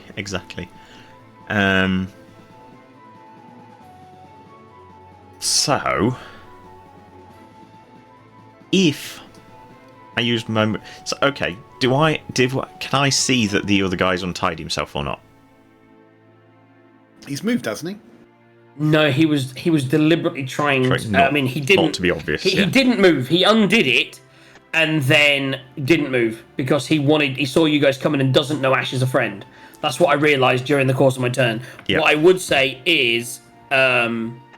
make a perception check if you want to. If you're looking across in that direction to glance at him, it's a glance. I don't want to use my whole action to no tell, action. Just make a perception check. Glance. Yeah. That's why you won't succeed because on his performance check he rolled a natural 19. So you aren't going to see it, but you can roll anyway. Had you rolled a 20, it would have done. I was going to say 18. I'm not far off. Actually, what is his performance? See, that is interesting because I didn't think you would get anywhere close. Now he is. What's his name? His name is. What is his name? His charisma isn't minus, so yeah, he doesn't get a minus on it. No. So he's. It's fine. You look over it and he looks like he's still tied up and fucked. I mean, he's cut. He's bruised. Massive big bruise under his eyes. Eyes almost closed up. His lips bleeding. To give you an idea, he's on very few hit points and he started on quite a lot. So he's hurt. He's been tortured, beaten. Whilst you've been in the camp, you've seen him beat already as Taser. And now he's kind of just leaning against this post. And what do you want to do? He's currently about 60 feet away from you. Yeah, okay. Well, in which case, I shall continue on my mission to guard him. Move another... Another square? You can move both squares if you want to. You talk to him. Well... You can move both squares and then talk to him as your bonus action. Especially now that they're webbed and can't follow you. I have something else I'm going to use for my bonus action. So I'm going to move towards him. I want to get him to trust us. Okay. So I'm You've got going... a very trustworthy face. So I'm going to healing word him. Okay, so you're going to move a square. Are you going to move a square closer, cast Healing Word as your bonus action? What are you doing as your action? What's the range on Healing Word? 60 feet. Okay, So as you step in, they're webbed, you can't pay any attention. You're out of range for these guys to really see anything. I'll roll with disadvantage just in case, but for natural 20 and a 4, and a 2 and a 3. So no one's spotting you do this. As far as they're concerned, you've run over and you are guarding the prisoner. But you've actually run over, you've cast Healing Word. What are you saying? Are you using your action to talk to him? Yeah, let's try that. I mean, it's one of those odd things. I could use it to dash to get up to untie him, but then I'd be kind of on top of him in terms of squares. So I think for now, I'll just I'll do that. What's the heal? So the heal is so this is the 1d4 plus 3. So that's a 3 plus 3, so 6 points of healing. Double digits. And I'll say, we're here to try and get you out. The god tower's clear up there. Try and go up the rope. Or Okay, something, and he's like, looks across to something you. like that. And you're actually on the same initiative. In fact, what's your dex, by the way? Mine plus 2. So he would theoretically be above you, but we'll say as he's playing dead anyway, he's kind of holding it. You get there, you say that, and he's like, okay, he's a little bit bewildered. He's like, and he suddenly feels a little bit more healthier, looks around, and he just snaps off the hands behind, which was, well, it was cut, wasn't it? He'd already cut that, and he was pretending. He suddenly pulls his hands out, and you're like, oh, fuck, he's already free. And he looks around, and is that all you say? What else would I say? Yes. Okay, so he moves on. That's all I'll say. Theoretically, Adjua, you could have said, like, make it look good, and he could have hit you so that... Oh, right. Well, I'm not quite at him yet. That's the thing. I'm still 30 feet away. That's true. You're about 30 feet away, yeah. So you've kind of cast it. You've said that across the thing. Okay, in that case, if you're shouting that over 30 feet, that's not disadvantaged. Okay. The veteran closest looks across, sees this, and sees it and hears it. He is aware of what's going on. He was already really suspicious. The whole thing came up. You guys coming in, and he's there. The other guy... Let's just roll to see how much webbing is over his mouth. You know what I mean? At the moment, he's completely webbed up. The other guy is unaware, and he's just trying to break free. He sees you. He saw you cast the spell because he's looking right at you, and he's intently looking at you, and he's like not over impressed and was not convinced I'm by like, your performance. Sorry. I was aiming for them. All three of the people over here did not see it. They are focused on the camp. They're not really focused on the prisoner. They are looking for threats. They are still guarding this tent at the moment. Okay, so the tent who, in theory, the dude who was in the tent's already out of the tent. One of them. Well, that's what I mean. That's... What? See, we've got three of them, theoretically. 3 people have left that tent at the moment. And they're but still all these guarding it, guards so are it's still interesting. guarding that tent. He is going to move, and he's going to. So oh God, I always get confused with monks. Can monks use their bonus action? They can't to dash, can they? So his action is still dash. I will still say they have they can. Yeah, I'm pretty sure with Aki's key got some points. step It's key points, isn't it? That's it. Yes. It's Step of the not wind. on here. The key point thing's not on here. It's a thrown together thing. So it is like he will do that, and then he will use his action to do monk shit. And I'm gonna say he's probably mid climb. He's like boom, boom, and he's currently on his time grabbed odd and looking down. Those two guys have seen it. At this point, it would almost be, although they didn't see you free him or do anything to do with it, they now look across and do see that without in fact, fuck me, I can't roll for shit. This guard drake is aware. Well, you don't know. They'll move in a minute. But basically, 2 of them are aware. One of them's still fucking completely oblivious. So they've seen him move. Whether they move to do anything or what they do is another matter. Let's move on to the next person. Ash has been. It's the guards. The only guard. Right, so this guard is watching in that direction and has seen Leosin break free. And... you see, so he's going to use his bonus action to say, "The prisoner is loose," and then he is going to. I believe they have some kind of weapon. They have spears. He is gonna throw a spear ranged +3. Oh my! What is the range? Oh, it doesn't matter. He rolled a 2 anyway. I would imagine say that range is ridiculous. He ain't throwing a spear that's like 100 fucking feet. Yeah, he's going to move in that direction, though. So he's going to move in that direction and throw a spear ridiculously. And say the prisoner is free. Frulam would have heard that. It was definitely within earshot. That's their turn. That's going to take us to Nassim. Nassim, as his action, is going to reach down and help Leosin up. Moving him, pulling him, because you can pull for half your movement, whatever. And then he is then going to start to move in this direction. For 5 of his movement, and we'll call that there.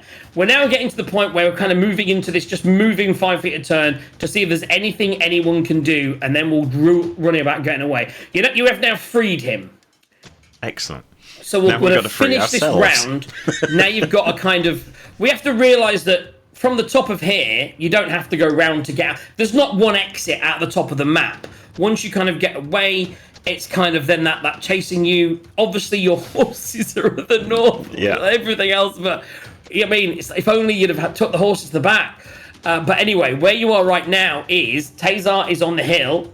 You are down here. I nearly gave the horses to the prisoners, but then I didn't. Some of you are sort of under suspicion. Some of you more than others. Speaking of which, Quent, it's up to you. Oh dear. So the veteran in front of you, you did see him look out and say, "Isn't that the guy that fought Androsa?" But then, woof, he suddenly got webbed and stuck to his friend. You also make a perception check for me. Oh dear. So you don't. You're focused on your pet. You're focused on those. You haven't noticed the prisoner escaping or getting away yet. But as far as you're concerned, you do see Ash. You see Arlo, 60 feet to your left, who just webbed them for you. And right now, you're not really sure whether you should be going smash or going dash. You decide. Smash or dash. Ooh. Escape or kill. I think I feel a rage coming on. Oh, yes, he's going to rage. Right. So you've already commanded your pet to keep running in that direction, so he will keep running in that direction unless you stop him. So he's going to see these guys and just dart around them. He was heading toward the prisoner because that's what you'd said. Even though he's not there anymore, they were blocking the view. So he gets to move to there. As your bonus action, you're going to rage? I am gonna rage. I'm probably gonna move somewhere around here with my movement. So I'm in So you can only move 1 square with movement. Okay. Because it's there. But you can move there. So you can move to there. It's tough now because the way it works, but we're still going to say if you've moved, he's at the front of that, you're at the back of that. You can, if you move to neighboring squares, you can attack. It's tough. The whole map's out. Not supposed to be a lot of combat here, but we'll say that's going to work. So if you wanted to, you could attack one of the guys that's webbed. Is that an advantage, Arlo? To attack someone who's webbed, yeah. Yeah, it is. So roll with advantage. And it is going to be a double attack because that's what I can do apparently. So roll 2 dice and then roll 2 dice again. Yep. And it's going to be with the great axe. Ooh, 15 or 15. Which one to pick? I think I'll pick 15. And then I'll add 7 to hit. So it's actually 15 22. didn't, but I knew you were adding a lot. Yeah. Their AC's better than the guards, these veterans, man. You don't want to fuck with these guys. So, you ain't beating these guys. So, 22 to hit. So that hits. The first attack hits. Roll again. Roll the second attack first, and then we'll roll all the damage. Okay. Oh, Natural 20! Oh, this is going to be so much. And by the way, he still probably won't be bloodied, but we'll see. So you attack this one guy, right? And you've just cleaved in. So the first attack, remember you're raging. Yep. So you're rolling. I get Divine Fury on the first attack. Shame it's not on the second one, isn't it? Yeah, well, at least that one is double, so. So the Great Axe is 1d12 plus 4. Yeah, one sec. website decide to go blah. So first, So on the first attack, first of all, I hit a D12 plus 4 yes, and a D6 plus 2 necrotic. So yes, and that's your rage. What's the D6? that is what the Divine Fury, because it's the first one of That's the attack. correct. And the +2 is the damage for your strength weapons with your rage. So it's a 6 in the strength and 5 in the necrotic. oh, that's terrible. So right, okay, so total of 11. 11 damage. And the second attack, which was the A nat crit. 20 attack. So the nat 20 So- is just 2 d12s plus 4. In 2 of these. Yeah. Roll big, baby. Oh, that's not bad. 11 13 and a double. 2, so. Oh no, wait, that was you did 2 dice instead of doubling, right? Yeah. So 13 damage. 13 plus 4 is Yep, so 17 plus 2 for your rage. You still get that. That's 19 19 damage. damage. So in total of about 30 points of damage. The two combined. He is Feeling the almost. pain. He's almost bloodied.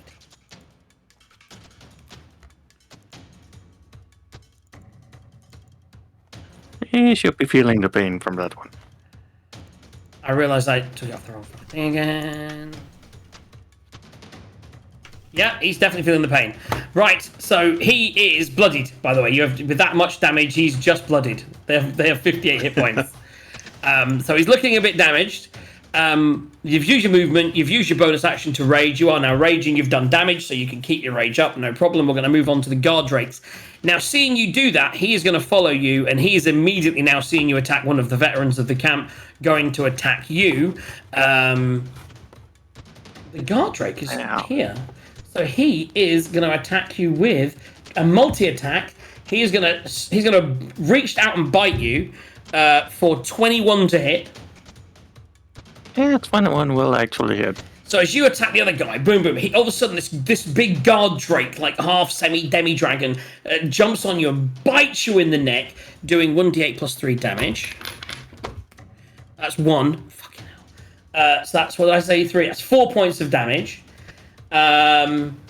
He then, whilst he's on your back, flips round and swishes round his tail. Fucking hell, I rolled another 16. It's another plus 5, 21 to hit again. And that's 1d6 plus 3 damage. That's 6. That's 9 points of damage. So both those damages are halved. So that's 4 points of damage for the first attack and 1 point of damage. It's only 5 total. 5 total damage. Fuck rage, man. It's a nightmare. 5. So basically 5 points of damage total. And you're at full hit points. So just take 5 off your hit points. Yep, it's done. And I hate rage officially. It's like, yeah, man, I did a bit. Oh, it's all halved. So he's like, "Whoa." So he's attacked you. These guys are now seeing this happen, and they look at each other, and this one moves in this direction. The other two go to flank the door and do not move. Meanwhile, there's no other guard drakes in range. So that is the guard drakes. There's a lot of stuff going on, and we're now on to the 2 most important characters, the veterans. What is my break free? DC 16. So the first one, who's been attacked, does it weaken it when he gets attacked? No? Not really. No, because they would avoid hitting the web, innit? The first one, having been attacked twice, is going to try to... Yeah, break free. Fuck me. And the second one is going to try and break free. Oh my god. They're both gonna fail. I rolled a 3 and a 4. I was going to say, isn't it hard with Arlo's high DC? But oh my god, Jesus, man. I mean, I didn't even look at what their bonus was. It's probably quite high. It was a +3 on both of them, but when you roll a 3 and a 4 aiming for a 16, you know you're not going to get anywhere close. I should have attacked it, because I have multi-attack. So So yeah, Really? I could have done 2 longsword attacks to try at disadvantage. Might have been better than trying to break free. But I thought with a +3 strength, you know what I'm saying? Is it athletics to break free or strength saving throw? Isn't it? It just says strength. It's just it would have been a plus. It might have even been a +5 of strength saving throw. It doesn't really show on here, but I'd have clicked it. And either way, they failed. So they failed to break free. That's their action as their bonus action. I mean, there's already enough of alert going on. Everyone kind of knows. They're going to kind of stare at you. I mean, they've got no bonus actions. They literally do not have a bonus action on the sheet. So yeah, that is them still. What a fucking great spell. And that takes us on to Arlo. Oof. Well, we've got to make a break for the ladder, haven't we? But what to do on the way out? Squishy wizard, yeah. I was thinking squishy wizard. Also main character looking thing. But there's a guy to the north of me as well. And also I'm a coward. No one is... Well, some people are kind... The only real people that are suspecting you of doing anything wrong are the people that you fired at. And they are currently restrained. No one else really knows anything about what you've done. You've got the guard Drake here... Oh, by the way, that guard Drake may do, but he's far too busy fighting Quent now. And you've got the main camp leader who's going to cast a spell or something or other next turn. He's about 60 feet away from you, and in fact, the last thing that he said to you was, "What is going on?" Doesn't the main camp leader act before me? Frulum he's at the top of the round. He's after Taser. Yeah, and You are at the bottom of the round. Yeah, okay, right. I thought they were going to cast something. They were on their next turn. He double moved this turn and shouted at you what's going on.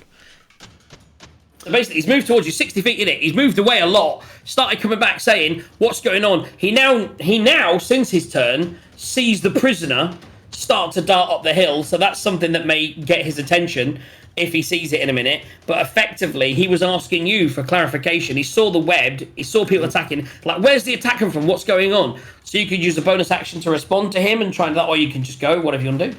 Yeah, well, I use my bonus action. I'll just say, "They're everywhere." You know, they're everywhere. They're everywhere. Mirror image, and I'm just gonna, protect myself. Good Because spell. Arlo is a coward. Let me see if I can drag some of these dudes on here. But presumably they aren't 30 feet away from you. Who knows? Who knows? No, it's easy. I just think of the theatre of the mind. Use this as a tactical battle map. Yes, yeah. But we're all close. So how many mirrors do you get? Four mirrors, yeah? Yeah.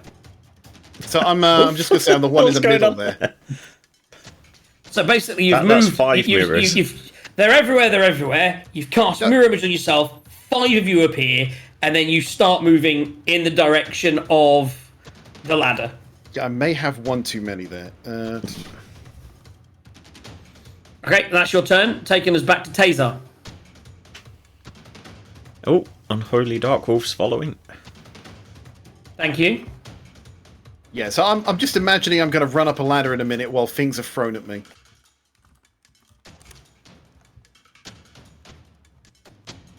Sorry, we're up at Taser, right, yes. Taser. So now below you, you see the man you're trying to rescue and the team coming towards you along the way. The ladder's still pretty clear. You now see that there's 5 Arlos at the bottom, fighting, getting out. Quent is now fighting with a dragon, or a half-dragon, a demi-dragon, a dragon drake. You can't really see, you can just about see Ash at the bottom as he's freed, you think, Leosin, and it's mayhem. Who are you taking a shot at? Are you helping? Are you starting to move? So, given this guy's the one that's nearest the ladder and needs to be taken out, and I hit him last time, gonna go for him again. So you're gonna take this guy out. It's right next to Arlo, yeah? Okay, Yep. take a shot. Bloody 5. Take a second shot. 11. That's better. That hits. Excellent.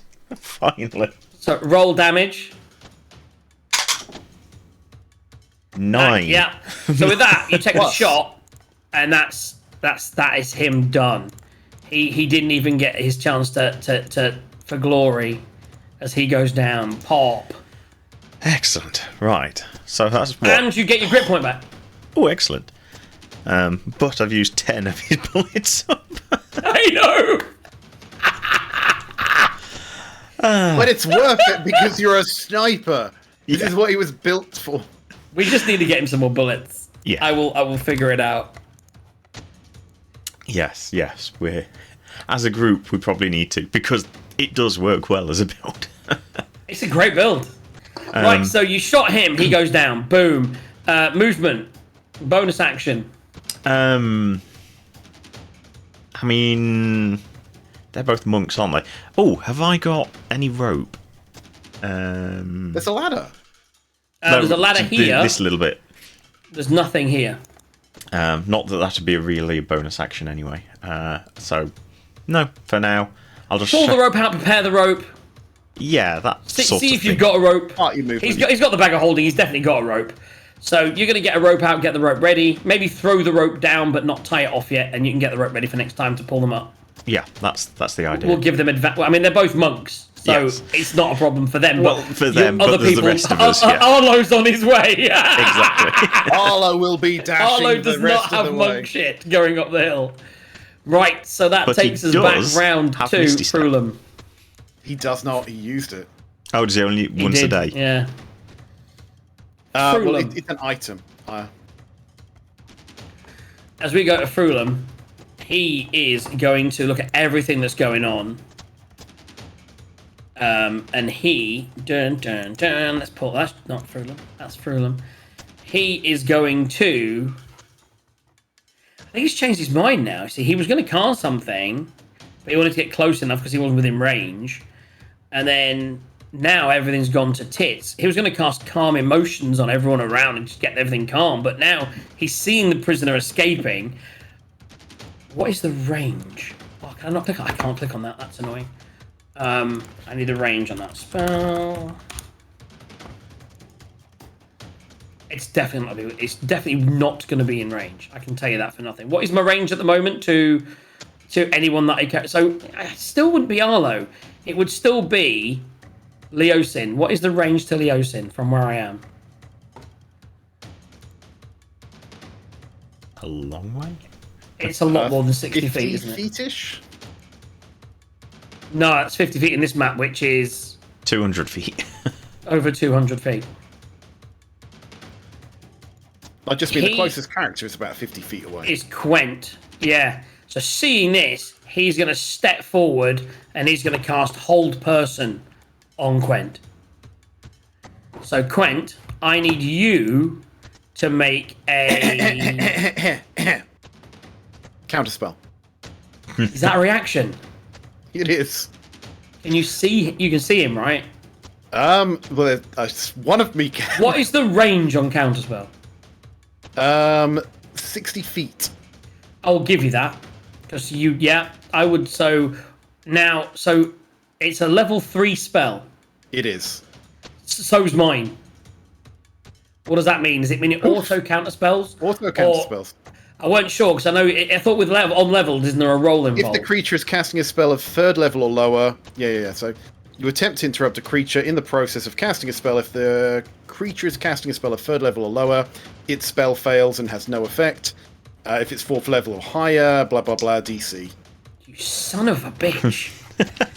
I was going to catch one of you, you bastards. That's the first use of You counterspell I first knew. used it. You knew. You said Knew it was a good it's shit- clutch, good man. shout to have Because that. that is like I think 10 turns of Quent frozen if he doesn't succeed. Although I think he has advantage on that saving throw anyway, but it doesn't matter. As he goes to cast a spell and he releases it, you look over and you see him looking at Quent intently and casting a spell, and you recognise that this is a potential entrapment kind of spell, and you counterspell it. At which point he looks across to you and he's like, "I knew it," and that's it. So like you're there, he's there,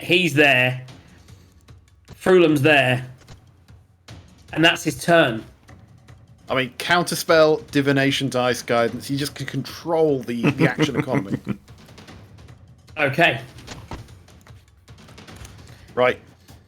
That's his turn. Yeah, moving down to Ash, Guard, Commoner, Leosin, and Quent. And if I remember now, it's our 2 monks that will go first, I believe. So both these monks are going to run over and monk shit up. That's what their movement, action, and everything will be. So they're up there. Leos, and that's it. That's everything. All the movement, action, bonus action to get up and out of the way. The guard is dead. All the other guards are still moving towards putting out the fire. No one's commanded, because everything's happened within. This is all within 5 minutes. It's all within 3 minutes. So I mean, it's literally been. It's only been 10 or 15 seconds since people like Frulum or the guard Drake started attacking Quen. No one else in the camp is in any way, shape. At the moment, there's a fire raging. There's word that they've been attacked from the north. The dynamite has just gone off. It's just, there's only like 10 people involved in what's going to happen at the moment. And we don't even know whether the guards have eaten their potatoes yet. Well, they don't know. We know because there was lots of vomiting, and Frulum was. Well, at the moment, Frulin's feeling rough and is poisoned, but hasn't done an attack yet. He just cast Whole Person and it counterspell. That's the first thing he's done. So right, that's it. So boom. No, it was only the main tent that had sort of eaten. I think that's where we went to. I think there's a few others, but no one's done anything. We're moving on from the guards. We're moving to the commoner. They've been Quen. Hello. So you are running in this direction. They're webbed. You've hacked into him. You've seen this guy coming towards you that you know is... By looking at him, this guy's badass. Like, this is a mage. This is something. He's gone to cast a spell, and Arlo's just gone, no! And the spell's dissipated. He's already running for the exit, surrounded by 5 of his mirrors. And you've been attacked by this Drake from behind. You do look around, there's a lot of enemies. There's like, another Drake coming over from this tent. There's still a guy and a Drake here. And 2 veterans in front of you that are webbed. What do you do? Oh, so many targets, so little time. Well, I think I'm gonna go through you guys. I'm gonna go for the main guy. Just because, why not? So you're gonna step to here so you don't get an attack of opportunity against you? Yep. We can go diagonally up, can't we? He would get an attack of opportunity I from the would Drake. get out of... You can still do that if you want, but it's... Dragony range, then. For the sake of 5 feet, or 5 feet of the a square of the map, well, either way. So do you want the attack of opportunity and get nearer the exit, or do you want to just stay in... I mean, you can't stay. Again, there is 100 things in this camp once it kicks off. You are making an exit, but you've stepped toward Frulum, and... Yes, and I'm going to do the double attack on Frulum. And I will just point out something that I always remember. Because when you took it, I was like, it's really, really situational. But you have an ability, don't you? I have plenty of abilities, apparently. You have extra attack, powerful build, reckless attack. Oh, by the way, you can also go reckless at any point. But then everything gets advantage on you. But if you wanted to, you have danger sense, which is quite nice. But you do have a certain feat that is called Mage Slayer. Yes, when a creature within 5 feet of you casts a spell. So now if he casts a spell after this, you can use your reaction to make another attack against him. Yes, I can. I couldn't use that before because I wasn't... You weren't within 5 feet. Okay, so you're still raging, you've stepped up, and you're making 2 attacks on Frulum. Go. That's my plan. This could completely fuck up the next session. Yep. You weren't supposed to fight Frulum in this session, he just happened to be out in the world. He's a little squishy. He's a little bit like Arlo. He doesn't have a lot of hit points. He's in my way. He's gonna die. So first attack, and I'm assuming this is without advantage. Correct. Just a normal. Unless you want to go reckless. No, I don't think I can do reckless and rage at the same time. Yeah, you can go reckless with every attack. Reckless is a thing you can just... Once you're raging, you can choose to make it reckless on the attack. But that does mean... Once you go reckless on an attack, that means for the next round of attacks... Everyone has advantage on you. More squishy. Fuck it, I'll go reckless. Double 11, so that is 18 to hit. 18 to hit on Frulum. Ish. This could be a big scalp, guys, and I'd have to redo them. Yeah, that hits. Goody. He's wearing chainmail as well, but that does hit her. That she's wearing. Do you want the second hit now or the damage now? I'll do the second hit. If you're attacking twice, she'll definitely take 2. I'm doing, 16. That's a good. That will definitely hit. So two hits. So roll damage both. So 2 d12s plus 2, and then a d6. Yeah, you want it all combined or just? So I mean, so what is it? So it's 2d12s. What is it? Sorry, +4 or +2? D12s are +4 plus the 2 raging. So roll 2d12. Yeah, Now, and the that'll do. D6. And the D6. And a d6. For the Two divine. d12s and a d6. So, ooh, pretty So good one too. That's very good. So 11 plus 4 plus 2, that is. Well, just do all the dice, and then we'll do the 17, +4s and 2s. Yeah, do it either way. That's what I did. You shut up. And 5 on the divine one, and that would be a 30 points of damage. 12, 5, and 17 damage. Combine that. If I'm So the dice insane. adds up to in total 20, and then on each attack you get a +4, so that's 28, and then you get 2 + 2s, that's 32. So every attack gets a +2, every attack gets a +4, and you get the dice. So that's basically 12 plus what's on the board. And on the board, you've got a 9, that's 20, so that's 32 points of damage. Yeah, seems about right. Ooh. How's my little target doing? Not so good, I hope. She's definitely bloodied. Yeah. You cleave she's like commanding things, and she goes to cast a spell and it whiffs in the air, and she looks at Arlo, and as she turns around, all of a sudden you're in her face, and you're like, woof, woof, and she steps back, and we'll see what she does on her turn, which is a long way away.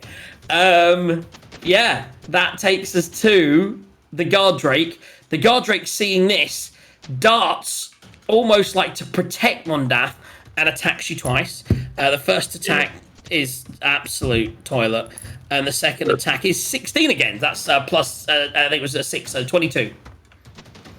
Yeah, well, not well hit. That's with the tail. So the tail is a 1d6 plus 3. That's 6. That's 9 points of damage. Half. That's 4 points of damage. Okay. So he puts there, swishes out the tail. At this point, Frulin's like there, and I'm actually going to say, yeah, we've already told Cannon no one else is coming except for those that, unless there's an alarm that goes out, which there hasn't.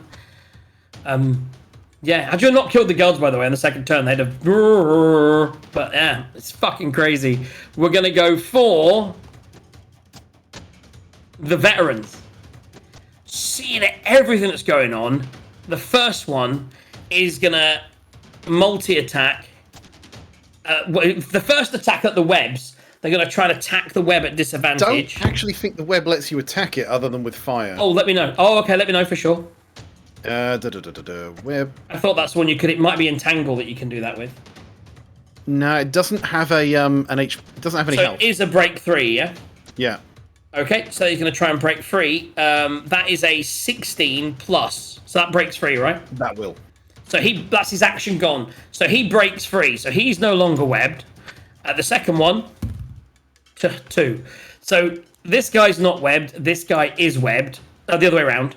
The one with all the symbols on him is now webbed. The other one is completely free. So he will now get attacks of opportunity if you were to move out of his area of influence.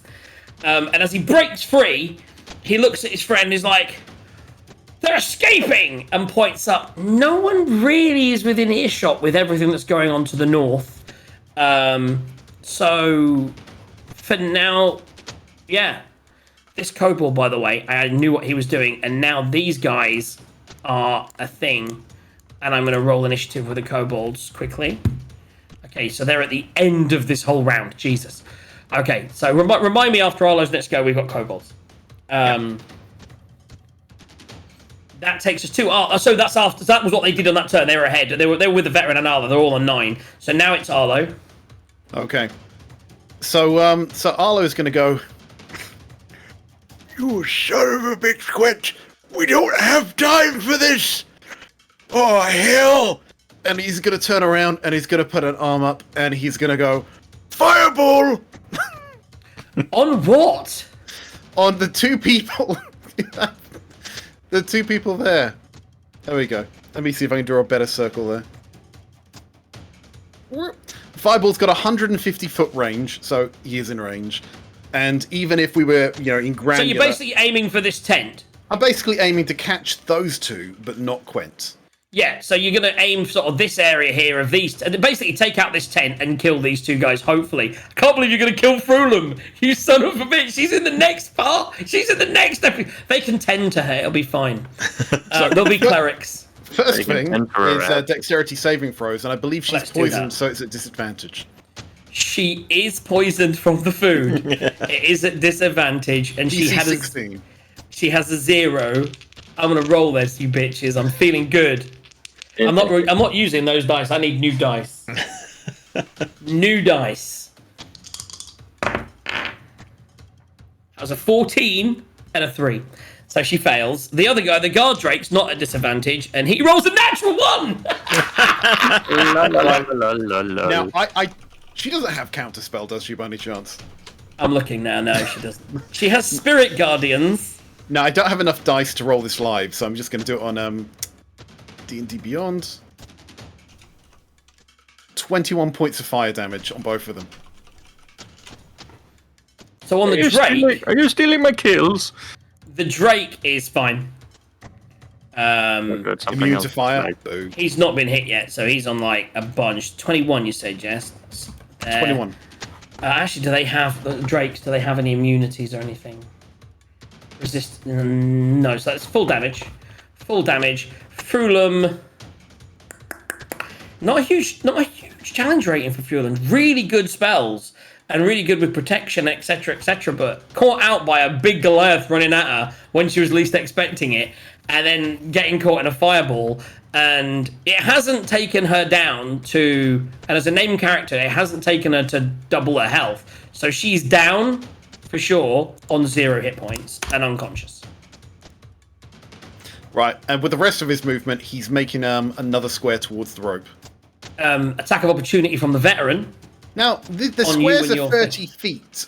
I like to think he never got close We've enough. said in general that's the way they work. We're gonna, if you're close, we're gonna do that. It's with the web. We have to play fast and loose, so he's gonna get one attack of opportunity. I would argue more, but I've got a whole bunch of mirror images. Exactly that. And so roll me. Shit.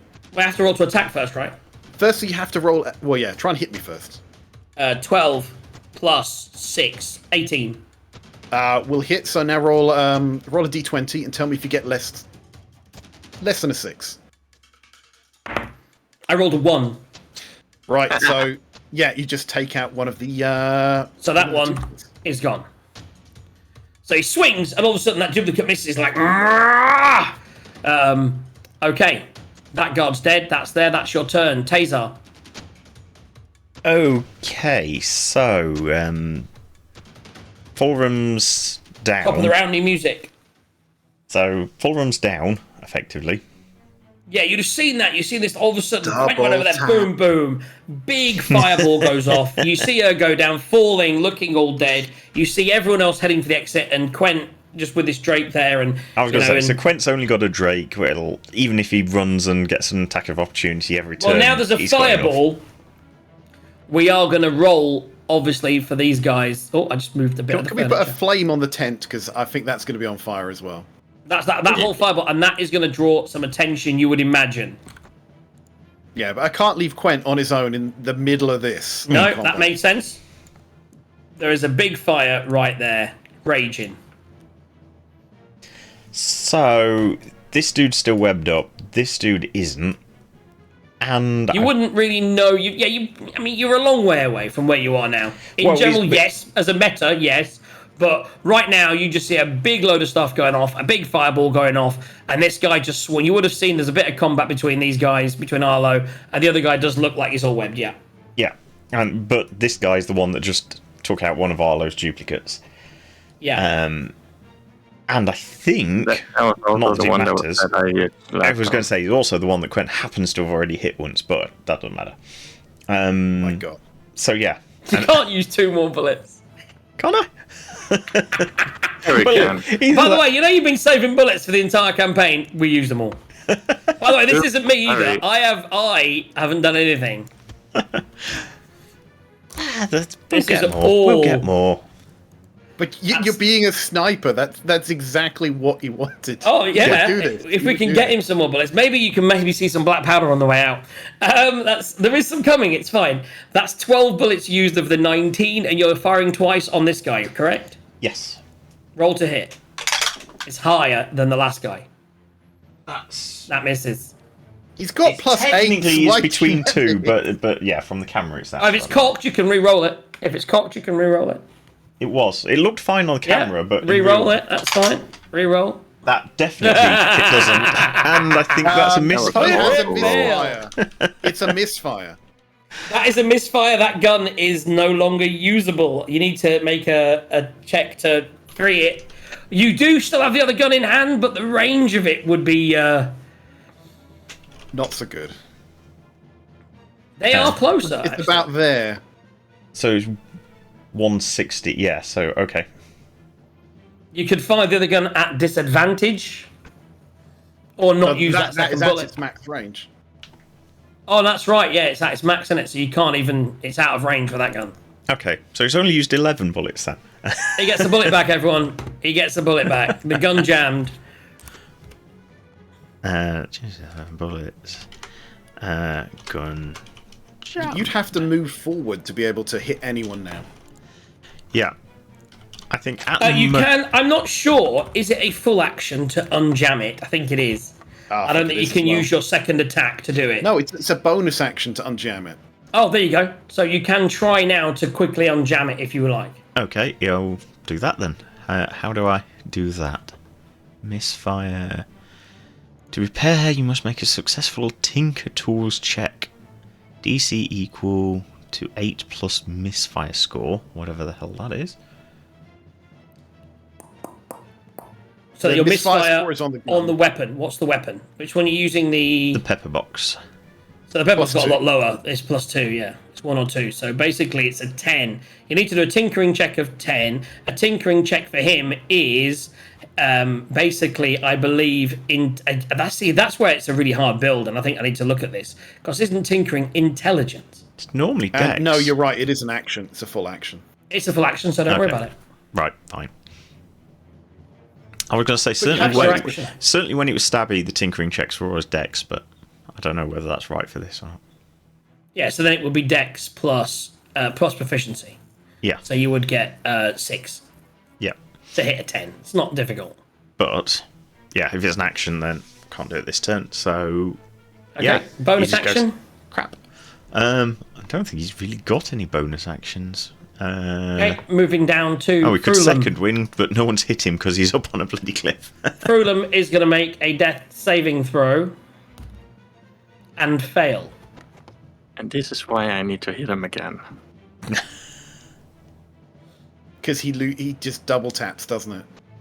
Well, I mean, yes, you could. You wouldn't necessarily know would have to roll to see whether you would know that or whether you'd see that person go down in a huge ball of fire and know with these people now have turned round and are all looking in your direction. Big fireball going off, but you'll come to that in a second. It is now Ash.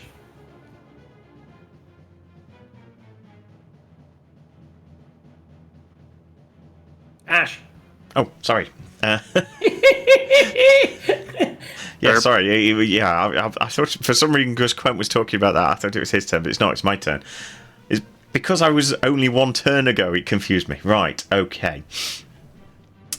Whilst you're thinking and getting that together, I am going to say at this point, Leosin, Nessim's going to take his action to start to stabilise Leosin's injuries and just help him a little bit. And he's going to ask if Tazar's got any more healing potions. That's his action. Moving to the next, we've then got Ash. So, where's the bottom of the ladder? Where do I need to get to start climbing the ladder? Draw it on the screen. It's basically, we'll say it's about there. Right, okay, so I need to probably 2 more turns before I can climb. Excellent, right. So, I'm going to... Again, playing hard and fast with the rules. It's Quent that's holding the just making a dash. Once you all are making a dash, then it is just going to be a case of movement against against action. Yeah. At the moment, you need to make a decision if you want to book. If you're not booking, more people are going to get involved. Because this is a camp and that fireball is drawing people, and there are people with ranged weapons. Oh, Arlo is booking it now. Yeah. I will too as well after Quent starts coming this direction. So, for now, 90 feet range, which I think is good enough to hit this guy.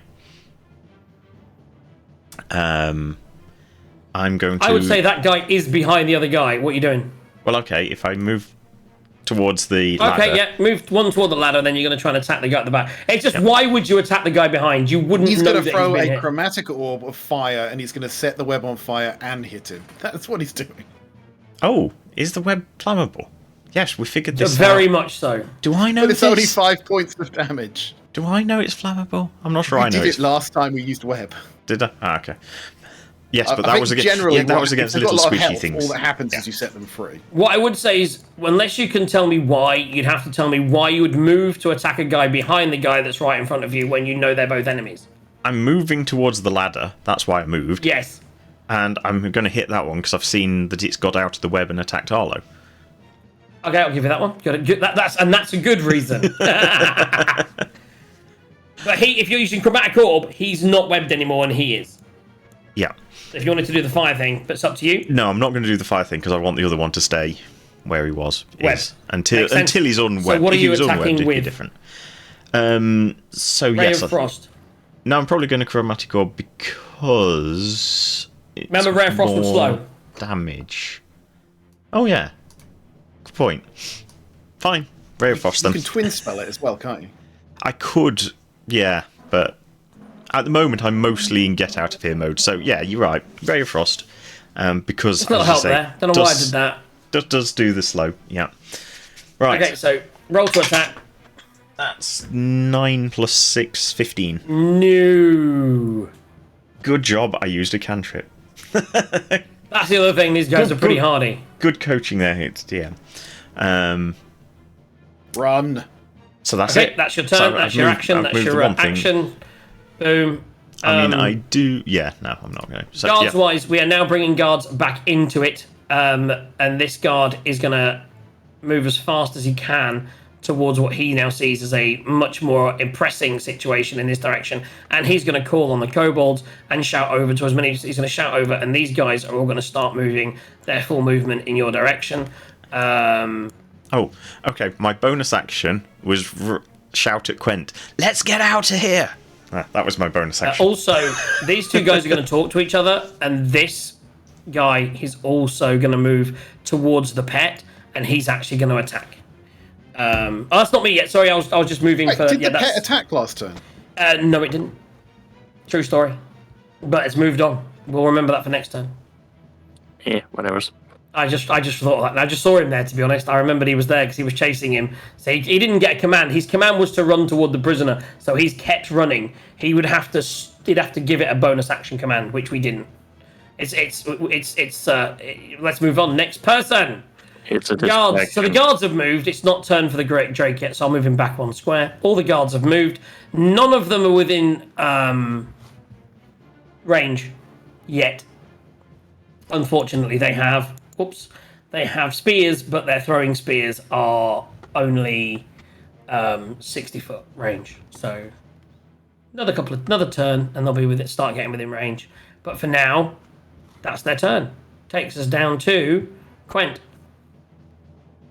Right, well, seems as you squishies want to live, I guess we better book it out of here then.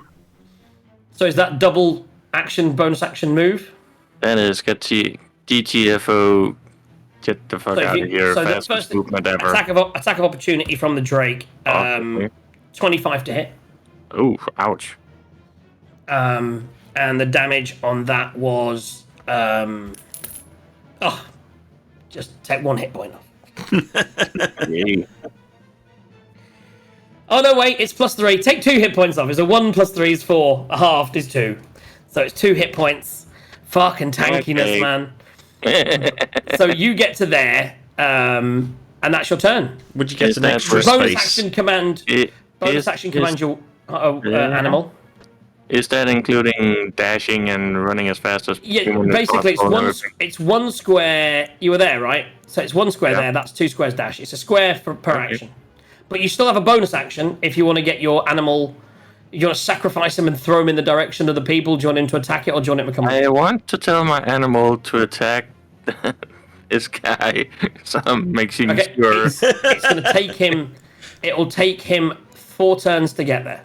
But 2 Yeah, more turns. well, but That's fine. He's it- heading if in he that worth gets it. there, It's takes it worth down. it. If not, distraction. Yes. yes. No, it's a good idea. Yeah. It is a good idea.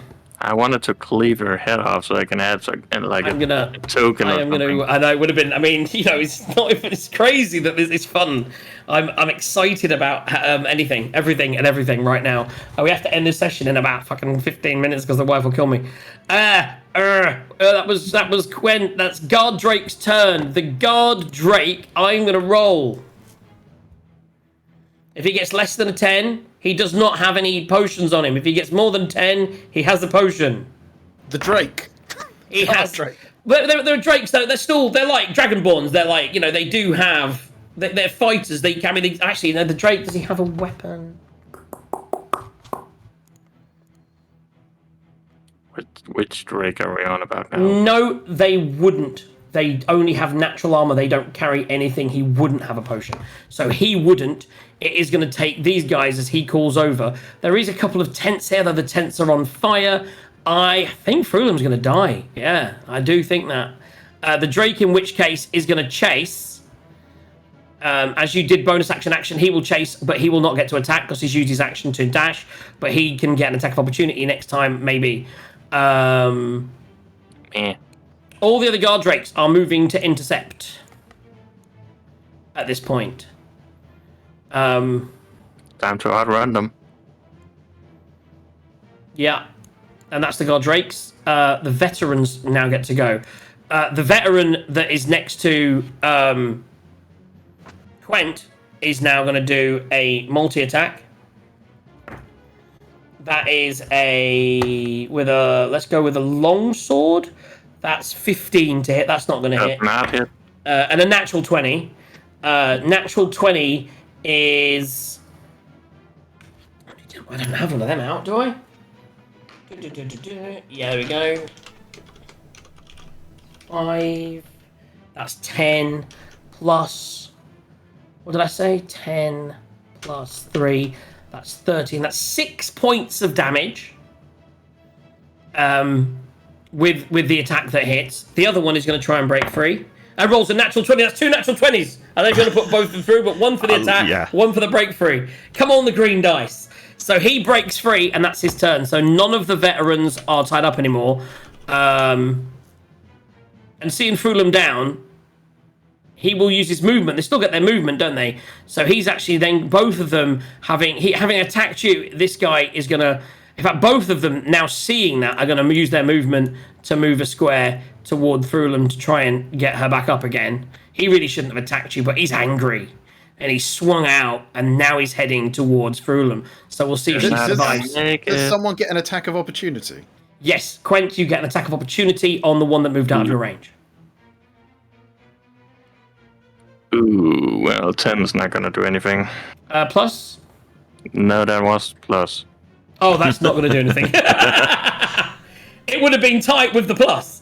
Okay, so they are heading towards her to try and save her. We'll see if she's able to. She needs one successful roll, I think. Speaking of, at the moment, we're going to now go to Arlo.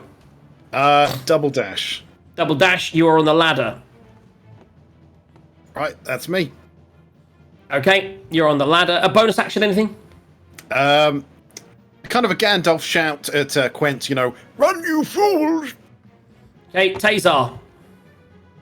Going to try and Unjam the gun. I'm going to try and unjam the gun. So what did we decide? That was Tinkerer's check. 10. So it's a Tinkerer's check, DC 10. And I get plus 6 to it. So Plus 6. So you need to roll a 4 or greater. let's use that. That's the dice. We'll use a taser. Oh dear. That will just do it. So you successfully unjam the gun with your action. Bonus action, are you going to give the potion to Nessim to help Leosin?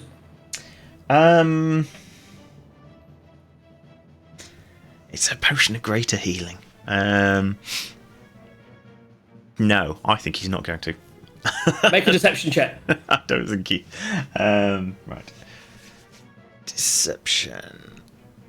+0. It's just so that he knows, you know. I mean, he still likes you. I think he knows 5. He now knows that you're holding out a little bit on him, I think. I mean, insight, I might roll shit. Oh! It rolled lower.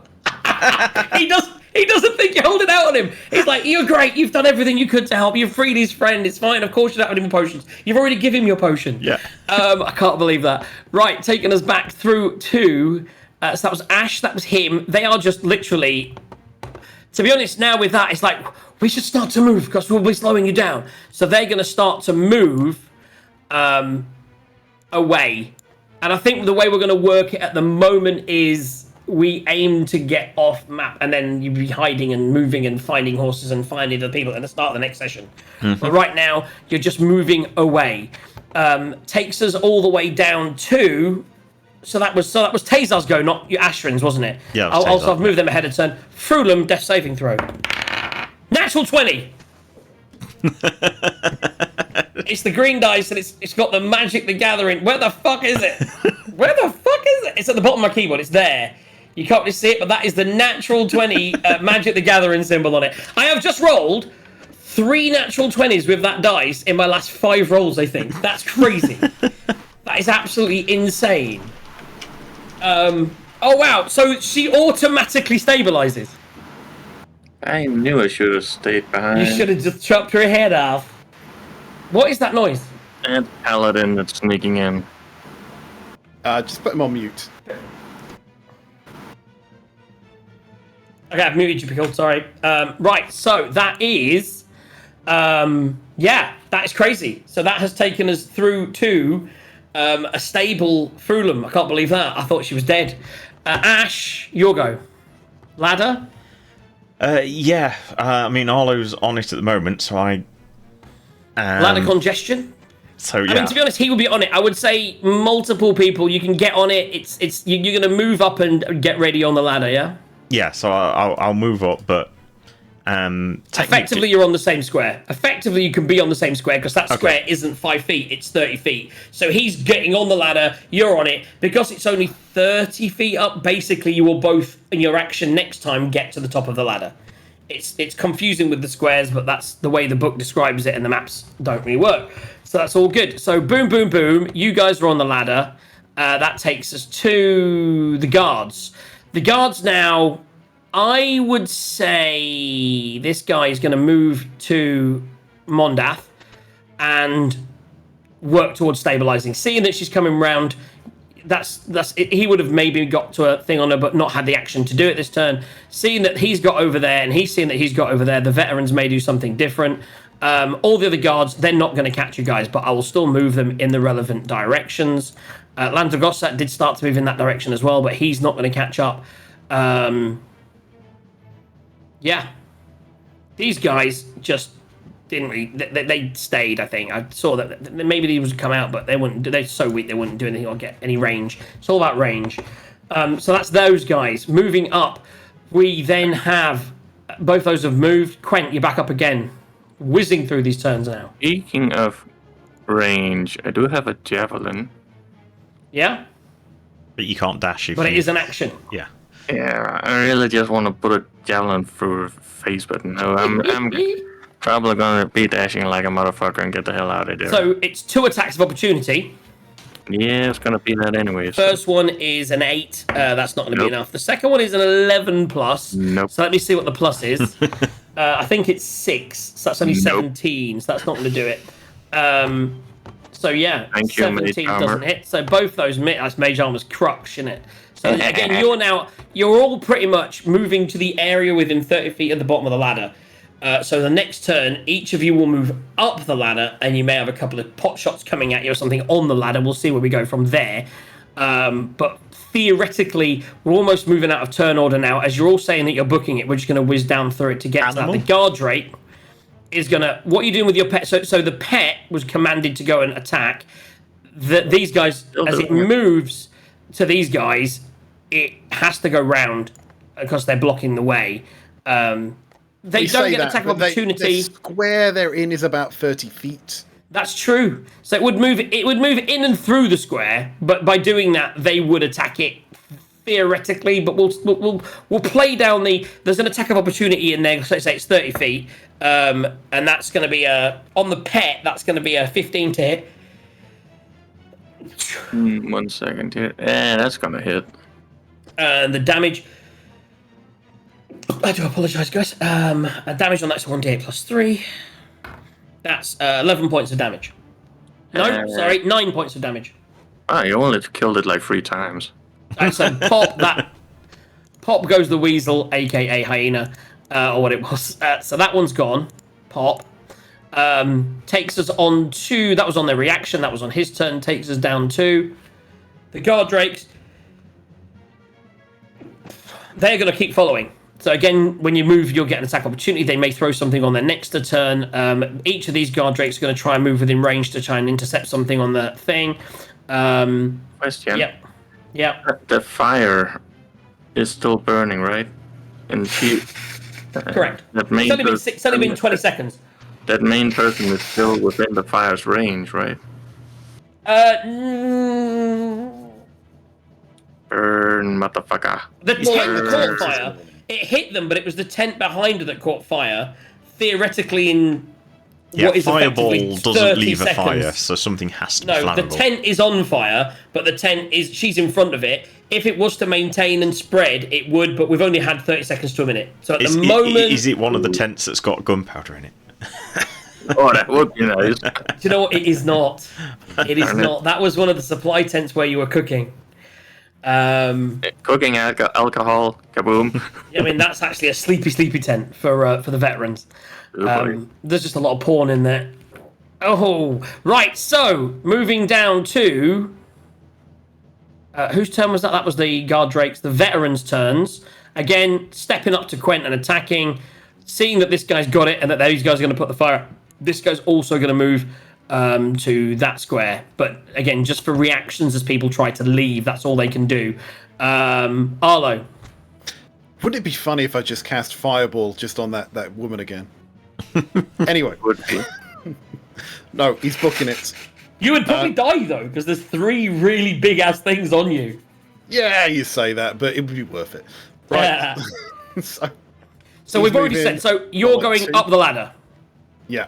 Basically, the ladder is fine. Now, as you leave that area, one of your reflections was theoretically within the area. So I'm just going to... Technically, they'd all be in my 1 30-foot square. Okay, so therefore, I will say fine. What I will say is you... What is your strength? Not good. 6. Oh, wow, so you're not even at 10. You're not even at 0. You're at minus. -2. I need you to make an athletics check to climb the ladder. He can't climb. That is a 16 -2. That's 14. Okay, you managed to climb the ladder. You got all the way to the top. You had to get 10, but you did get. So you are now at the top of the ladder, and moving out of the way. We'll just move your thing out of the way. Up next is Tazar. What are you doing? Right. Now you haven't yet anchored a rope or anything.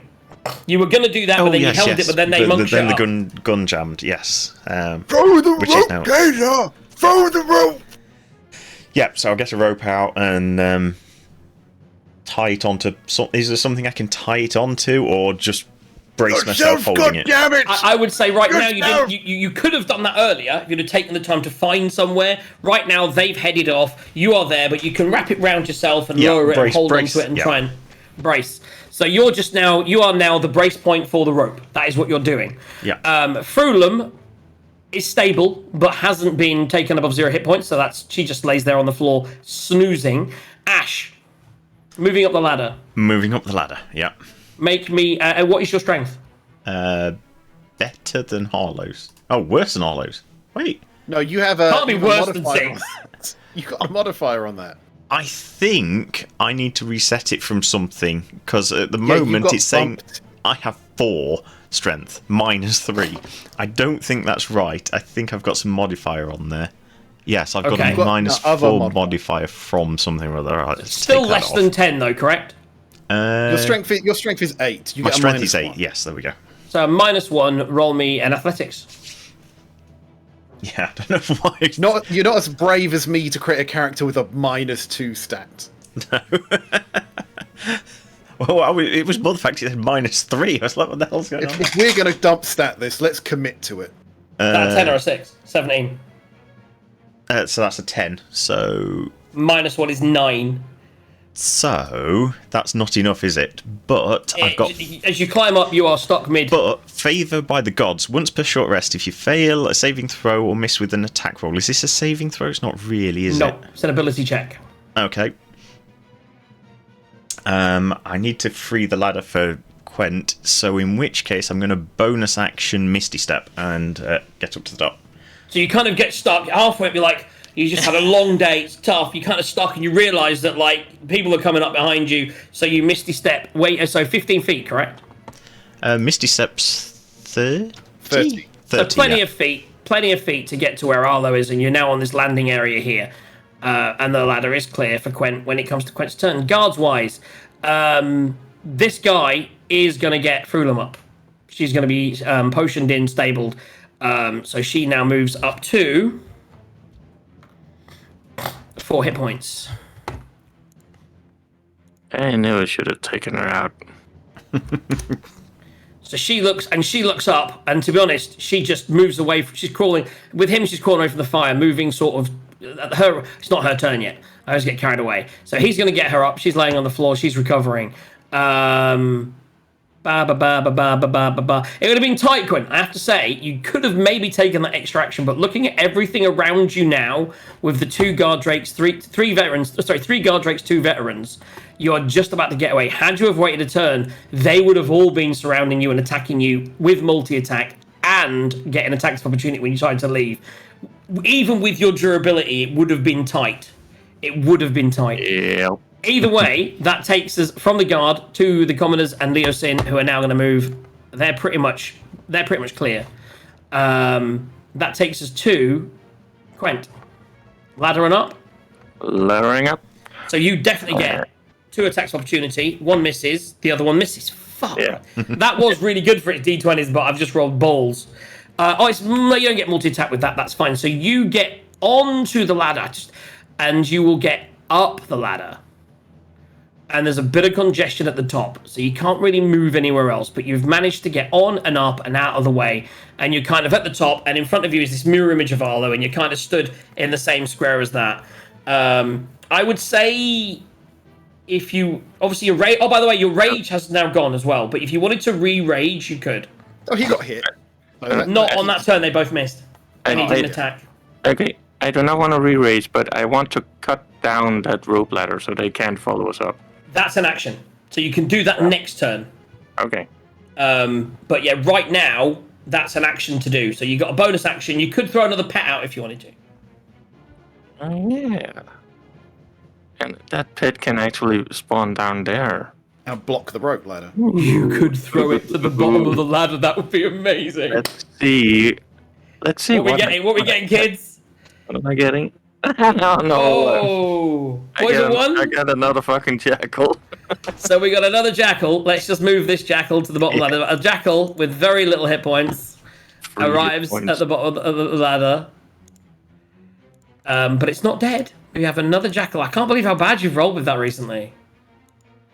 So powerful, but yeah, unlucky. That's 3 hit points, say ya. Can you imagine being a jackal, just pop into life and go like, 1, 2, 3, 4, fuck me. Everything descending on you. Right, so that's your turn. Takes us to the guard drake. So the guard drake, at this point, is going to step into that bottom of the ladder area. See this jackal come down, and they don't have range. So the 2 guards, that guard drake and this guard drake, he's going to get within range to just attack it, but this one's going to step up and probably mincemeat it. Natural 20 on its second roll, so it definitely dies. So he runs up, grabs it with his and then bats it away with his tail. But it took his action, stopped him for a second. block the way. This one's now at the ladder, ready to start climbing, moving out the way to let the veterans sort of maybe do something. That takes us to the veterans. The veterans, both of them are going to sort of step into the same area of these other guys, which puts them within range, because they're within 30 feet at the bottom, to throw up their javelins. So both of them are going to get to the bottom of the ladder, and I think one is going to use its thing to go up the ladder, and we'll do a contested thing in a second. The other one's going to throw a javelin, because he's lost a lot of hit points. He doesn't want to go up. Javelin attack with a veteran is plus... Oh, sorry, they've got heavy crossbows. He's going to apply his heavy crossbow, and... 22 to hit. Rolled a natural 19. It's not huge damage. It's... What happened to my D10 that I rolled earlier? There you go. That is 4 halved, 2 points of damage. As you just get a lot of these little gashes, but you've now got like a little bolt in your shoulder that you pull out, and you just... Oh no, it's full damage, by the way. That's 4 points of damage because you're not raging. So yeah, full damage on that one. 4 points of damage. You look down, and that is that. Arlo. Well, what more is there that I can do? Continue to book it. So we're now in a book situation for all the people at the top. So you're going to use the rope. I do need you to make an athletics check for me with advantage, because Tazar's helping you. 19 minus 2. That's fine. 17. So you easily able to climb up that rope. Ash looks up. He's like, "How the fuck does he so spry?" He's motivated, is what he is. He's motivated. Next up is Frulum is done. Actually, yeah, well out of any range of her being able to do anything. I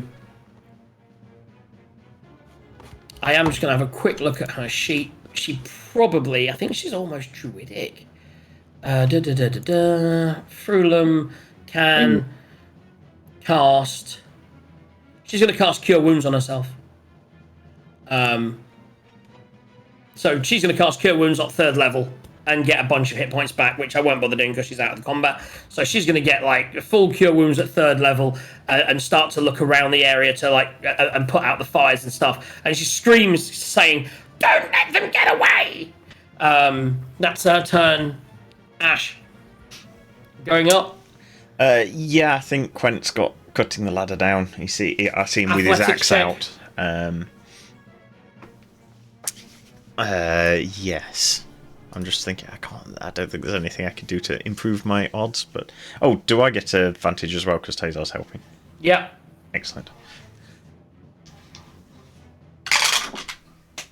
That's a 5 and something that's between an 18 and a 2, so I'm going to re-roll that one, because... Okay. Again, on camera it's closer 18, but it is between the two. And that is a proper 18. It's the same fucking roll. So, again, without any issues, you guys are up and away. So if Quent can get away, we're pretty much going to call that as an escape, because everyone chasing is always going to be chasing. They will be following, and we will do that in the next session as you try to maybe stealth, maybe get away doing something. But at the moment, in a chase situation, you're also going to try and cut the rope.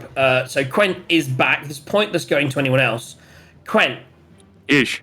You have advantage, as in you are slightly ahead of the people coming behind you, so you can attempt, but as he's on there, he's actually in that square. So as you go to cut the rope, he is going to attempt to use his reaction to parry that, to stop that happening on this turn. So I just need you to make an attack roll on the rope, but it won't have the normal DC of the rope. It will have the AC of the veteran, basically. But you do have 2 attacks. Okie dokie then. First attack is a 5 plus So 7. as you go to do the 12. first thing, he's on there holding on, and he parries your axe away with his sword. Next attack. That is an 18 to hit. His AC is 17.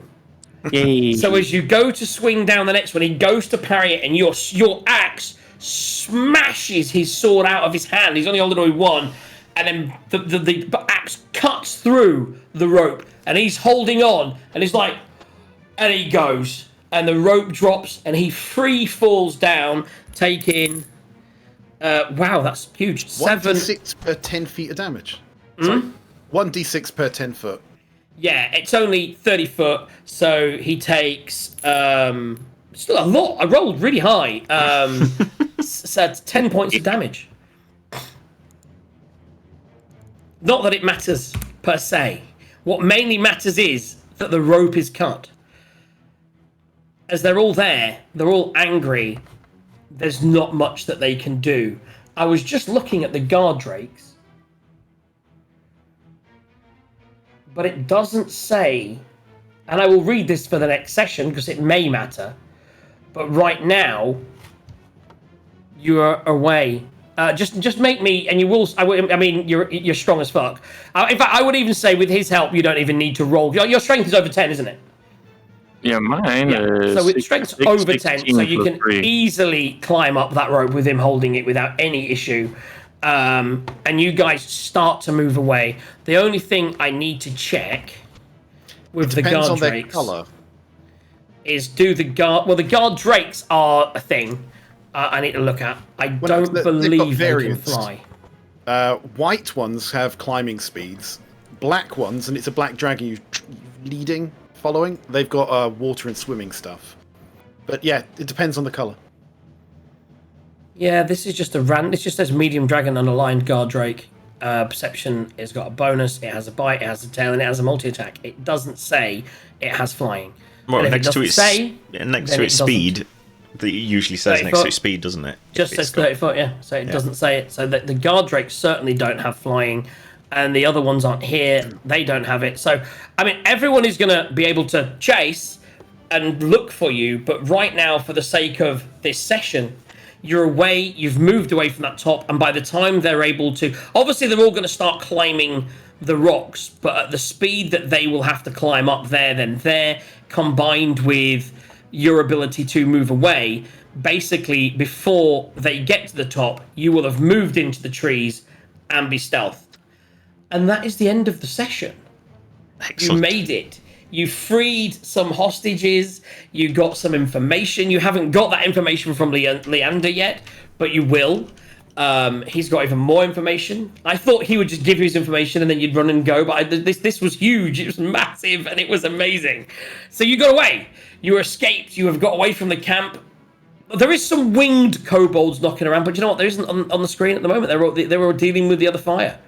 So you will be chased. You will, in the next session, have to find a way to get back to your horses, back to the other people, and back to your camp, especially when they probably have an idea where you're from. So we'll have to deal with that next session, or maybe they'll give up on the chase, and who knows what will happen. Did they complete the worst plan ever? Yes, they did. Yes, they did. And that was all Tazar's plan, everyone. Tazar's plan won. Tazar won out with a plan to create a big distraction and then grab him and go. And it was successful. And we almost killed one of the main maddies. You almost killed one of the bosses of the camp, yeah.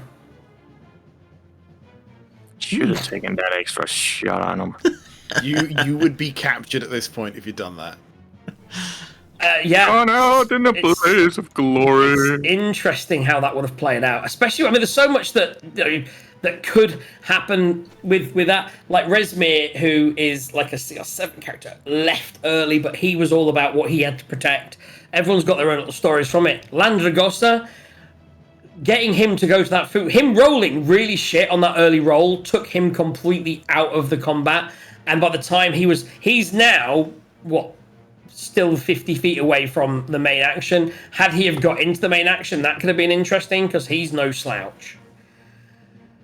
But you're away.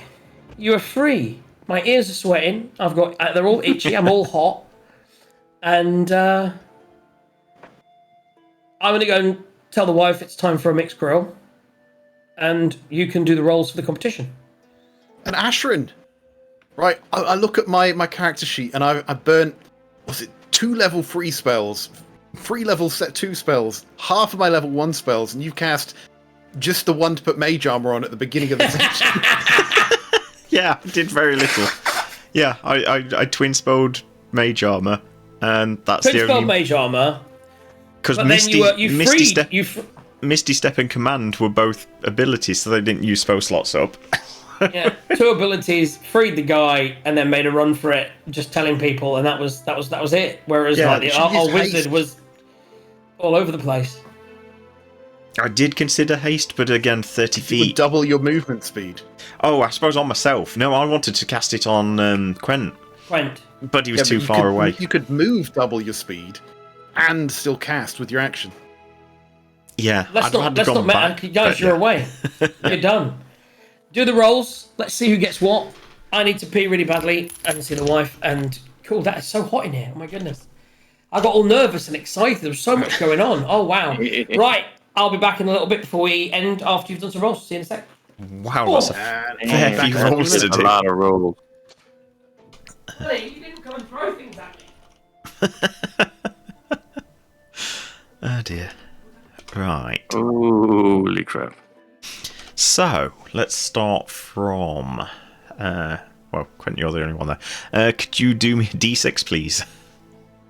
Oh, did everybody else run away? Looks like it. That's a I won. 1. Which in this case, not necessarily bad. That's Paolo Woda.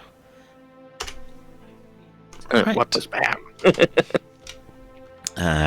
Right, next. Next Paolo Woda was the only entry, so that one's easy. Okay. Next one is a d4, please. That's a 4. 4 is DJ Star, Kirby throwing things, kangaroo. I'm not sure whether I'm supposed to try and pronounce that bit. That's that. And then we're on to round 4. Round 4 is a d6, please. That's a 5. 5 is also DJ Star. Round 5 is... Now I get blamed for not being kind to Trace. It's Dice's. I mean, to be fair, at this point she hasn't entered any of them. This was while she was away, so you're fine at the moment. D4, please. 2. 2 is Paolo Woda again. Oh, it's Josuke you're not doing very well for at the moment. Arlo, if you're back, could you roll me a d4, please? A d4. Here we go. Yeah, you know the triangle thing one. A 1. A 1 is Josuke Hallier for I think the first time today. Round 7. Quent, if you could roll a d4 as well, please. A 1. 1 is Paolo Woda again. Round 8. Arlo, could you do me a d4 as well, please? Right, here we go. And that is another 1. Another 1 is round 8, Josuke Hallier. Right, round 9. We're getting through them. Quent, a d6, please. Aye, Commander. A 2. 2 is Paolo Woda. Round 10. Scroll up. Arlo, a d4. But there are actually 4 entrants on this one. There's no doubling up. That is a 4. Cool. 4. Ew, 4's a new one. 4 is Fishbone. Round 11. Mr. DM, do you happen to have a d4 handy? Oh, Yeah, of course I do. 3. 3 is Trace. There you go. Trace got one. Finally. Round 12. Where are we? Quent, a d10, please. Ooh, D10. Oh my. 10. 10 is Fishbone again. Fishbone's now got 2 entries. Fishbone! And last, hopefully not least, Arlo, a D4, please. I smell something fishy. And that is a 4. That'll be 4 the wife. is rat bait. See, I knew it. Something fishy. And I think, let's just run the command. No one rolled. Excellent. We've done all of them. So, you left the camp. So my plan for tonight's session involved freeing the hostages as quick as you did, maybe getting the assault at the same kind of time, about half the session. Get back to the village, have a long rest, do the next bit to get where you're going to do a little bit somewhere else quite short, maybe a little bit in between, and then get into this next sort of dungeon. And I mean, so I don't have to do any show prep for the next session, maybe 2. I also, with the amount of disturbance that has been caused, so I didn't think it was going to happen with the way that things were going. It does mean I might actually make a slight change anyway, I think. There's a couple of little addendums, but I'm excited. Guys, as is always the way, we need to plan in a calendar, and then someone needs to tell Eagle when that date is, and then tell him to fucking tattoo it on his arse. And tell him that you don't... I mean, I will have a word. You can't miss sessions, man, without any notice. But yeah, we definitely need to sort that out and get a... I mean, it's in the channel, isn't it, as well? So yeah, we do need to sort that out. But for now, what do we think is... So I've penciled in the 27th. When I say penciled in, it's like the only day I can do this month. No, I'm going out for a meal on the 27th. I mean, this month actually isn't good at all, because I'm camping next week. The 20th, I'm in Wales. 27th, I'm out on for somebody's 40th. I actually can do it. So I can do the 3rd. 3rd of September is looking good, yes. Not for me, though. Oh, it's that time of year, guys. I could have done the 20th, the 27th, just not the 3rd. Okay, so it is looking like the 10th then? 10th I could do. It's the week before the Platinum Party. Yeah. The week before the Platinum Party. There you go. So the next D&D session, I can't believe the Platinum Party's that soon. I've done no prep for it at all. I've got to go at some point to London and fucking and book some food. So there you go. The week before the Platinum Party, we'll be back. The 10th of September. We will play Dungeons & Dragons. We'll get ourselves all excited and wet with anticipation of the Platinum Party. And that's when we'll be back. Of course, we're back sooner than that for those that like their D&D, DJE and Toasty. We're back on the, I believe, Thursday the 10th of August. Yep. You'll join the other partners, the League of Extraordinary Gentlemen. We'll be back for a slightly different campaign with a slightly different DM. Isn't that right, DM Dive? Yeah, and we'll see what happens to Captain Jax with his fight with a tree. I have a fight with a tree. We have a very chaotic monk, and it's going to be exciting. So we're back on Thursday for the usual shenanigans. I believe if you really like your D&D fun and with murder, then you should just stick around, because I think in about an hour, when he's gone to the toilet, got some more drinks, Sarge is going live. It was actually already supposed to start like 5 minutes ago. Well, there you go. We should fuck off and let you take over. There's a great big freaking bird here. There was only 2 people around. Trace was around. Contentus has not replied back. Eagle actually posted in my channel that he was at some kind of an event. Okay. So I don't believe there will be anything tonight, sadly. But we will just shoot it for next Sunday. Okay. So we've had some fun. We've had some games. Where you lot did say you might be joining at that point. I should hopefully be here next week. I have in my calendar at the moment a plan for that weekend, but it isn't on the Sunday evening. I'm going to a barbecue at my mum's on the Saturday, and it's likely that I will be free on the Sunday for that, unless the wife says no. So yes, have fun, guys, with the rest of your week. We're back on Thursday, back here again on Friday with my usual show of craziness. And that's pretty much it from me. Gaz, I'll hand it over to you to say all the farewells. Farewell. Yeah, no, I think that's about it, isn't it? Yeah, we've organised the next session. We know when the next sessions are. Everyone else knows where the next sessions are. So I think that's Prizes given away. Yeah. Our heroes heading off into... Not the evening, bushes. It's still it's still early morning. Yeah. Heading off into the morning brush, hopefully to escape from a camp of craziness. Yeah. Also, don't forget, if you are willing to be a part of my D&D sessions, you're more than welcome to do so. New and old players are welcome. They start at level 3, and you can get more details in my channel, the DM Starts Room. Which is just that way, up to.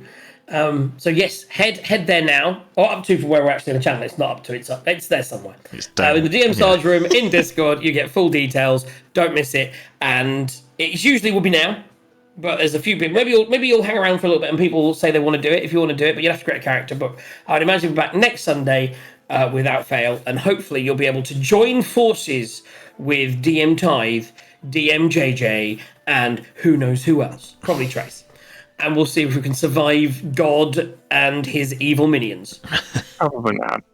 Meanwhile, do you know what? So I've been prepping D&D all morning.